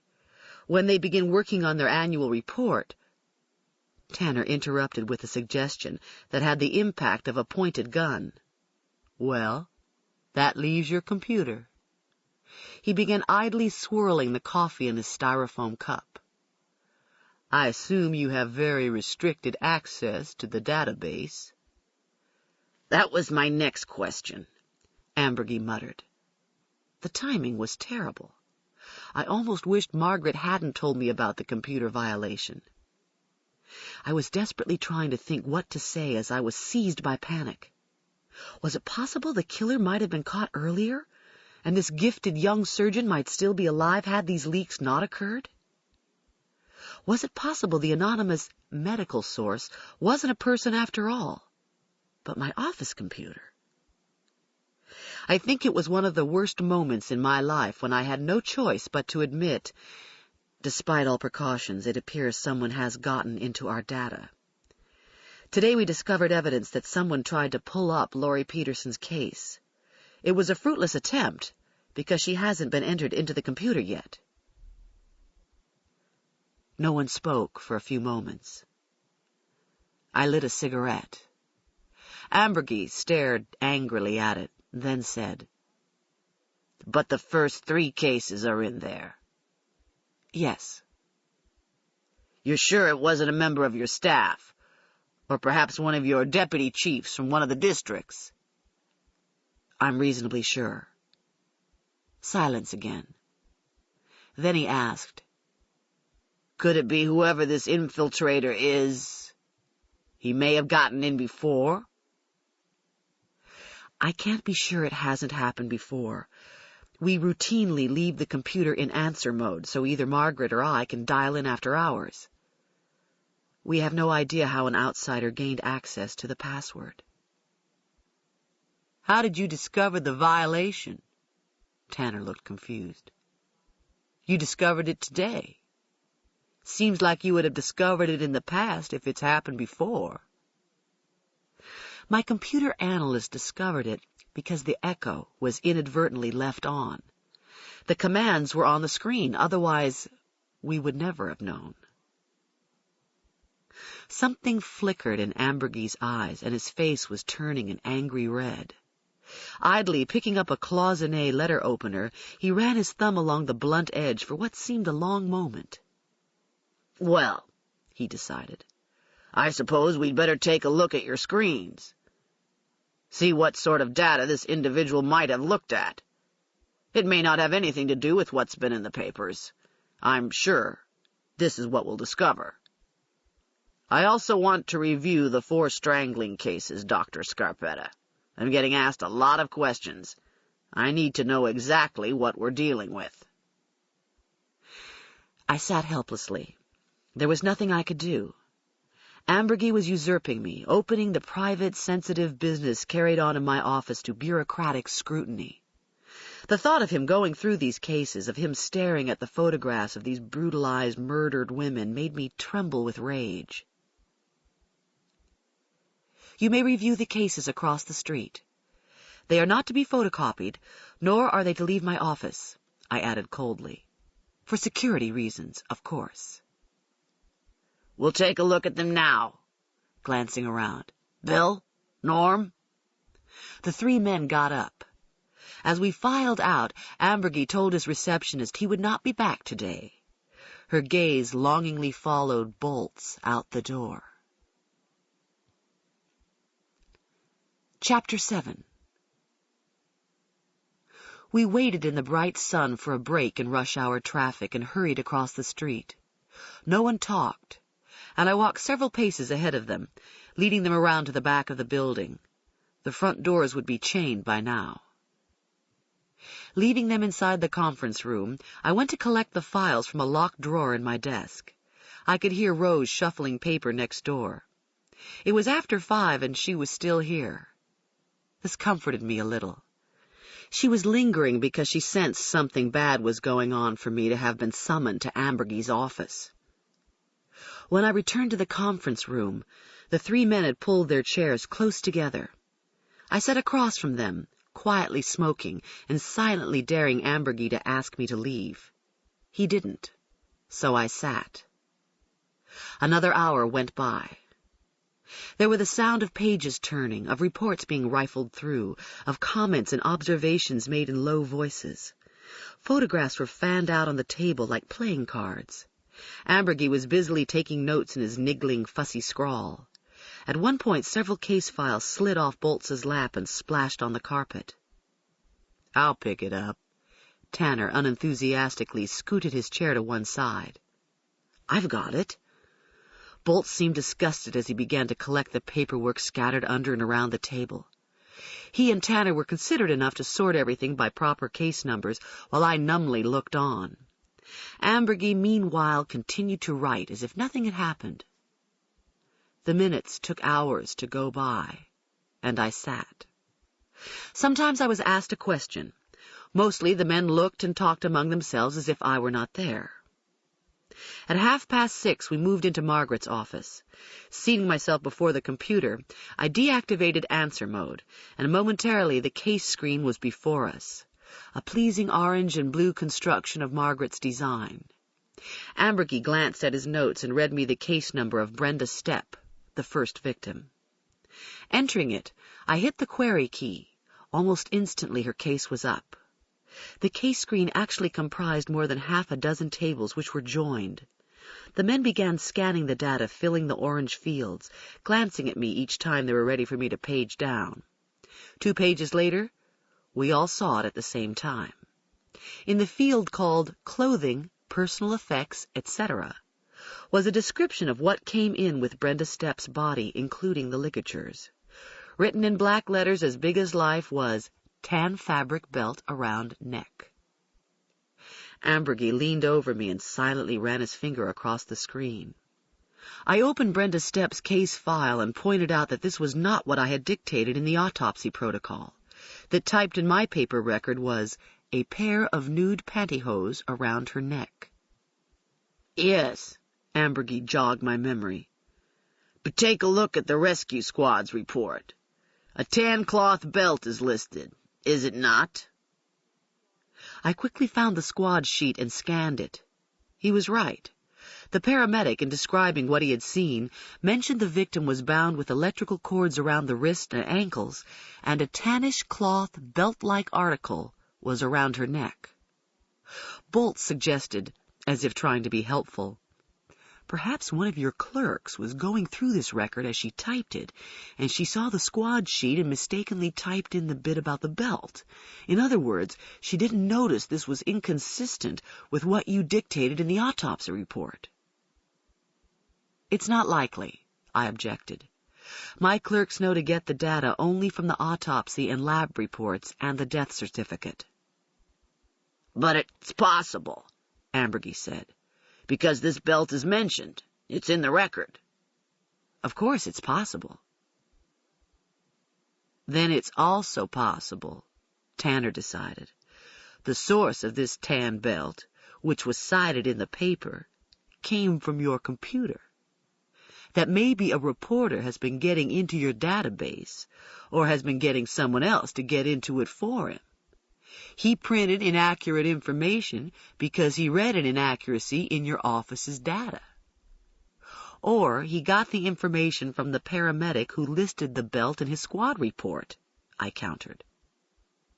Ambergy backed away from the computer. He said coldly, "I'll trust you to do something to ensure the confidentiality of your office records. Get the girl who looks after your computer to change the password. Whatever it takes, Dr. Scarpetta, and I'll expect a written statement from you pertaining to the matter."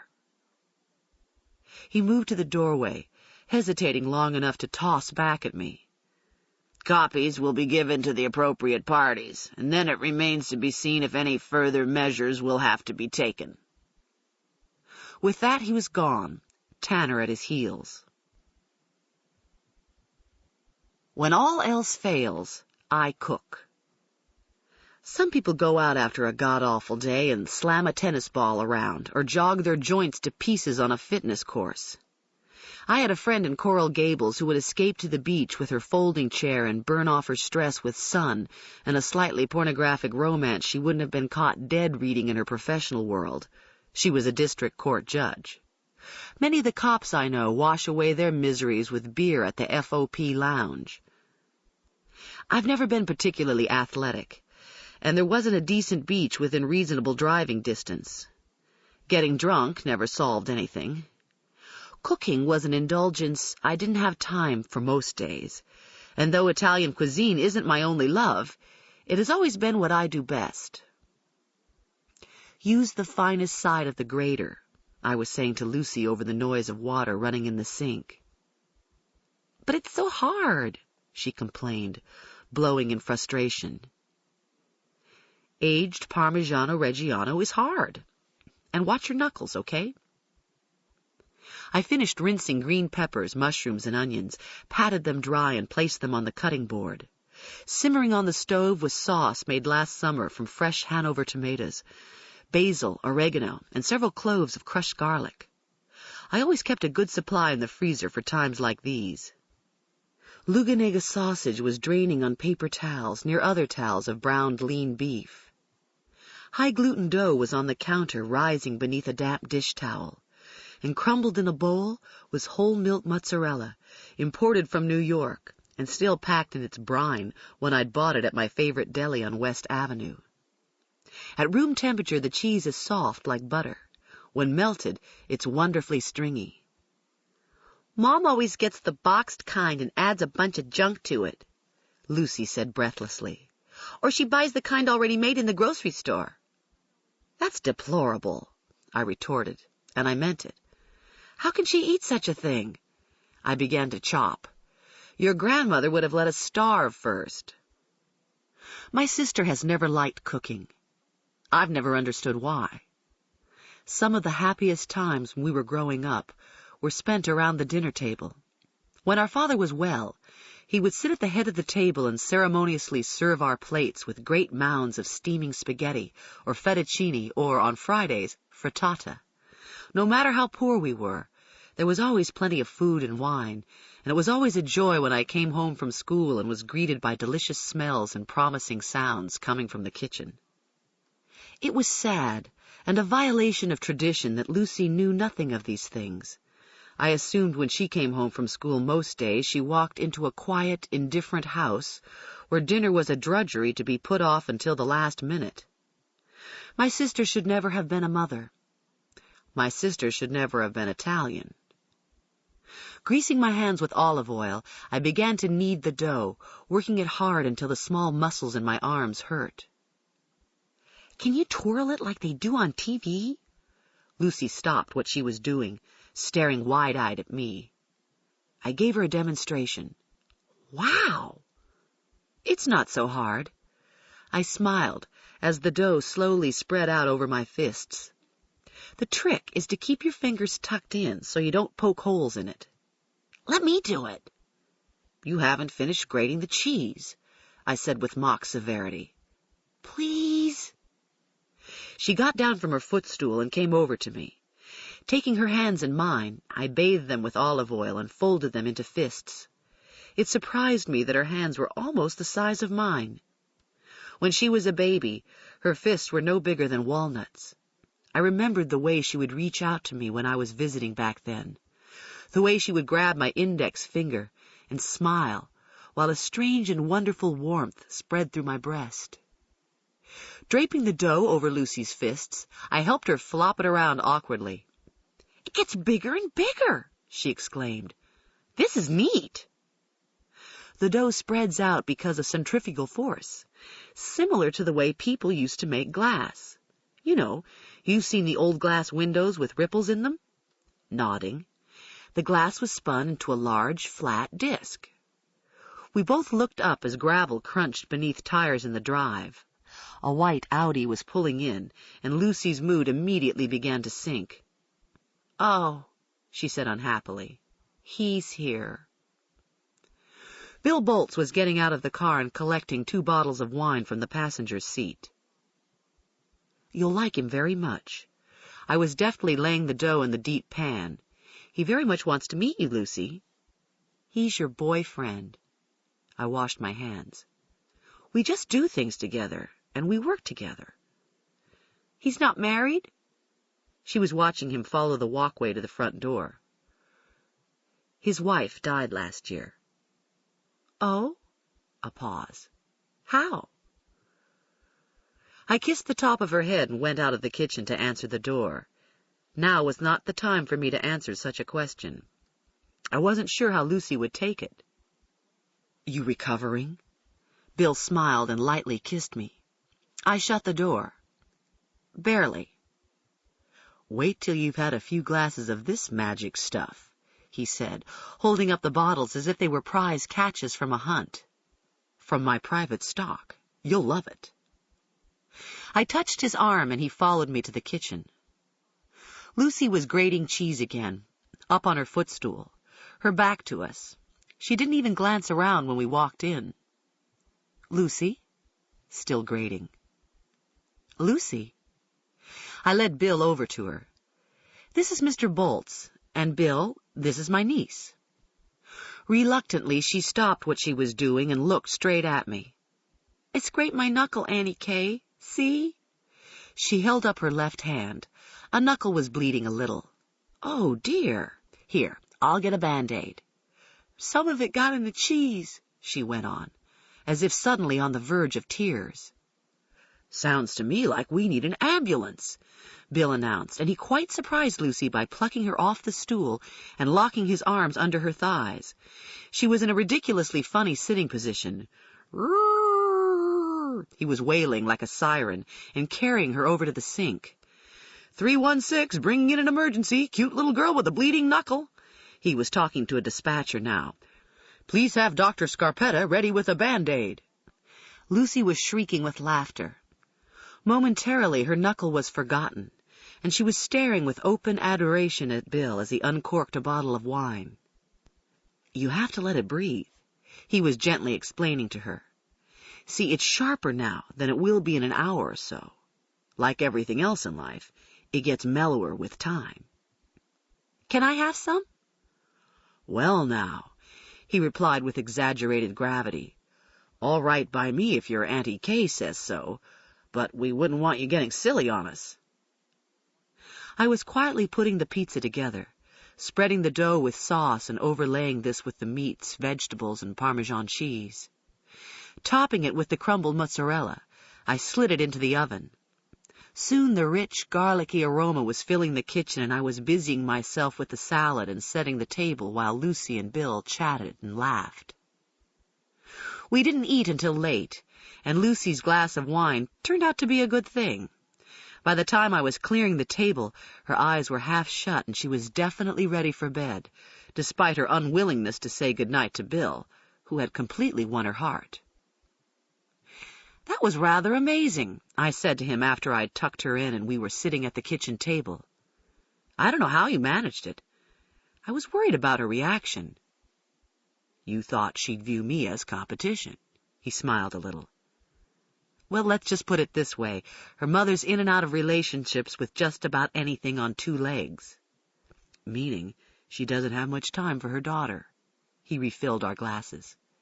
To put it mildly. That's too damn bad. She's something. Smart as hell. Must have inherited your brains. He slowly sipped his wine, adding, What does she do all day long while you're working? Bertha's here.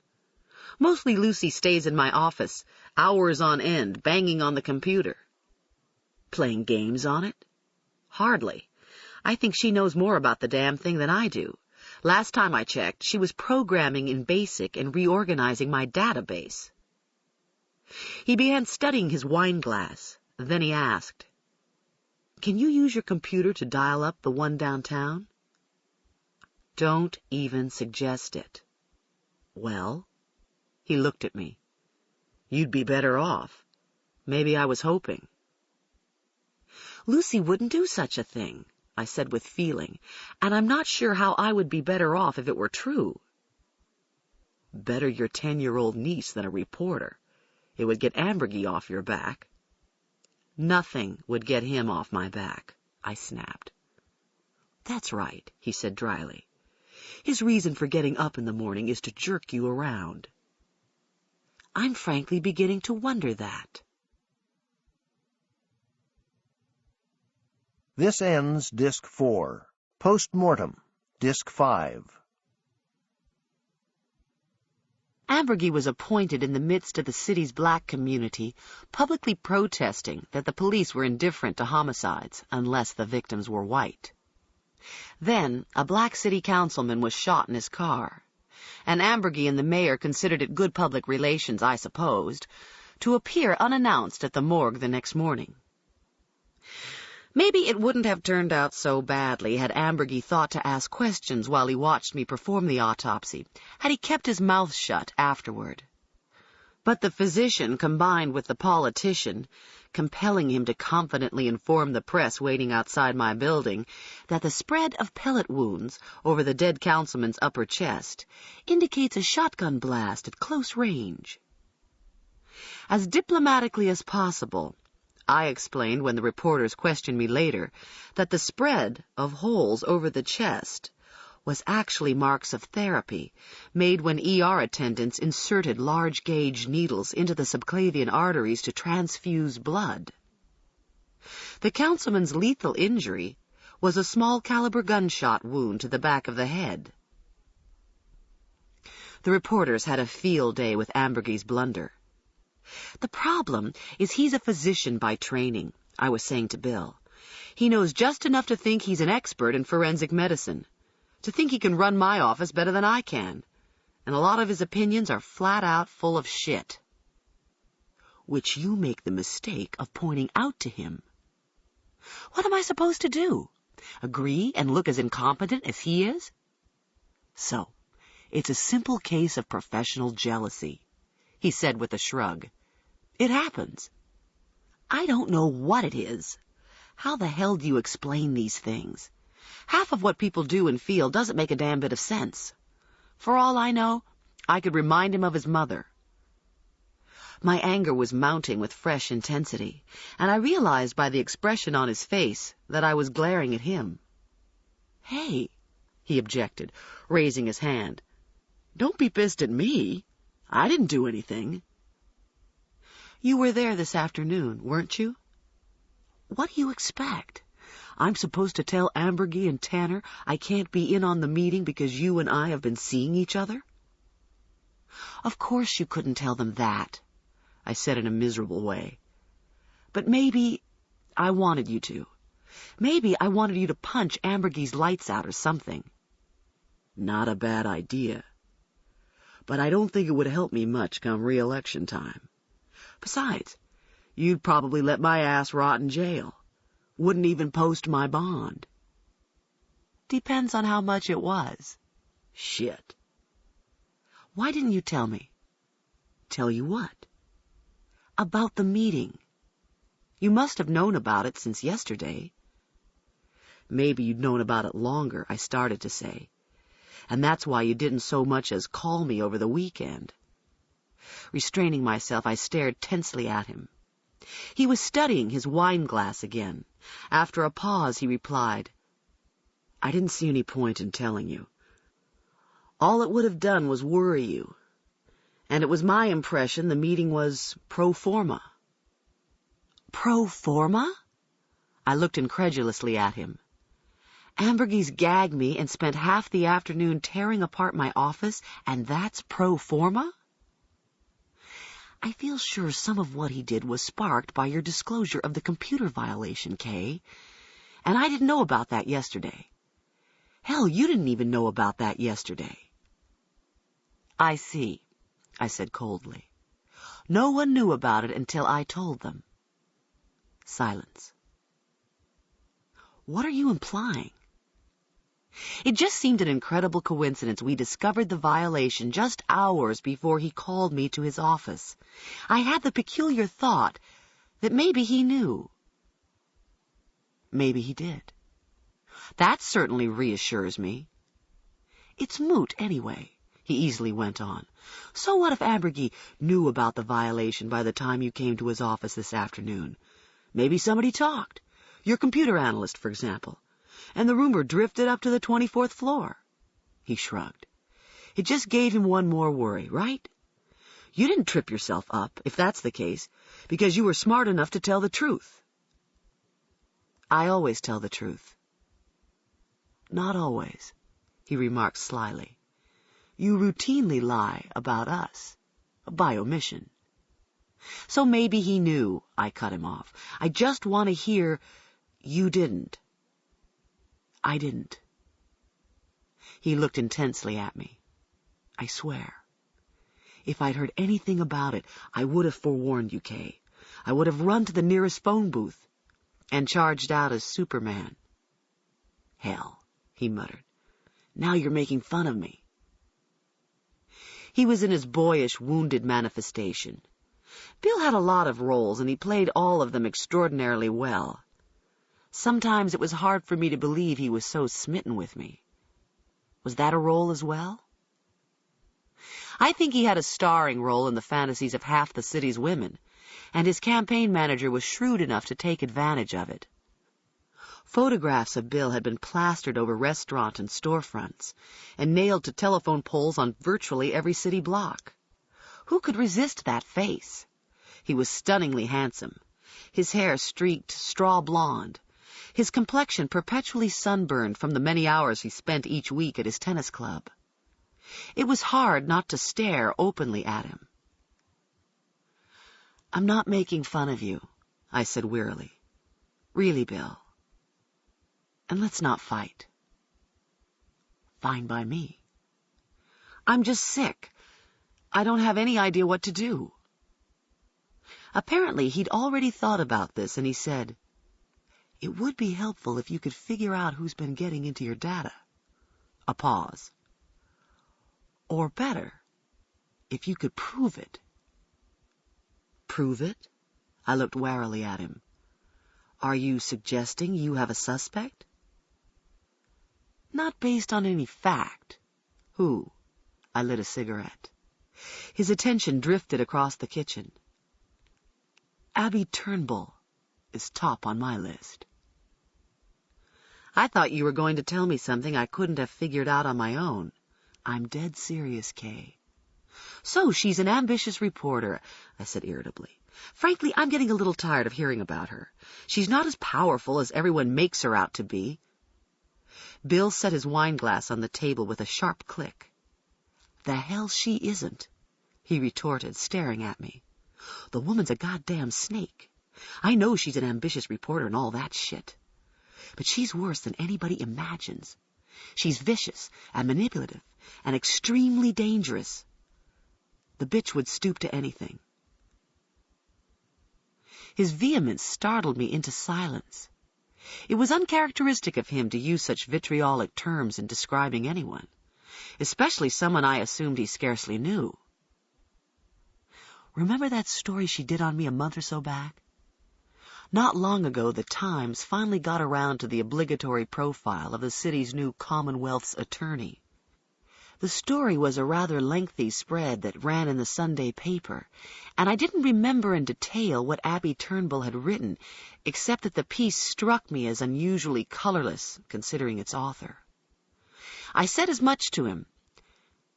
As best I recall, the story was toothless. It did no harm, neither did it do any good. There's a reason for that, he fired back at me. I suspect it wasn't something she wanted to write particularly. He wasn't hinting that the assignment had been a boring one. Something else was coming, and my nerves were coiling tightly again. My session with her was pretty damn terrible. She spent an entire day with me, riding around in my car, going from meeting to meeting, hell, even to my dry cleaners. You know how these reporters are. They'll follow you into the men's room if you let them. Well, let's just say that as the evening progressed, things took a rather unfortunate and definitely unexpected turn. He hesitated to see if I got his implication. I got it all too well. Glancing at me, his face hard, he said, It completely broadsided me. We got out of the last meeting around 8. She insisted we go to dinner. You know, it was on the paper, and she had a few questions to finish up. We'd no sooner pulled out of the restaurant's parking lot when she said she wasn't feeling well. Too much wine or something. She wanted me to drop her off at her house instead of taking her back to the paper where her car was parked. So I did. Took her home. And when I pulled in front of her house, she was all over me. It was awful. And? I asked as if I didn't care. And I didn't handle it worth a damn. I think I humiliated her without intending to. She's been out to jerk the hell out of me ever since. What? She's calling you, sending you threatening letters? I wasn't exactly serious, nor was I prepared for what he said next. This shit she's been writing, the fact maybe it's coming from your computer. As crazy as it may sound, I think her motivation is mostly personal. The leaks? Are you suggesting she's breaking into my computer and writing lurid details about these cases to jerk you around? If these cases are compromised in court, who the hell gets hurt? I didn't respond. I was staring in disbelief at him. I do. I'll be the one prosecuting the cases. Cases as sensational and as heinous as these get screwed up because of all this shit in the papers, and no one's going to be sending me flowers or thank you notes. She sure as hell knows that, Kay. She's sticking it to me. That's what she's doing. Bill, I said, lowering my voice. It's her job to be an aggressive reporter, to print everything she can get her hands on. More important, the cases would get screwed up in court only if the sole evidence was a confession. Then the defense gets to make him change his mind. He takes it all back. The party line is the guy's psychotic and knows the details of the murders because he's read about them in the paper. He imagined he committed the crimes. That sort of rubbish. The monster who's killing these women isn't about to turn himself in or confess to anything. He drained his glass and refilled it. Maybe the cops develop him as a suspect and get him to talk. Maybe that's the way it happens. And it might be the only thing linking him to the crimes. There isn't a shred of physical evidence that's amounted to anything. No shred of physical evidence? I interrupted. Surely I hadn't heard him right. Was the wine dulling his senses? He's leaving a load of seminal fluid. He gets caught and DNA will nail him to... Oh, yeah. Sure it will. DNA printing's only gone to trial a couple of times in Virginia. There are very few precedents, very few convictions nationwide, every damn one of them still being appealed. Try explaining to a Richmond jury the guy is guilty because of DNA. I'll be lucky if I can find a juror who can spell DNA. Anybody's got an IQ over 40, and the defense will find a reason to exclude him. That's what I put up with week after week. Bill, hell. He began to pace the kitchen floor. It's hard enough to get a conviction if 50 people swear they saw the guy pull the trigger. The defense will drag in a herd of expert witnesses to muddy the waters and hopelessly confuse everything. You of all people know how complicated this DNA testing is. Bill, I've explained just as difficult things to juries in the past. He started to say something but caught himself. Staring across the kitchen again, he took another swallow of wine. The silence was drawn out and heavy. If the outcome of the trials depended solely on the DNA results, this placed me in the position of being a key witness for the prosecution. I'd been in such a position many times in the past, and I couldn't recall it ever unduly worrying Bill. Something was different this time. What is it? I forced myself to ask. Are you unsettled because of our relationship? You're thinking someone's going to figure it out and accuse us of being professionally in bed together. Accuse me of rigging the results to suit the prosecution? He glanced at me. His face flushed. I'm not thinking that at all. It's a fact we've been together, but big deal. So we've gone out to dinner, taken in a few plays. He didn't have to complete the sentence. Nobody knew about us. Usually he came to my house, or we went to some distant place, such as Williamsburg or D.C., where it wasn't likely we would run into anybody who would recognize us. I'd always been more worried about the public seeing us together than he seemed to be. Or was he alluding to something else? Something far more biting? We were not lovers. Not completely. And this remained a subtle but uncomfortable tension between us. I think we'd both been aware of the strong attraction, but we'd completely avoided doing anything about it until several weeks ago. After a trial that didn't end until early evening, he casually offered to buy me a drink. We walked to a restaurant near the courthouse, and 2 scotches later, we were heading to my house. It was that sudden. It was adolescent in its intensity, our lust as tangible as heat. The forbiddenness of it made it all the more frantic, and then quite suddenly, while we were in the dark on my living room couch, I panicked. His hunger was too much. It exploded from him, invaded instead of caressed, as he pushed me down hard into the couch. It was at that moment I had a vivid image of his wife slumped against pale blue satin pillows in bed, like some lovely life-size doll, the front of her white negligee stained dark red, the 9mm automatic just inches from her limp right hand. I'd gone to the suicide scene knowing only that the wife of the man running for Commonwealth's attorney apparently had committed suicide. I didn't know Bill then. I examined his wife. I literally held her heart in my hands. Those images, all of them, flashed graphically behind my eyes in my dark living room so many months later. Physically, I withdrew from him. I'd never told him the real reason why, although in days that followed he continued to pursue me even more vigorously. Our mutual attraction remained, but a wall had gone up. I couldn't seem to tear it down or climb over it, much as I wanted to. I was scarcely hearing a word he was saying. And I don't see how you could rig DNA results unless you're involved in a conspiracy that includes the private lab conducting the tests and half the forensic bureau, too. What? I asked, startled. Rig DNA results? You haven't been listening, he blurted out impatiently. Well, I missed something, that's certain. I'm saying no one could accuse you of rigging anything. That's my point. So our relationship has nothing to do with what I'm thinking. Okay. It's just... He faltered. Just what? I asked.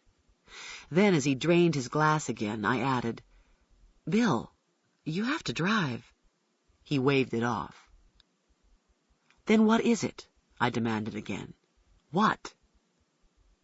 He pressed his lips together and wouldn't look at me. Slowly, he drew it out. It's just I'm not sure where you'll be in the eyes of the jurors by then. I couldn't have been more stunned had he struck me with his open palm. My God, you do know something. What? What? What is that son of a bitch plotting? He's going to fire me because of this goddamn computer violation. Is this what he said to you? Ambergy? He's not plotting anything. Hell, he doesn't have to. If your office gets blamed for the leaks, and if the public eventually believes the inflammatory news stories are why the killer's striking with increased frequency, then your head will be on the block. People need someone to blame. I can't afford my star witness to have a credibility or popularity problem. Is this what you and Tanner were discussing so intensely after lunch? I was just a blink away from tears. I saw you on the sidewalk, coming out of the Peking. A long silence. He had seen me too then, but had pretended otherwise. Why? Because he and Tanner probably were talking about me. We were discussing the cases, he replied evasively. Discussing a lot of things. I was so enraged, so stung. I didn't trust myself to say a word. Listen, he said wearily as he loosened his tie and unfastened the top button of his shirt. This didn't go right. I didn't mean for it to come out like this. I swear to God. Now you're all upset, and I'm all upset. I'm sorry. My silence was stony. He took a deep breath. It's just we have real things to worry about, and we should be working on them together. I'm painting worst-case scenarios so we can be prepared, okay? What exactly do you expect me to do? I measured each word to keep my voice steady. Think 5 times about everything. Like tennis. When you're down or psyched, you've got to play it careful. Concentrate on every shot. Don't take your eye off the ball for a second. His tennis analogies got on my nerves sometimes. Right now was a good example. I always think about what I'm doing, I said testily. You don't need to tell me how to do my job. I'm not known for missing shots. It's especially important now. Abby Turnbull's poison. I think she's setting us up. Both of us. Behind the scenes. Using you or your office computer to get to me. Not giving a damn if she maims justice in the process. The cases get blown out of the water and you and I are both blown out of office. It's that simple. Maybe he was right. But I was having a hard time accepting that Abby Turnbull could be so evil. Surely if she had even a drop of human blood in her veins, she would want the killer punished. She wouldn't use 4 brutally murdered young women as pawns in her vindictive machinations, if she were guilty of vindictive machinations, and I wasn't convinced she was. I was about to tell him he was exaggerating. His bad encounter with her had momentarily distorted his reason. But something stopped me. I didn't want to talk about this anymore. I was afraid to. It was nagging at me. He'd waited until now to say anything. Why? His encounter with her was weeks ago. If she were setting us up, if she were so dangerous to both of us, then why hadn't he told me this before now? I think what you need is a good night's sleep, I said quietly. I think we'd be wise to strike this conversation, at least certain portions of it. Go on as if it never happened. He pushed back from the table. You're right. I've had it. So have you. Christ, I didn't mean for it to go like this, he said again. I came over here to cheer you up. I feel terrible. His apologies continued as we went down the hall. Before I could open the door, he was kissing me, and I could taste the wine on his breath and feel his heat. My physical response was always immediate, a frisson of spine-tingling desire and fear running through me like a current. I involuntarily pulled away from him and muttered, "Good night." He was a shadow in the darkness heading to his car, his profile briefly illuminated by the interior light as he opened the door and climbed in. I was still standing numbly on the porch long after red taillights had burned along the vacant street and disappeared behind trees. Chapter 8. The inside of Marino's silver Plymouth Reliant was as cluttered and slovenly as I would have expected it to be, had I ever given the matter a moment's thought. On the floor and back were a chicken dinner box, crumpled napkins and Burger King bags, and several coffee-stained styrofoam cups. The ashtray was overflowing, and dangling from the rear-view mirror was an evergreen-scented air freshener, shaped like a pine tree, and about as effective as a shot of Glade aimed inside a dumpster. Dust and lint and crumbs were everywhere, and the windshield was practically opaque with smoker's soot. You ever give this thing a bath? I was fastening my seatbelt. Not anymore, I don't.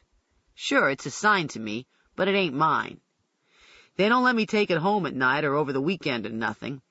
So I wax it up to a spit shine and use up half a bottle of Armor All on the inside, and what happens? Some drone's going to be in it while I'm off duty. I get it back looking just like this. Never fails. After a while, I started saving everybody the trouble. Started trashing it myself. Police traffic quietly crackled as the scanner light blinked from channel to channel.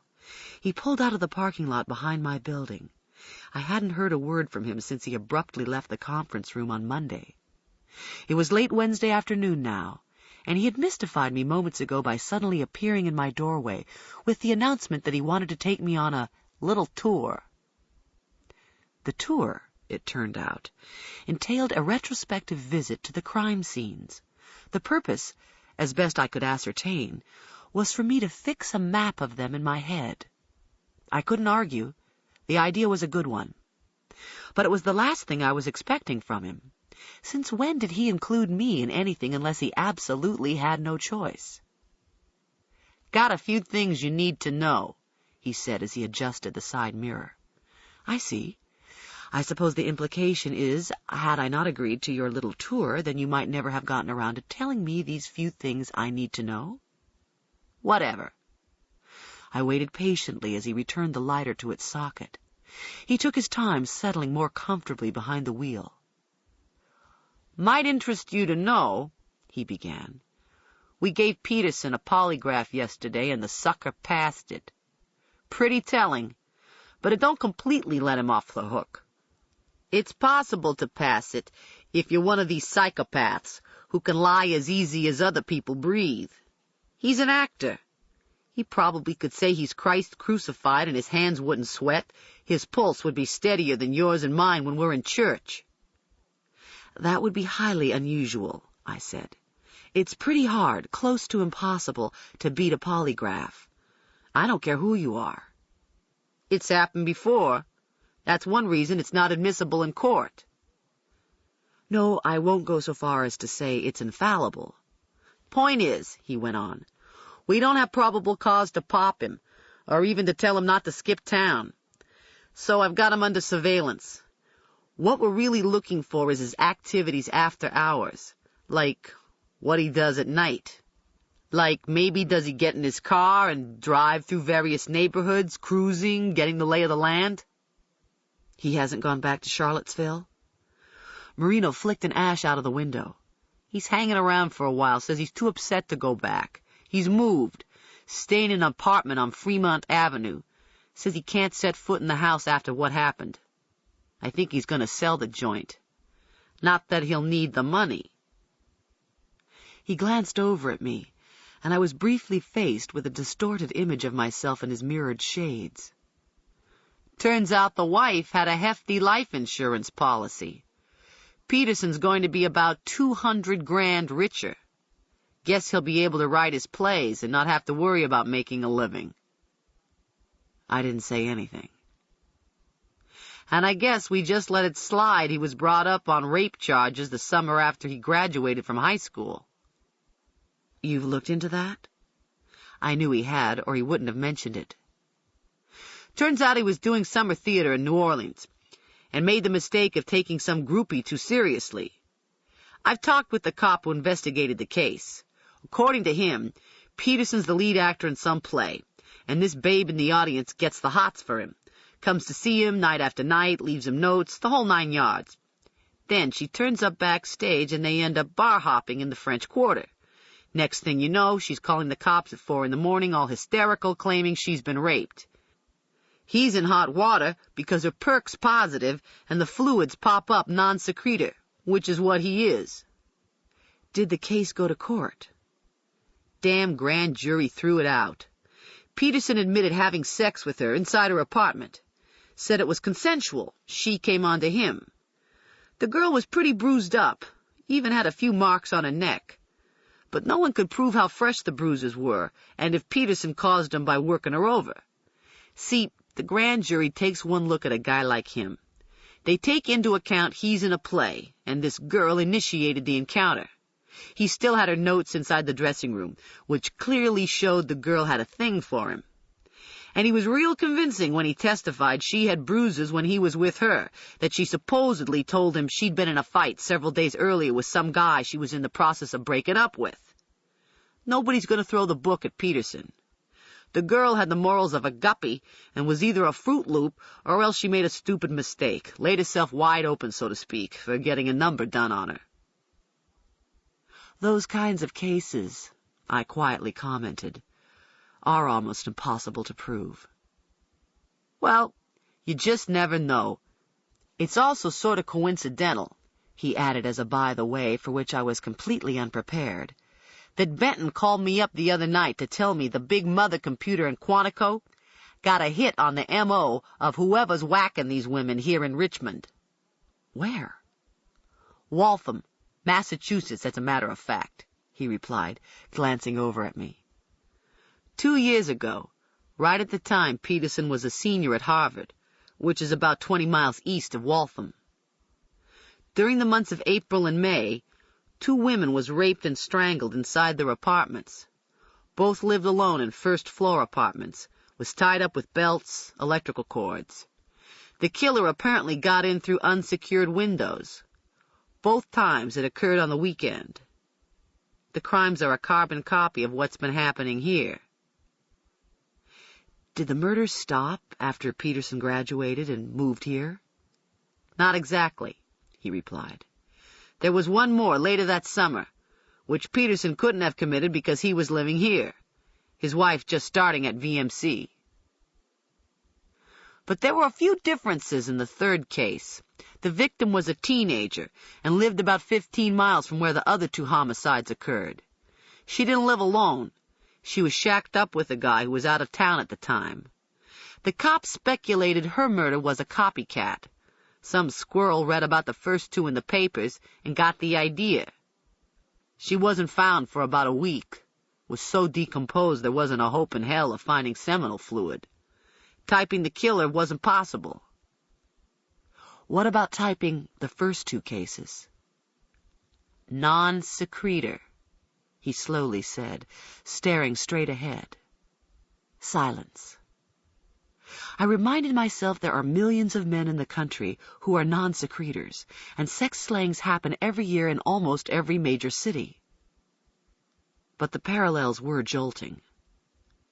We had turned onto a narrow tree-lined street in a recently developed subdivision where all of the ranch-style houses looked alike and hinted of cramped space and low-budget building materials.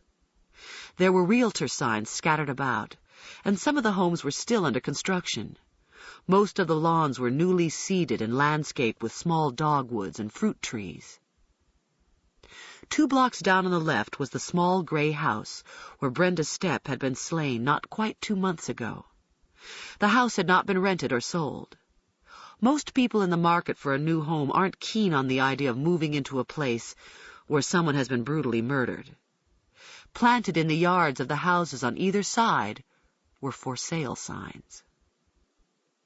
We parked in front and sat quietly, the windows rolled down. There were few street lights, I noted.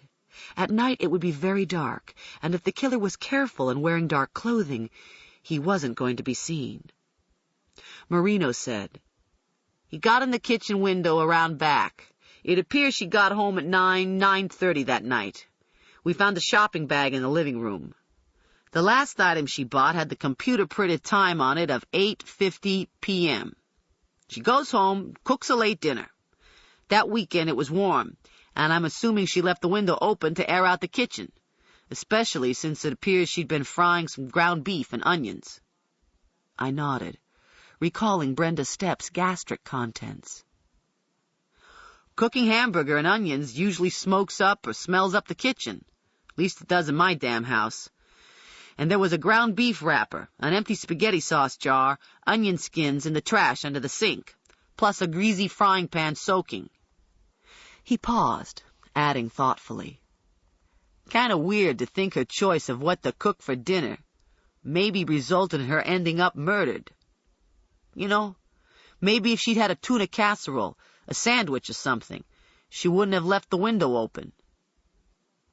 This was a favorite rumination of death investigators. What if? What if the person had not decided to buy a pack of cigarettes at a convenience store where 2 armed robbers were holding the clerk hostage in the back? What if someone hadn't decided to step outside and empty the cat litter box at the very moment a prison escapee was nearing the house?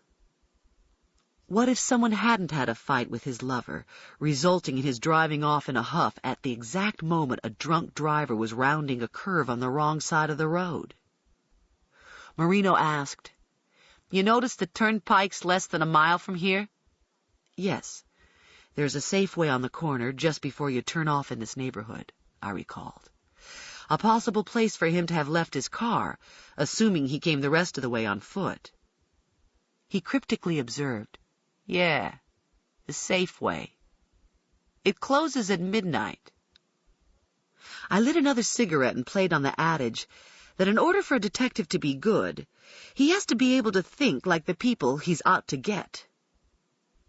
"What would you have done," I asked, "if it were you?" If what were me? If you were this killer. Depending on whether I'm some squirrely artist like Matt Peterson, or just your run-of-the-mill maniac who gets off on stalking women and strangling them? The latter, I evenly said. Let's assume the latter. He was baiting me, and he laughed rather rudely. See, you missed it, Doc. You should have asked how it would be different. Because it wouldn't be. What I'm telling you is, if I was either type, I'd pretty much do it the same way. Don't matter who or what I am during my regular hours, when I'm working and acting like everybody else. When I get into it, I'm just every other drone who's ever done it or ever will. Doctor, lawyer, or Indian chief. Go on. He did. It starts with me seeing her, having some sort of contact with her somewhere. Maybe I'm coming to her house, selling something or delivering flowers, and when she comes to the door, that little voice in my head says, "This is the one." Maybe I'm doing construction in the neighborhood and I see her coming and going alone. I fix on her. I might follow her for as long as a week, learning as much about her habits, as possible. Like what lights left on mean she's up, what lights off mean she's asleep, what a car looks like. Why her? I asked. Of all the women in the world, why this one? He briefly considered this. She sets something off in me. Because of the way she looks? He was still thinking. Maybe, but maybe it's her attitude. She's a working woman. Got a pretty nice crib, meaning she's smart enough to earn a decent living. Sometimes career women are snooty. Maybe I didn't like the way she treated me. Maybe she assaulted my masculinity, like I'm not good enough for her or something. All of the victims are career women, I said, adding, but then most women who live alone work. That's right. And I'm going to know she lives alone, going to make sure of it, going to think I'm sure of it anyway. I'm going to fix her, show her who's got the power. The weekend comes, and I'm feeling like doing it. So I get in the car late, after midnight. I've already cased the area, have the whole scenario planned. Yeah. I might leave my car in the Safeway parking lot, but the problem is it's after hours. The lot's going to be empty, meaning my ride's going to stick out like a sore thumb. Now, it just so happens there's an Exxon station on the same corner as the grocery store. Me, I'd probably leave my car there. Why? Because the service station closes at 10, and you expect to see cars waiting for repairs left in the service station lots after hours. No one's going to think twice about it, not even the cops. And that's who I'm most worried about. Some cop on patrol, seeing my car in an empty parking lot, and maybe checking it out, or calling in a 1028 to find out who owns it. He described in chilling detail every move. Dressed in dark clothing, he stayed in the shadows as he walked through the neighborhood. When he got to this address, his adrenaline began to pump as he realized the woman, whose name he probably did not know, was home. Her car was in the drive. All the lights, except the porch light, were out. She was asleep. Taking his time, he stayed out of sight as he assessed the situation. He looked around, making sure no one spotted him, then went around to the back of the house, where he began to feel a surge of confidence. He was invisible from the street, and the houses one row over are an acre away. The lights out, not a sign of anybody stirring. It was pitch dark in back. Quietly, he approached the windows and immediately noted the one open. It was simply a matter of running a knife through the screen and releasing the latches inside. Within seconds, the screen was off and on the grass. He slid the window open, pulled himself up, and found himself staring at the shadowy shapes of kitchen appliances. "Once inside," Marina was saying, "I stand still for a minute, listening. Once satisfied I don't hear nothing, I find the hallway and start looking for the room where she's at. A crib small as this," a shrug, "and there aren't too many possibilities. I find the bedroom right off, and can hear sleeping inside. By now I got something over my head, a ski mask, for example." "Why bother?" I asked. "She isn't going to live to identify you." "Hairs. Hey, I ain't stupid.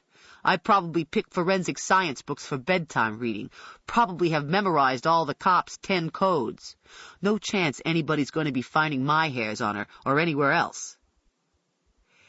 "If you're so smart," now I was the one baiting him, "why aren't you worried about DNA? Don't you read the newspapers?" "Well, I'm not going to wear no damn rubber. And you aren't ever going to develop me as a suspect, because I'm too damn slick. No suspect, no comparison, and your DNA hocus-pocus isn't worth a dime. Hairs are a little more personal. You know, maybe I don't want you to know if I'm black or white, a blonde or a redhead." "What about fingerprints?" He smiled. "Gloves, babe, the same as you wear when you're examining my victims." Matt Peterson wasn't wearing gloves. If he had been, he wouldn't have left his prints on his wife's body. Marino said easily, "If Matt's the killer, he wouldn't worry about leaving prints in his own house. His prints are going to be all over the place anyway." A pause. "If. Fact is, we're looking for a squirrel. Fact is, Matt's a squirrel. Fact is, he ain't the only squirrel in the world. There's one behind every bush. Fact is, I really don't know who the hell whacked his wife." I saw the face from my dreams, the white face with no features. The sun breaking through the windshield was hot, but I couldn't seem to get warm. He continued, "The rest's pretty much what you'd imagine. I'm not going to startle her. Going to ease my way to the edge of the bed and wake her up by putting one hand over her mouth, the knife to her throat. I'm probably not going to carry a gun because if she struggles and it goes off, maybe I get shot. Maybe she does before I've had a chance to do my thing. That's real important to me. It's got to go down the way I planned, or I'm real upset. Also, I can't take the chance of anyone hearing gunfire and calling the cops." "Do you say anything to her?" I asked, clearing my throat. "I'm going to talk low. Tell her if she screams, I'll kill her. I'll tell her that over and over again." "What else? What else will you say to her?" "Probably nothing." He shoved the car in gear and turned around. I took one last look at the house where what he had just described happened. Or at least I almost believed it happened exactly as he said. I was seeing it as he was saying it. It did not seem speculation, but an eyewitness revelation, an unemotional, unremorseful confession. I was formulating a different opinion of Marino. He wasn't slow. He wasn't stupid. I think I liked him less than ever. We headed east. The sun was caught in the leaves of the trees and rush hour was at its peak. For a while, we were trapped in a sluggish flow of congestion, cars occupied by anonymous men and women on their way home from work. As I looked at the passing faces, I felt out of sync, detached, as if I did not belong in the same world other people lived in. They were thinking about supper, perhaps the steaks they would cook on the grill, their children, the lover they would soon be seeing, or some event that had taken place during the day. Marino was going down the list. 2 weeks before her murder, UPS delivered a package. Already checked out the delivery guy. Zip, he said. Not long before that, some guy came by to work on the plumbing. He squares okay too, best we can tell. So far, we've come up with nothing to suggest any service person, delivery guy, what have you, is the same in the 4 cases. Not a single common denominator. No overlapping or similarities where the victims' jobs are concerned either. Brenda Stepp was a 5th-grade teacher who taught at Quinton Elementary, not far from where she lived. She moved to Richmond 5 years ago and had recently broken off her engagement to a soccer coach. She was a full-figured redhead, bright and good-humored. According to her friends and her former fiancé, she jogged several miles every day and neither smoked nor drank. I probably knew more about her life than her family in Georgia did. She was a dutiful Baptist who attended church every Sunday and the suppers every Wednesday night. A musician, she played the guitar and led the singing at the youth group retreats. Her college major was English, which was also what she taught. Her favorite form of relaxation, in addition to jogging, was reading, and she was reading Doris Betts, it appeared, before switching off her bedside light that Friday night. "The thing that sort of blew my mind," Marino told me, "is something I recently found out, one possible connection between her and Laurie Peterson.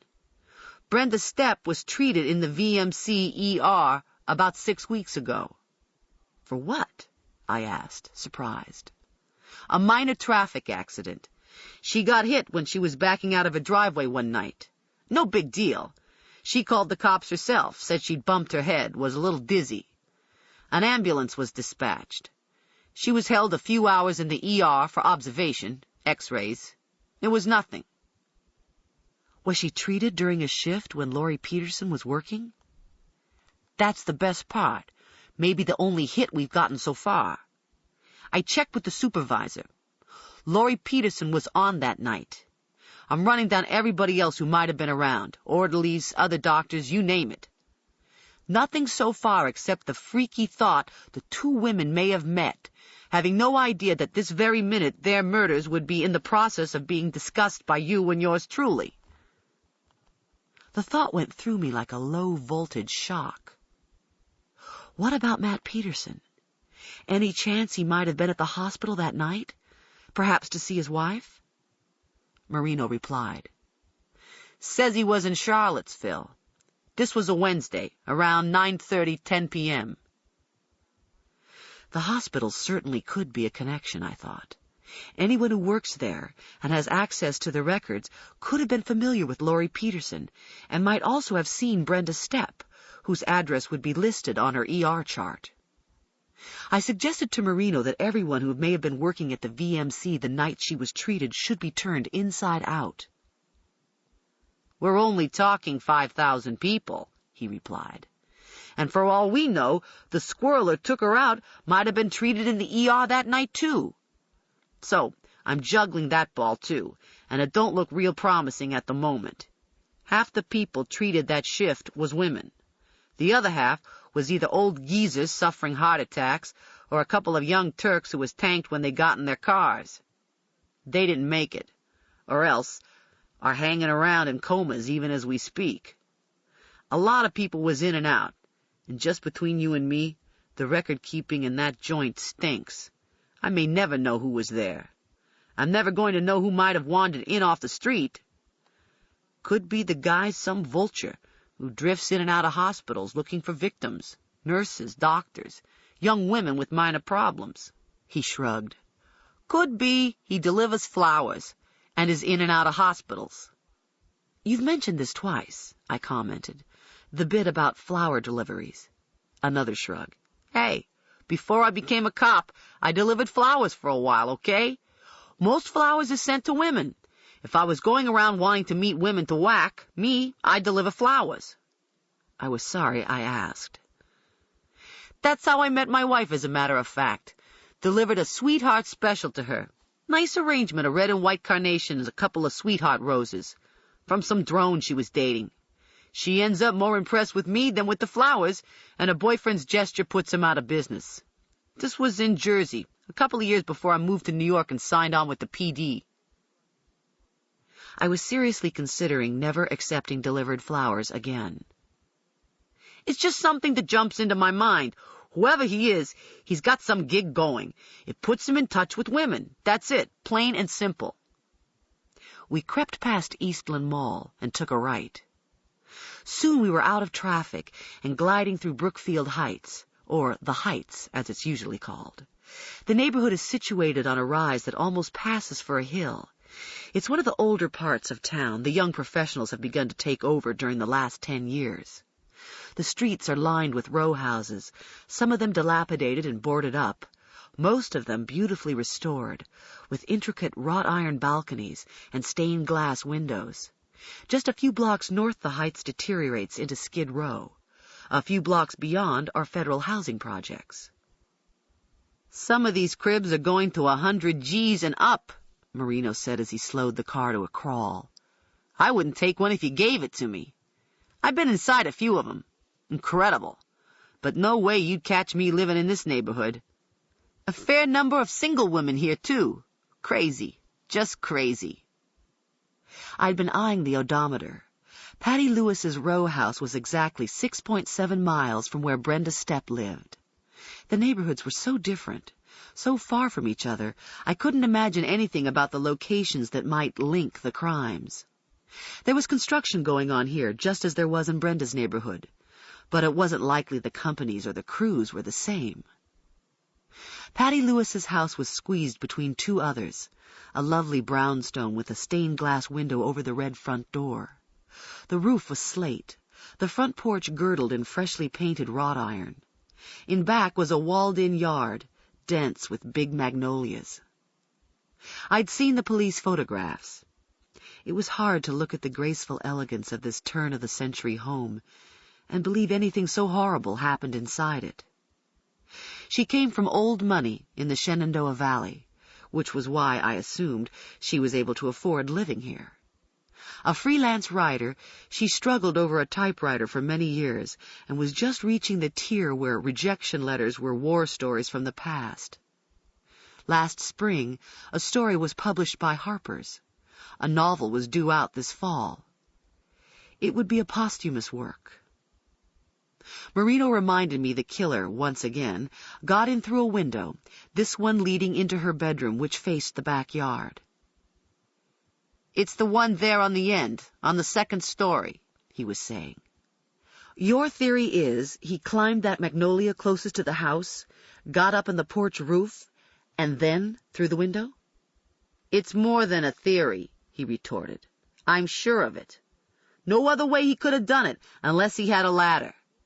It's more than possible to climb the tree, get on the porch roof, and reach over to slide up the window. I know. I tried it myself to see if it could be done. Did it without a hitch. All the guy needs is sufficient upper body strength to grab the edge of the roof from that thick lower tree branch, he pointed, and pull himself up. The brownstone had ceiling fans, but no air conditioning. According to an out-of-town friend who used to come to visit several times a year, Patty often slept with the bedroom window open. Simply put, it was a choice between being comfortable or being secure. She chose the former. Marino made a lazy U-turn in the street and we headed northeast. Cecile Tyler lived in Ginter Park, the oldest residential neighborhood in Richmond. There are monstrous 3-story Victorian houses with wraparound porches wide enough to roller skate on, and turrets, and dental work along the eaves. Yards are thick with magnolias, oaks, and rhododendrons. Grapevines climb over porch posts and arbors in back. I was envisioning dim living rooms beyond the blank windows, faded oriental rugs, ornate furniture and cornices, and knickknacks jammed in every nook and cranny. I wouldn't have wanted to live here. It was giving me the same claustrophobic case of the creeps that ficus trees and Spanish moss do. Hers was a 2-story brick house, modest by her neighbor's standards. It was exactly 5.8 miles from where Patty Lewis lived. In the waning sun, the slate roof glinted like lead. Shutters and doors were naked, stripped to the wood and still waiting for the fresh paint Cecile would have applied had she lived long enough. The killer got in through a basement window behind a boxwood hedge on the north wing of the house. The lock was broken and, like everything else, waiting to be repaired. She was a lovely black woman, recently divorced from a dentist now living in Tidewater. A receptionist at an employment agency, she was attending college classes at night to complete a degree in business. The last time she'd been seen alive was approximately 10 p.m. a week ago Friday, about 3 hours before her death, I had estimated. She had dinner that night with a woman friend at a neighborhood Mexican restaurant, then went straight home. Her body was found the next afternoon, Saturday. She was supposed to go shopping with her friend. Cecile's car was in the drive, and when she didn't answer the phone or the door, her friend got worried and peered through the slightly parted curtains of the bedroom window. The sight of Cecile's nude, bound body on top of the disarrayed bed wasn't something the friend was likely ever to forget. "Bobby," Marino said. "She's white, you know." Cecile's friend? I'd forgotten her name. "Yo, Bobby. The rich bitch who found Cecile's body. The two of them was always together.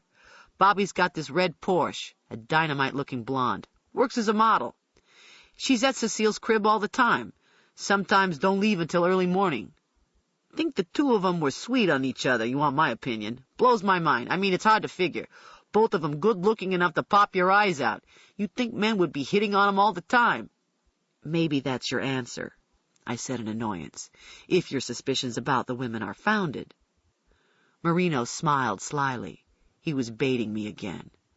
"Well, my point is," he went on, "maybe the killer's cruising the neighborhood and sees Bobby climbing into her red Porsche late one night. Maybe he thinks she lives here.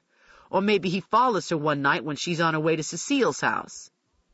"And he murders Cecile by mistake? Because he thought Bobby lived here?" "I'm just running it up the pole. Like I said, Bobby's white. The other victims are white." We sat in silence for a moment, staring at the house. The racial mix continued to bother me, too. 3 white women and 1 black woman. Why? "One more thing I'll run up the pole," Marino said. "I've been wondering if the killer's got several candidates for each of these murders. Like he chooses from the menu. Ends up getting what he can afford. Sort of strange, each time he sets out to kill one of them, she just happens to have a window unlocked or open or broke. It's either, in my opinion, a random situation where he cruises and looks for anyone who seems to be alone and whose house is insecure, or else he's got access to a number of women and their addresses, and maybe makes the rounds, maybe cases a lot of residences in one night before finding the one that'll work for him." I didn't like it. "I think he stalked each of these women," I said, "that they were specific targets.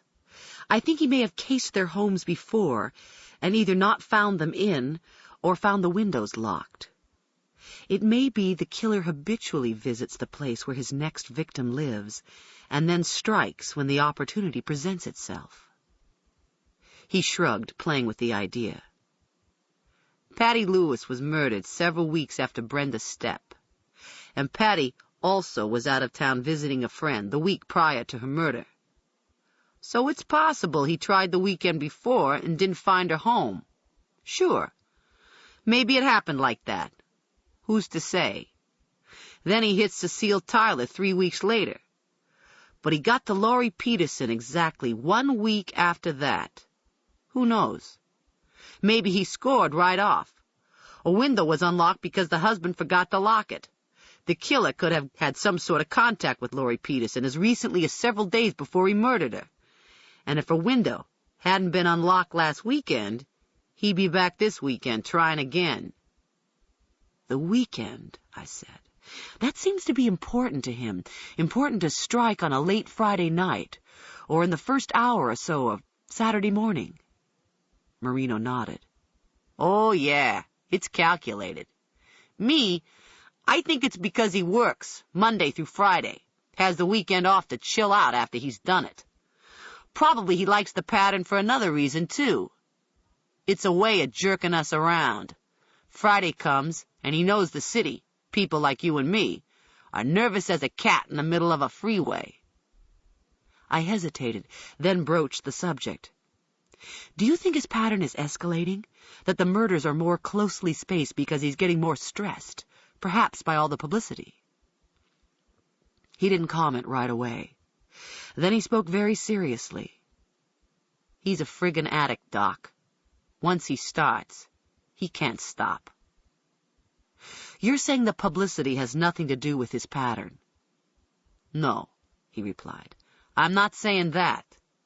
His pattern's to lay low and keep his mouth shut, and maybe he wouldn't be so cool if the reporters wasn't making it so damn easy for him.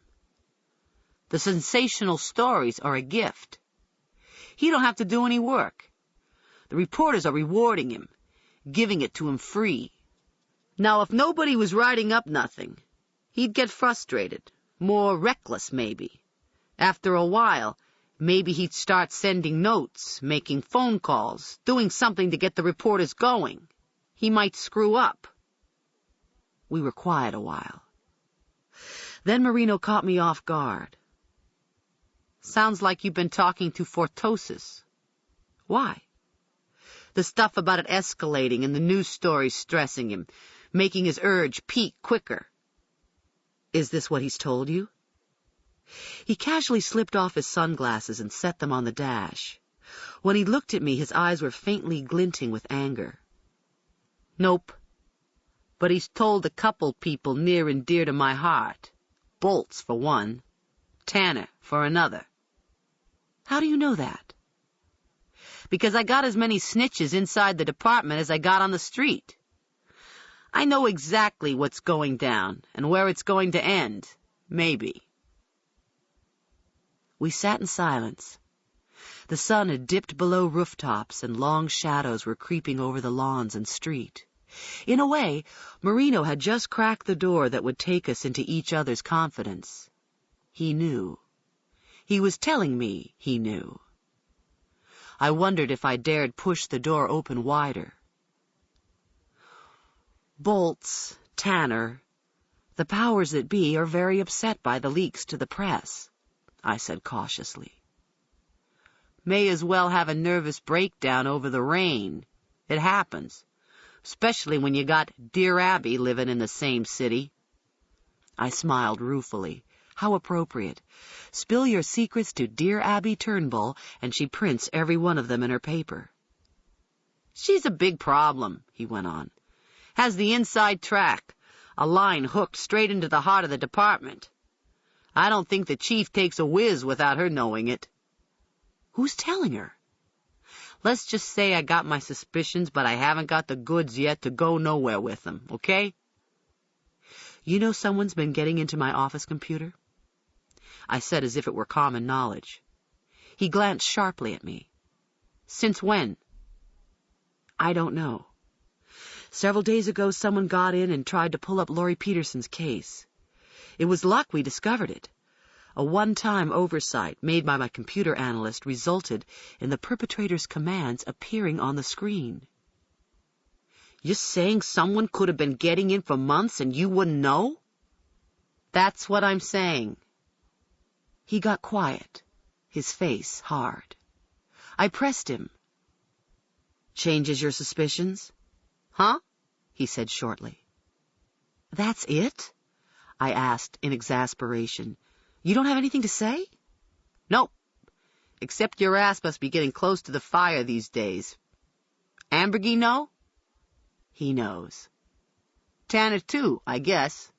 Yes? Huh, he said again. Guess that explains a couple things. Like what?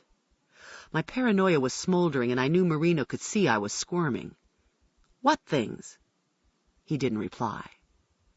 What things? I demanded. He slowly looked over at me. You really want to know? I think I'd better. My steady voice belied my fear, which was quickly mounting into panic. Well, I'll put it to you like this. If Tanner knew you and me was riding around together this afternoon, he'd probably jerk my badge. I stared at him in open bewilderment. What are you saying? See, I ran into him at HQ this morning. He called me aside for a little chat. Said he and some of the brass are clamping down on the leaks. Tanner told me to be real tight-lipped about the investigation, as if I needed to be told that. Hell. But he said something else that didn't make a whole lot of sense at the time. Point is, I'm not supposed to be telling anyone at your office, meaning you, shit about what's going on anymore. What? He went on. How the investigation's going and what we're thinking, I'm saying. You're not supposed to be told squat. Tanner's orders are for us to get the medical info from you, but not give you so much as the time of day. He said too much has been floating around, and the only way to put a stop to it is not say a word to anyone except those of us who got to know in order to work the cases. That's right, I snapped, and that includes me. These cases are within my jurisdiction. Or has everyone suddenly forgotten that? Hey, he said quietly, staring at me. We're sitting here, right? Yes, I replied more calmly. We are. Me, I don't give a shit what Tanner says, so maybe he's just antsy because of your computer mess. Doesn't want the cops blamed for giving out sensitive information to dial-a-leak at the ME's office. Please, maybe there's another reason, he muttered to himself. Whatever it was, he had no intention of telling me. He roughly shoved the car in gear, and we were off toward the river, south to Berkeley Downs. For the next 10, 15, 20 minutes, I wasn't really aware of the time. We didn't say a word to each other. I was left sitting in a miserable silence, watching the roadside flash by my window. It was like being the butt of a cruel joke, or a plot to which everyone was privy but me. My sense of isolation was becoming unbearable, my fears so acute I no longer was sure of my judgment, my acumen, my reason. I don't think I was sure of anything.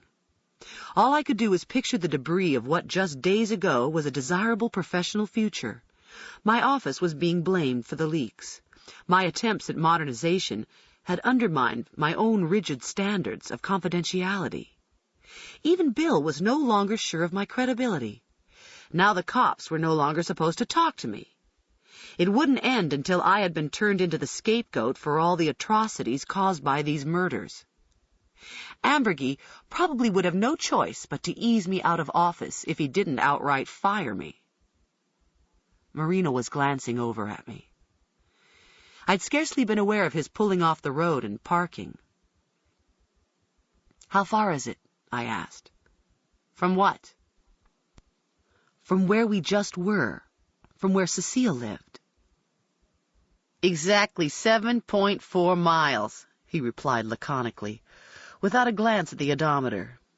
In the light of day, I almost didn't recognize Laurie Peterson's house. It looked empty and unlived in, wearing the patina of neglect. The white clapboard siding was dingy in the shadows, the Wedgwood shutters seeming a dusky blue. The lilies beneath the front windows had been trampled, probably by investigators combing every inch of the property for evidence. A tatter of yellow crime scene tape remained tacked to the doorframe, and in the overgrown grass was a beer can that some thoughtless passerby had tossed out of his car. Her house was the modest, tidy house of middle-class America, the sort of place found in every small town and every small neighborhood. It was the place where people got started in life and migrated back to during their later years. Young professionals, young couples, and finally, older people retired and with children grown and gone. It was almost exactly like the Johnsons' white clapboard house where I rented a room during my medical school years in Baltimore. Like Laurie Peterson, I had existed in a grueling oblivion, out the door at dawn and often not returning until the following evening. Survival was limited to books, labs, examinations, rotations, and sustaining the physical and emotional energy to get through it all. It would never have occurred to me, just as it never occurred to Laurie, that someone I didn't know might decide to take my life. "Hey!" I suddenly realized Marino was talking to me. His eyes were curious. "You all right, Doc?" "I'm sorry. I didn't catch what you were saying." "I asked what you thought. You know, you got a map in your head. What do you think?" I abstractedly replied, "I think their deaths have nothing to do with where they lived." He didn't agree or disagree. Snatching up his hand mic, he told the dispatcher he was EOT. He was marking off for the day. The tour was over. 10-4, 7-10, the cocky voice crackled back. 18:45 hours, watch the sun in your eyes, same time tomorrow they'll be playing our song. Which was sirens and gunfire, and people crashing into each other, I assumed. Marino snorted. When I was coming along, you so much as gave a yo instead of a 10-4, the inspector'd ride up your ass. I briefly shut my eyes and kneaded my temples. Sure ain't what it used to be, he said. Hell, nothing is. This ends Disc 5. Postmortem, Disc 6. Chapter 9. The moon was a milk-glass globe through gaps in the trees as I drove through the quiet neighborhood where I lived. Lush branches were moving black shapes along the roadside, and the mica-flecked pavement glittered in the sweep of my headlights. The air was clear and pleasantly warm, perfect for convertibles or windows rolled down. I was driving with my doors locked, my windows shut, and the fan on low. The very sort of evening I would have found enchanting in the past was now unsettling. The images from the day were before me, as the moon was before me. They haunted me and wouldn't let me go. I saw each of those unassuming houses in unrelated parts of the city. How had he chosen them? And why? It wasn't chance. I strongly believe that. There had to be some element consistent with each case, and I was continually drawn back to the sparkling residue we'd been finding on the bodies. With absolutely no evidence to go on, I was profoundly sure this glitter was the missing link connecting him to each of his victims. That was as far as my intuition would take me. When I attempted to envision more, my mind went blank. Was the glitter a clue that would lead us to where he lived? Was it related to some profession or recreation that gave him his initial contact with the women he would murder? Or stranger yet, did the residue originate with the women themselves? Maybe it was something each victim had in her house, or even on her person, or in her workplace. Maybe it was something each woman purchased from him. God only knew. We couldn't test every item found in a person's house or office or some other place frequently visited, especially if we had no idea what we were looking for. I turned into my drive. Before I'd parked my car, Bertha was opening the front door. She stood in the glare of the porch light, her hands on her hips, her purse looped over a wrist. I knew what this meant. She was in one big hurry to leave. I hated to think what Lucy had been like today. Well? I asked when I got to the door. Bertha started shaking her head. Terrible, Dr. Kay. That child. Don't know what in the world's got in her. She's been bad, bad, bad. I reached the ragged edge of this worn-out day. Lucy was in a decline. In the main, it was my fault. I hadn't handled her well. Or perhaps I'd handled her, period. And that was a better way to state the problem. Not accustomed to confronting children with the same forthrightness and bluntness that I use with relative impunity on adults, I hadn't questioned her about the computer violation, nor had I so much as alluded to it. Instead, after Bill left my house Monday night, I had disconnected the telephone modem in my office and carried it upstairs to my closet. My rationale was, Lucy would assume I took it downtown, in for repairs, or something along these lines, if she noticed its absence at all. Last night she made no mention of the missing modem, but was subdued, her eyes fleeting and hinting of hurt when I caught her watching me instead of the movie I'd inserted in the VCR. What I did was purely logical. If there was even the slightest chance it was Lucy who broke into the computer downtown, then the removal of the modem obviated her doing it again without my accusing her or instigating a painful scene that would tarnish our memories of her visit. If the violation did recur, it would prove Lucy couldn't be the perpetrator, should there ever be a question. All this when I know human relationships aren't founded on reason any more than my roses are fertilized with debate. I know seeking asylum behind the wall of intellect and rationality is a selfish retreating into self-protectiveness at the expense of another's well-being. What I did was so intelligent it was stupid as hell. I remembered my own childhood. How much I hated the games my mother used to play when she would sit on the edge of my bed and answer questions about my father. He had a bug at first, something that gets in the blood and causes relapse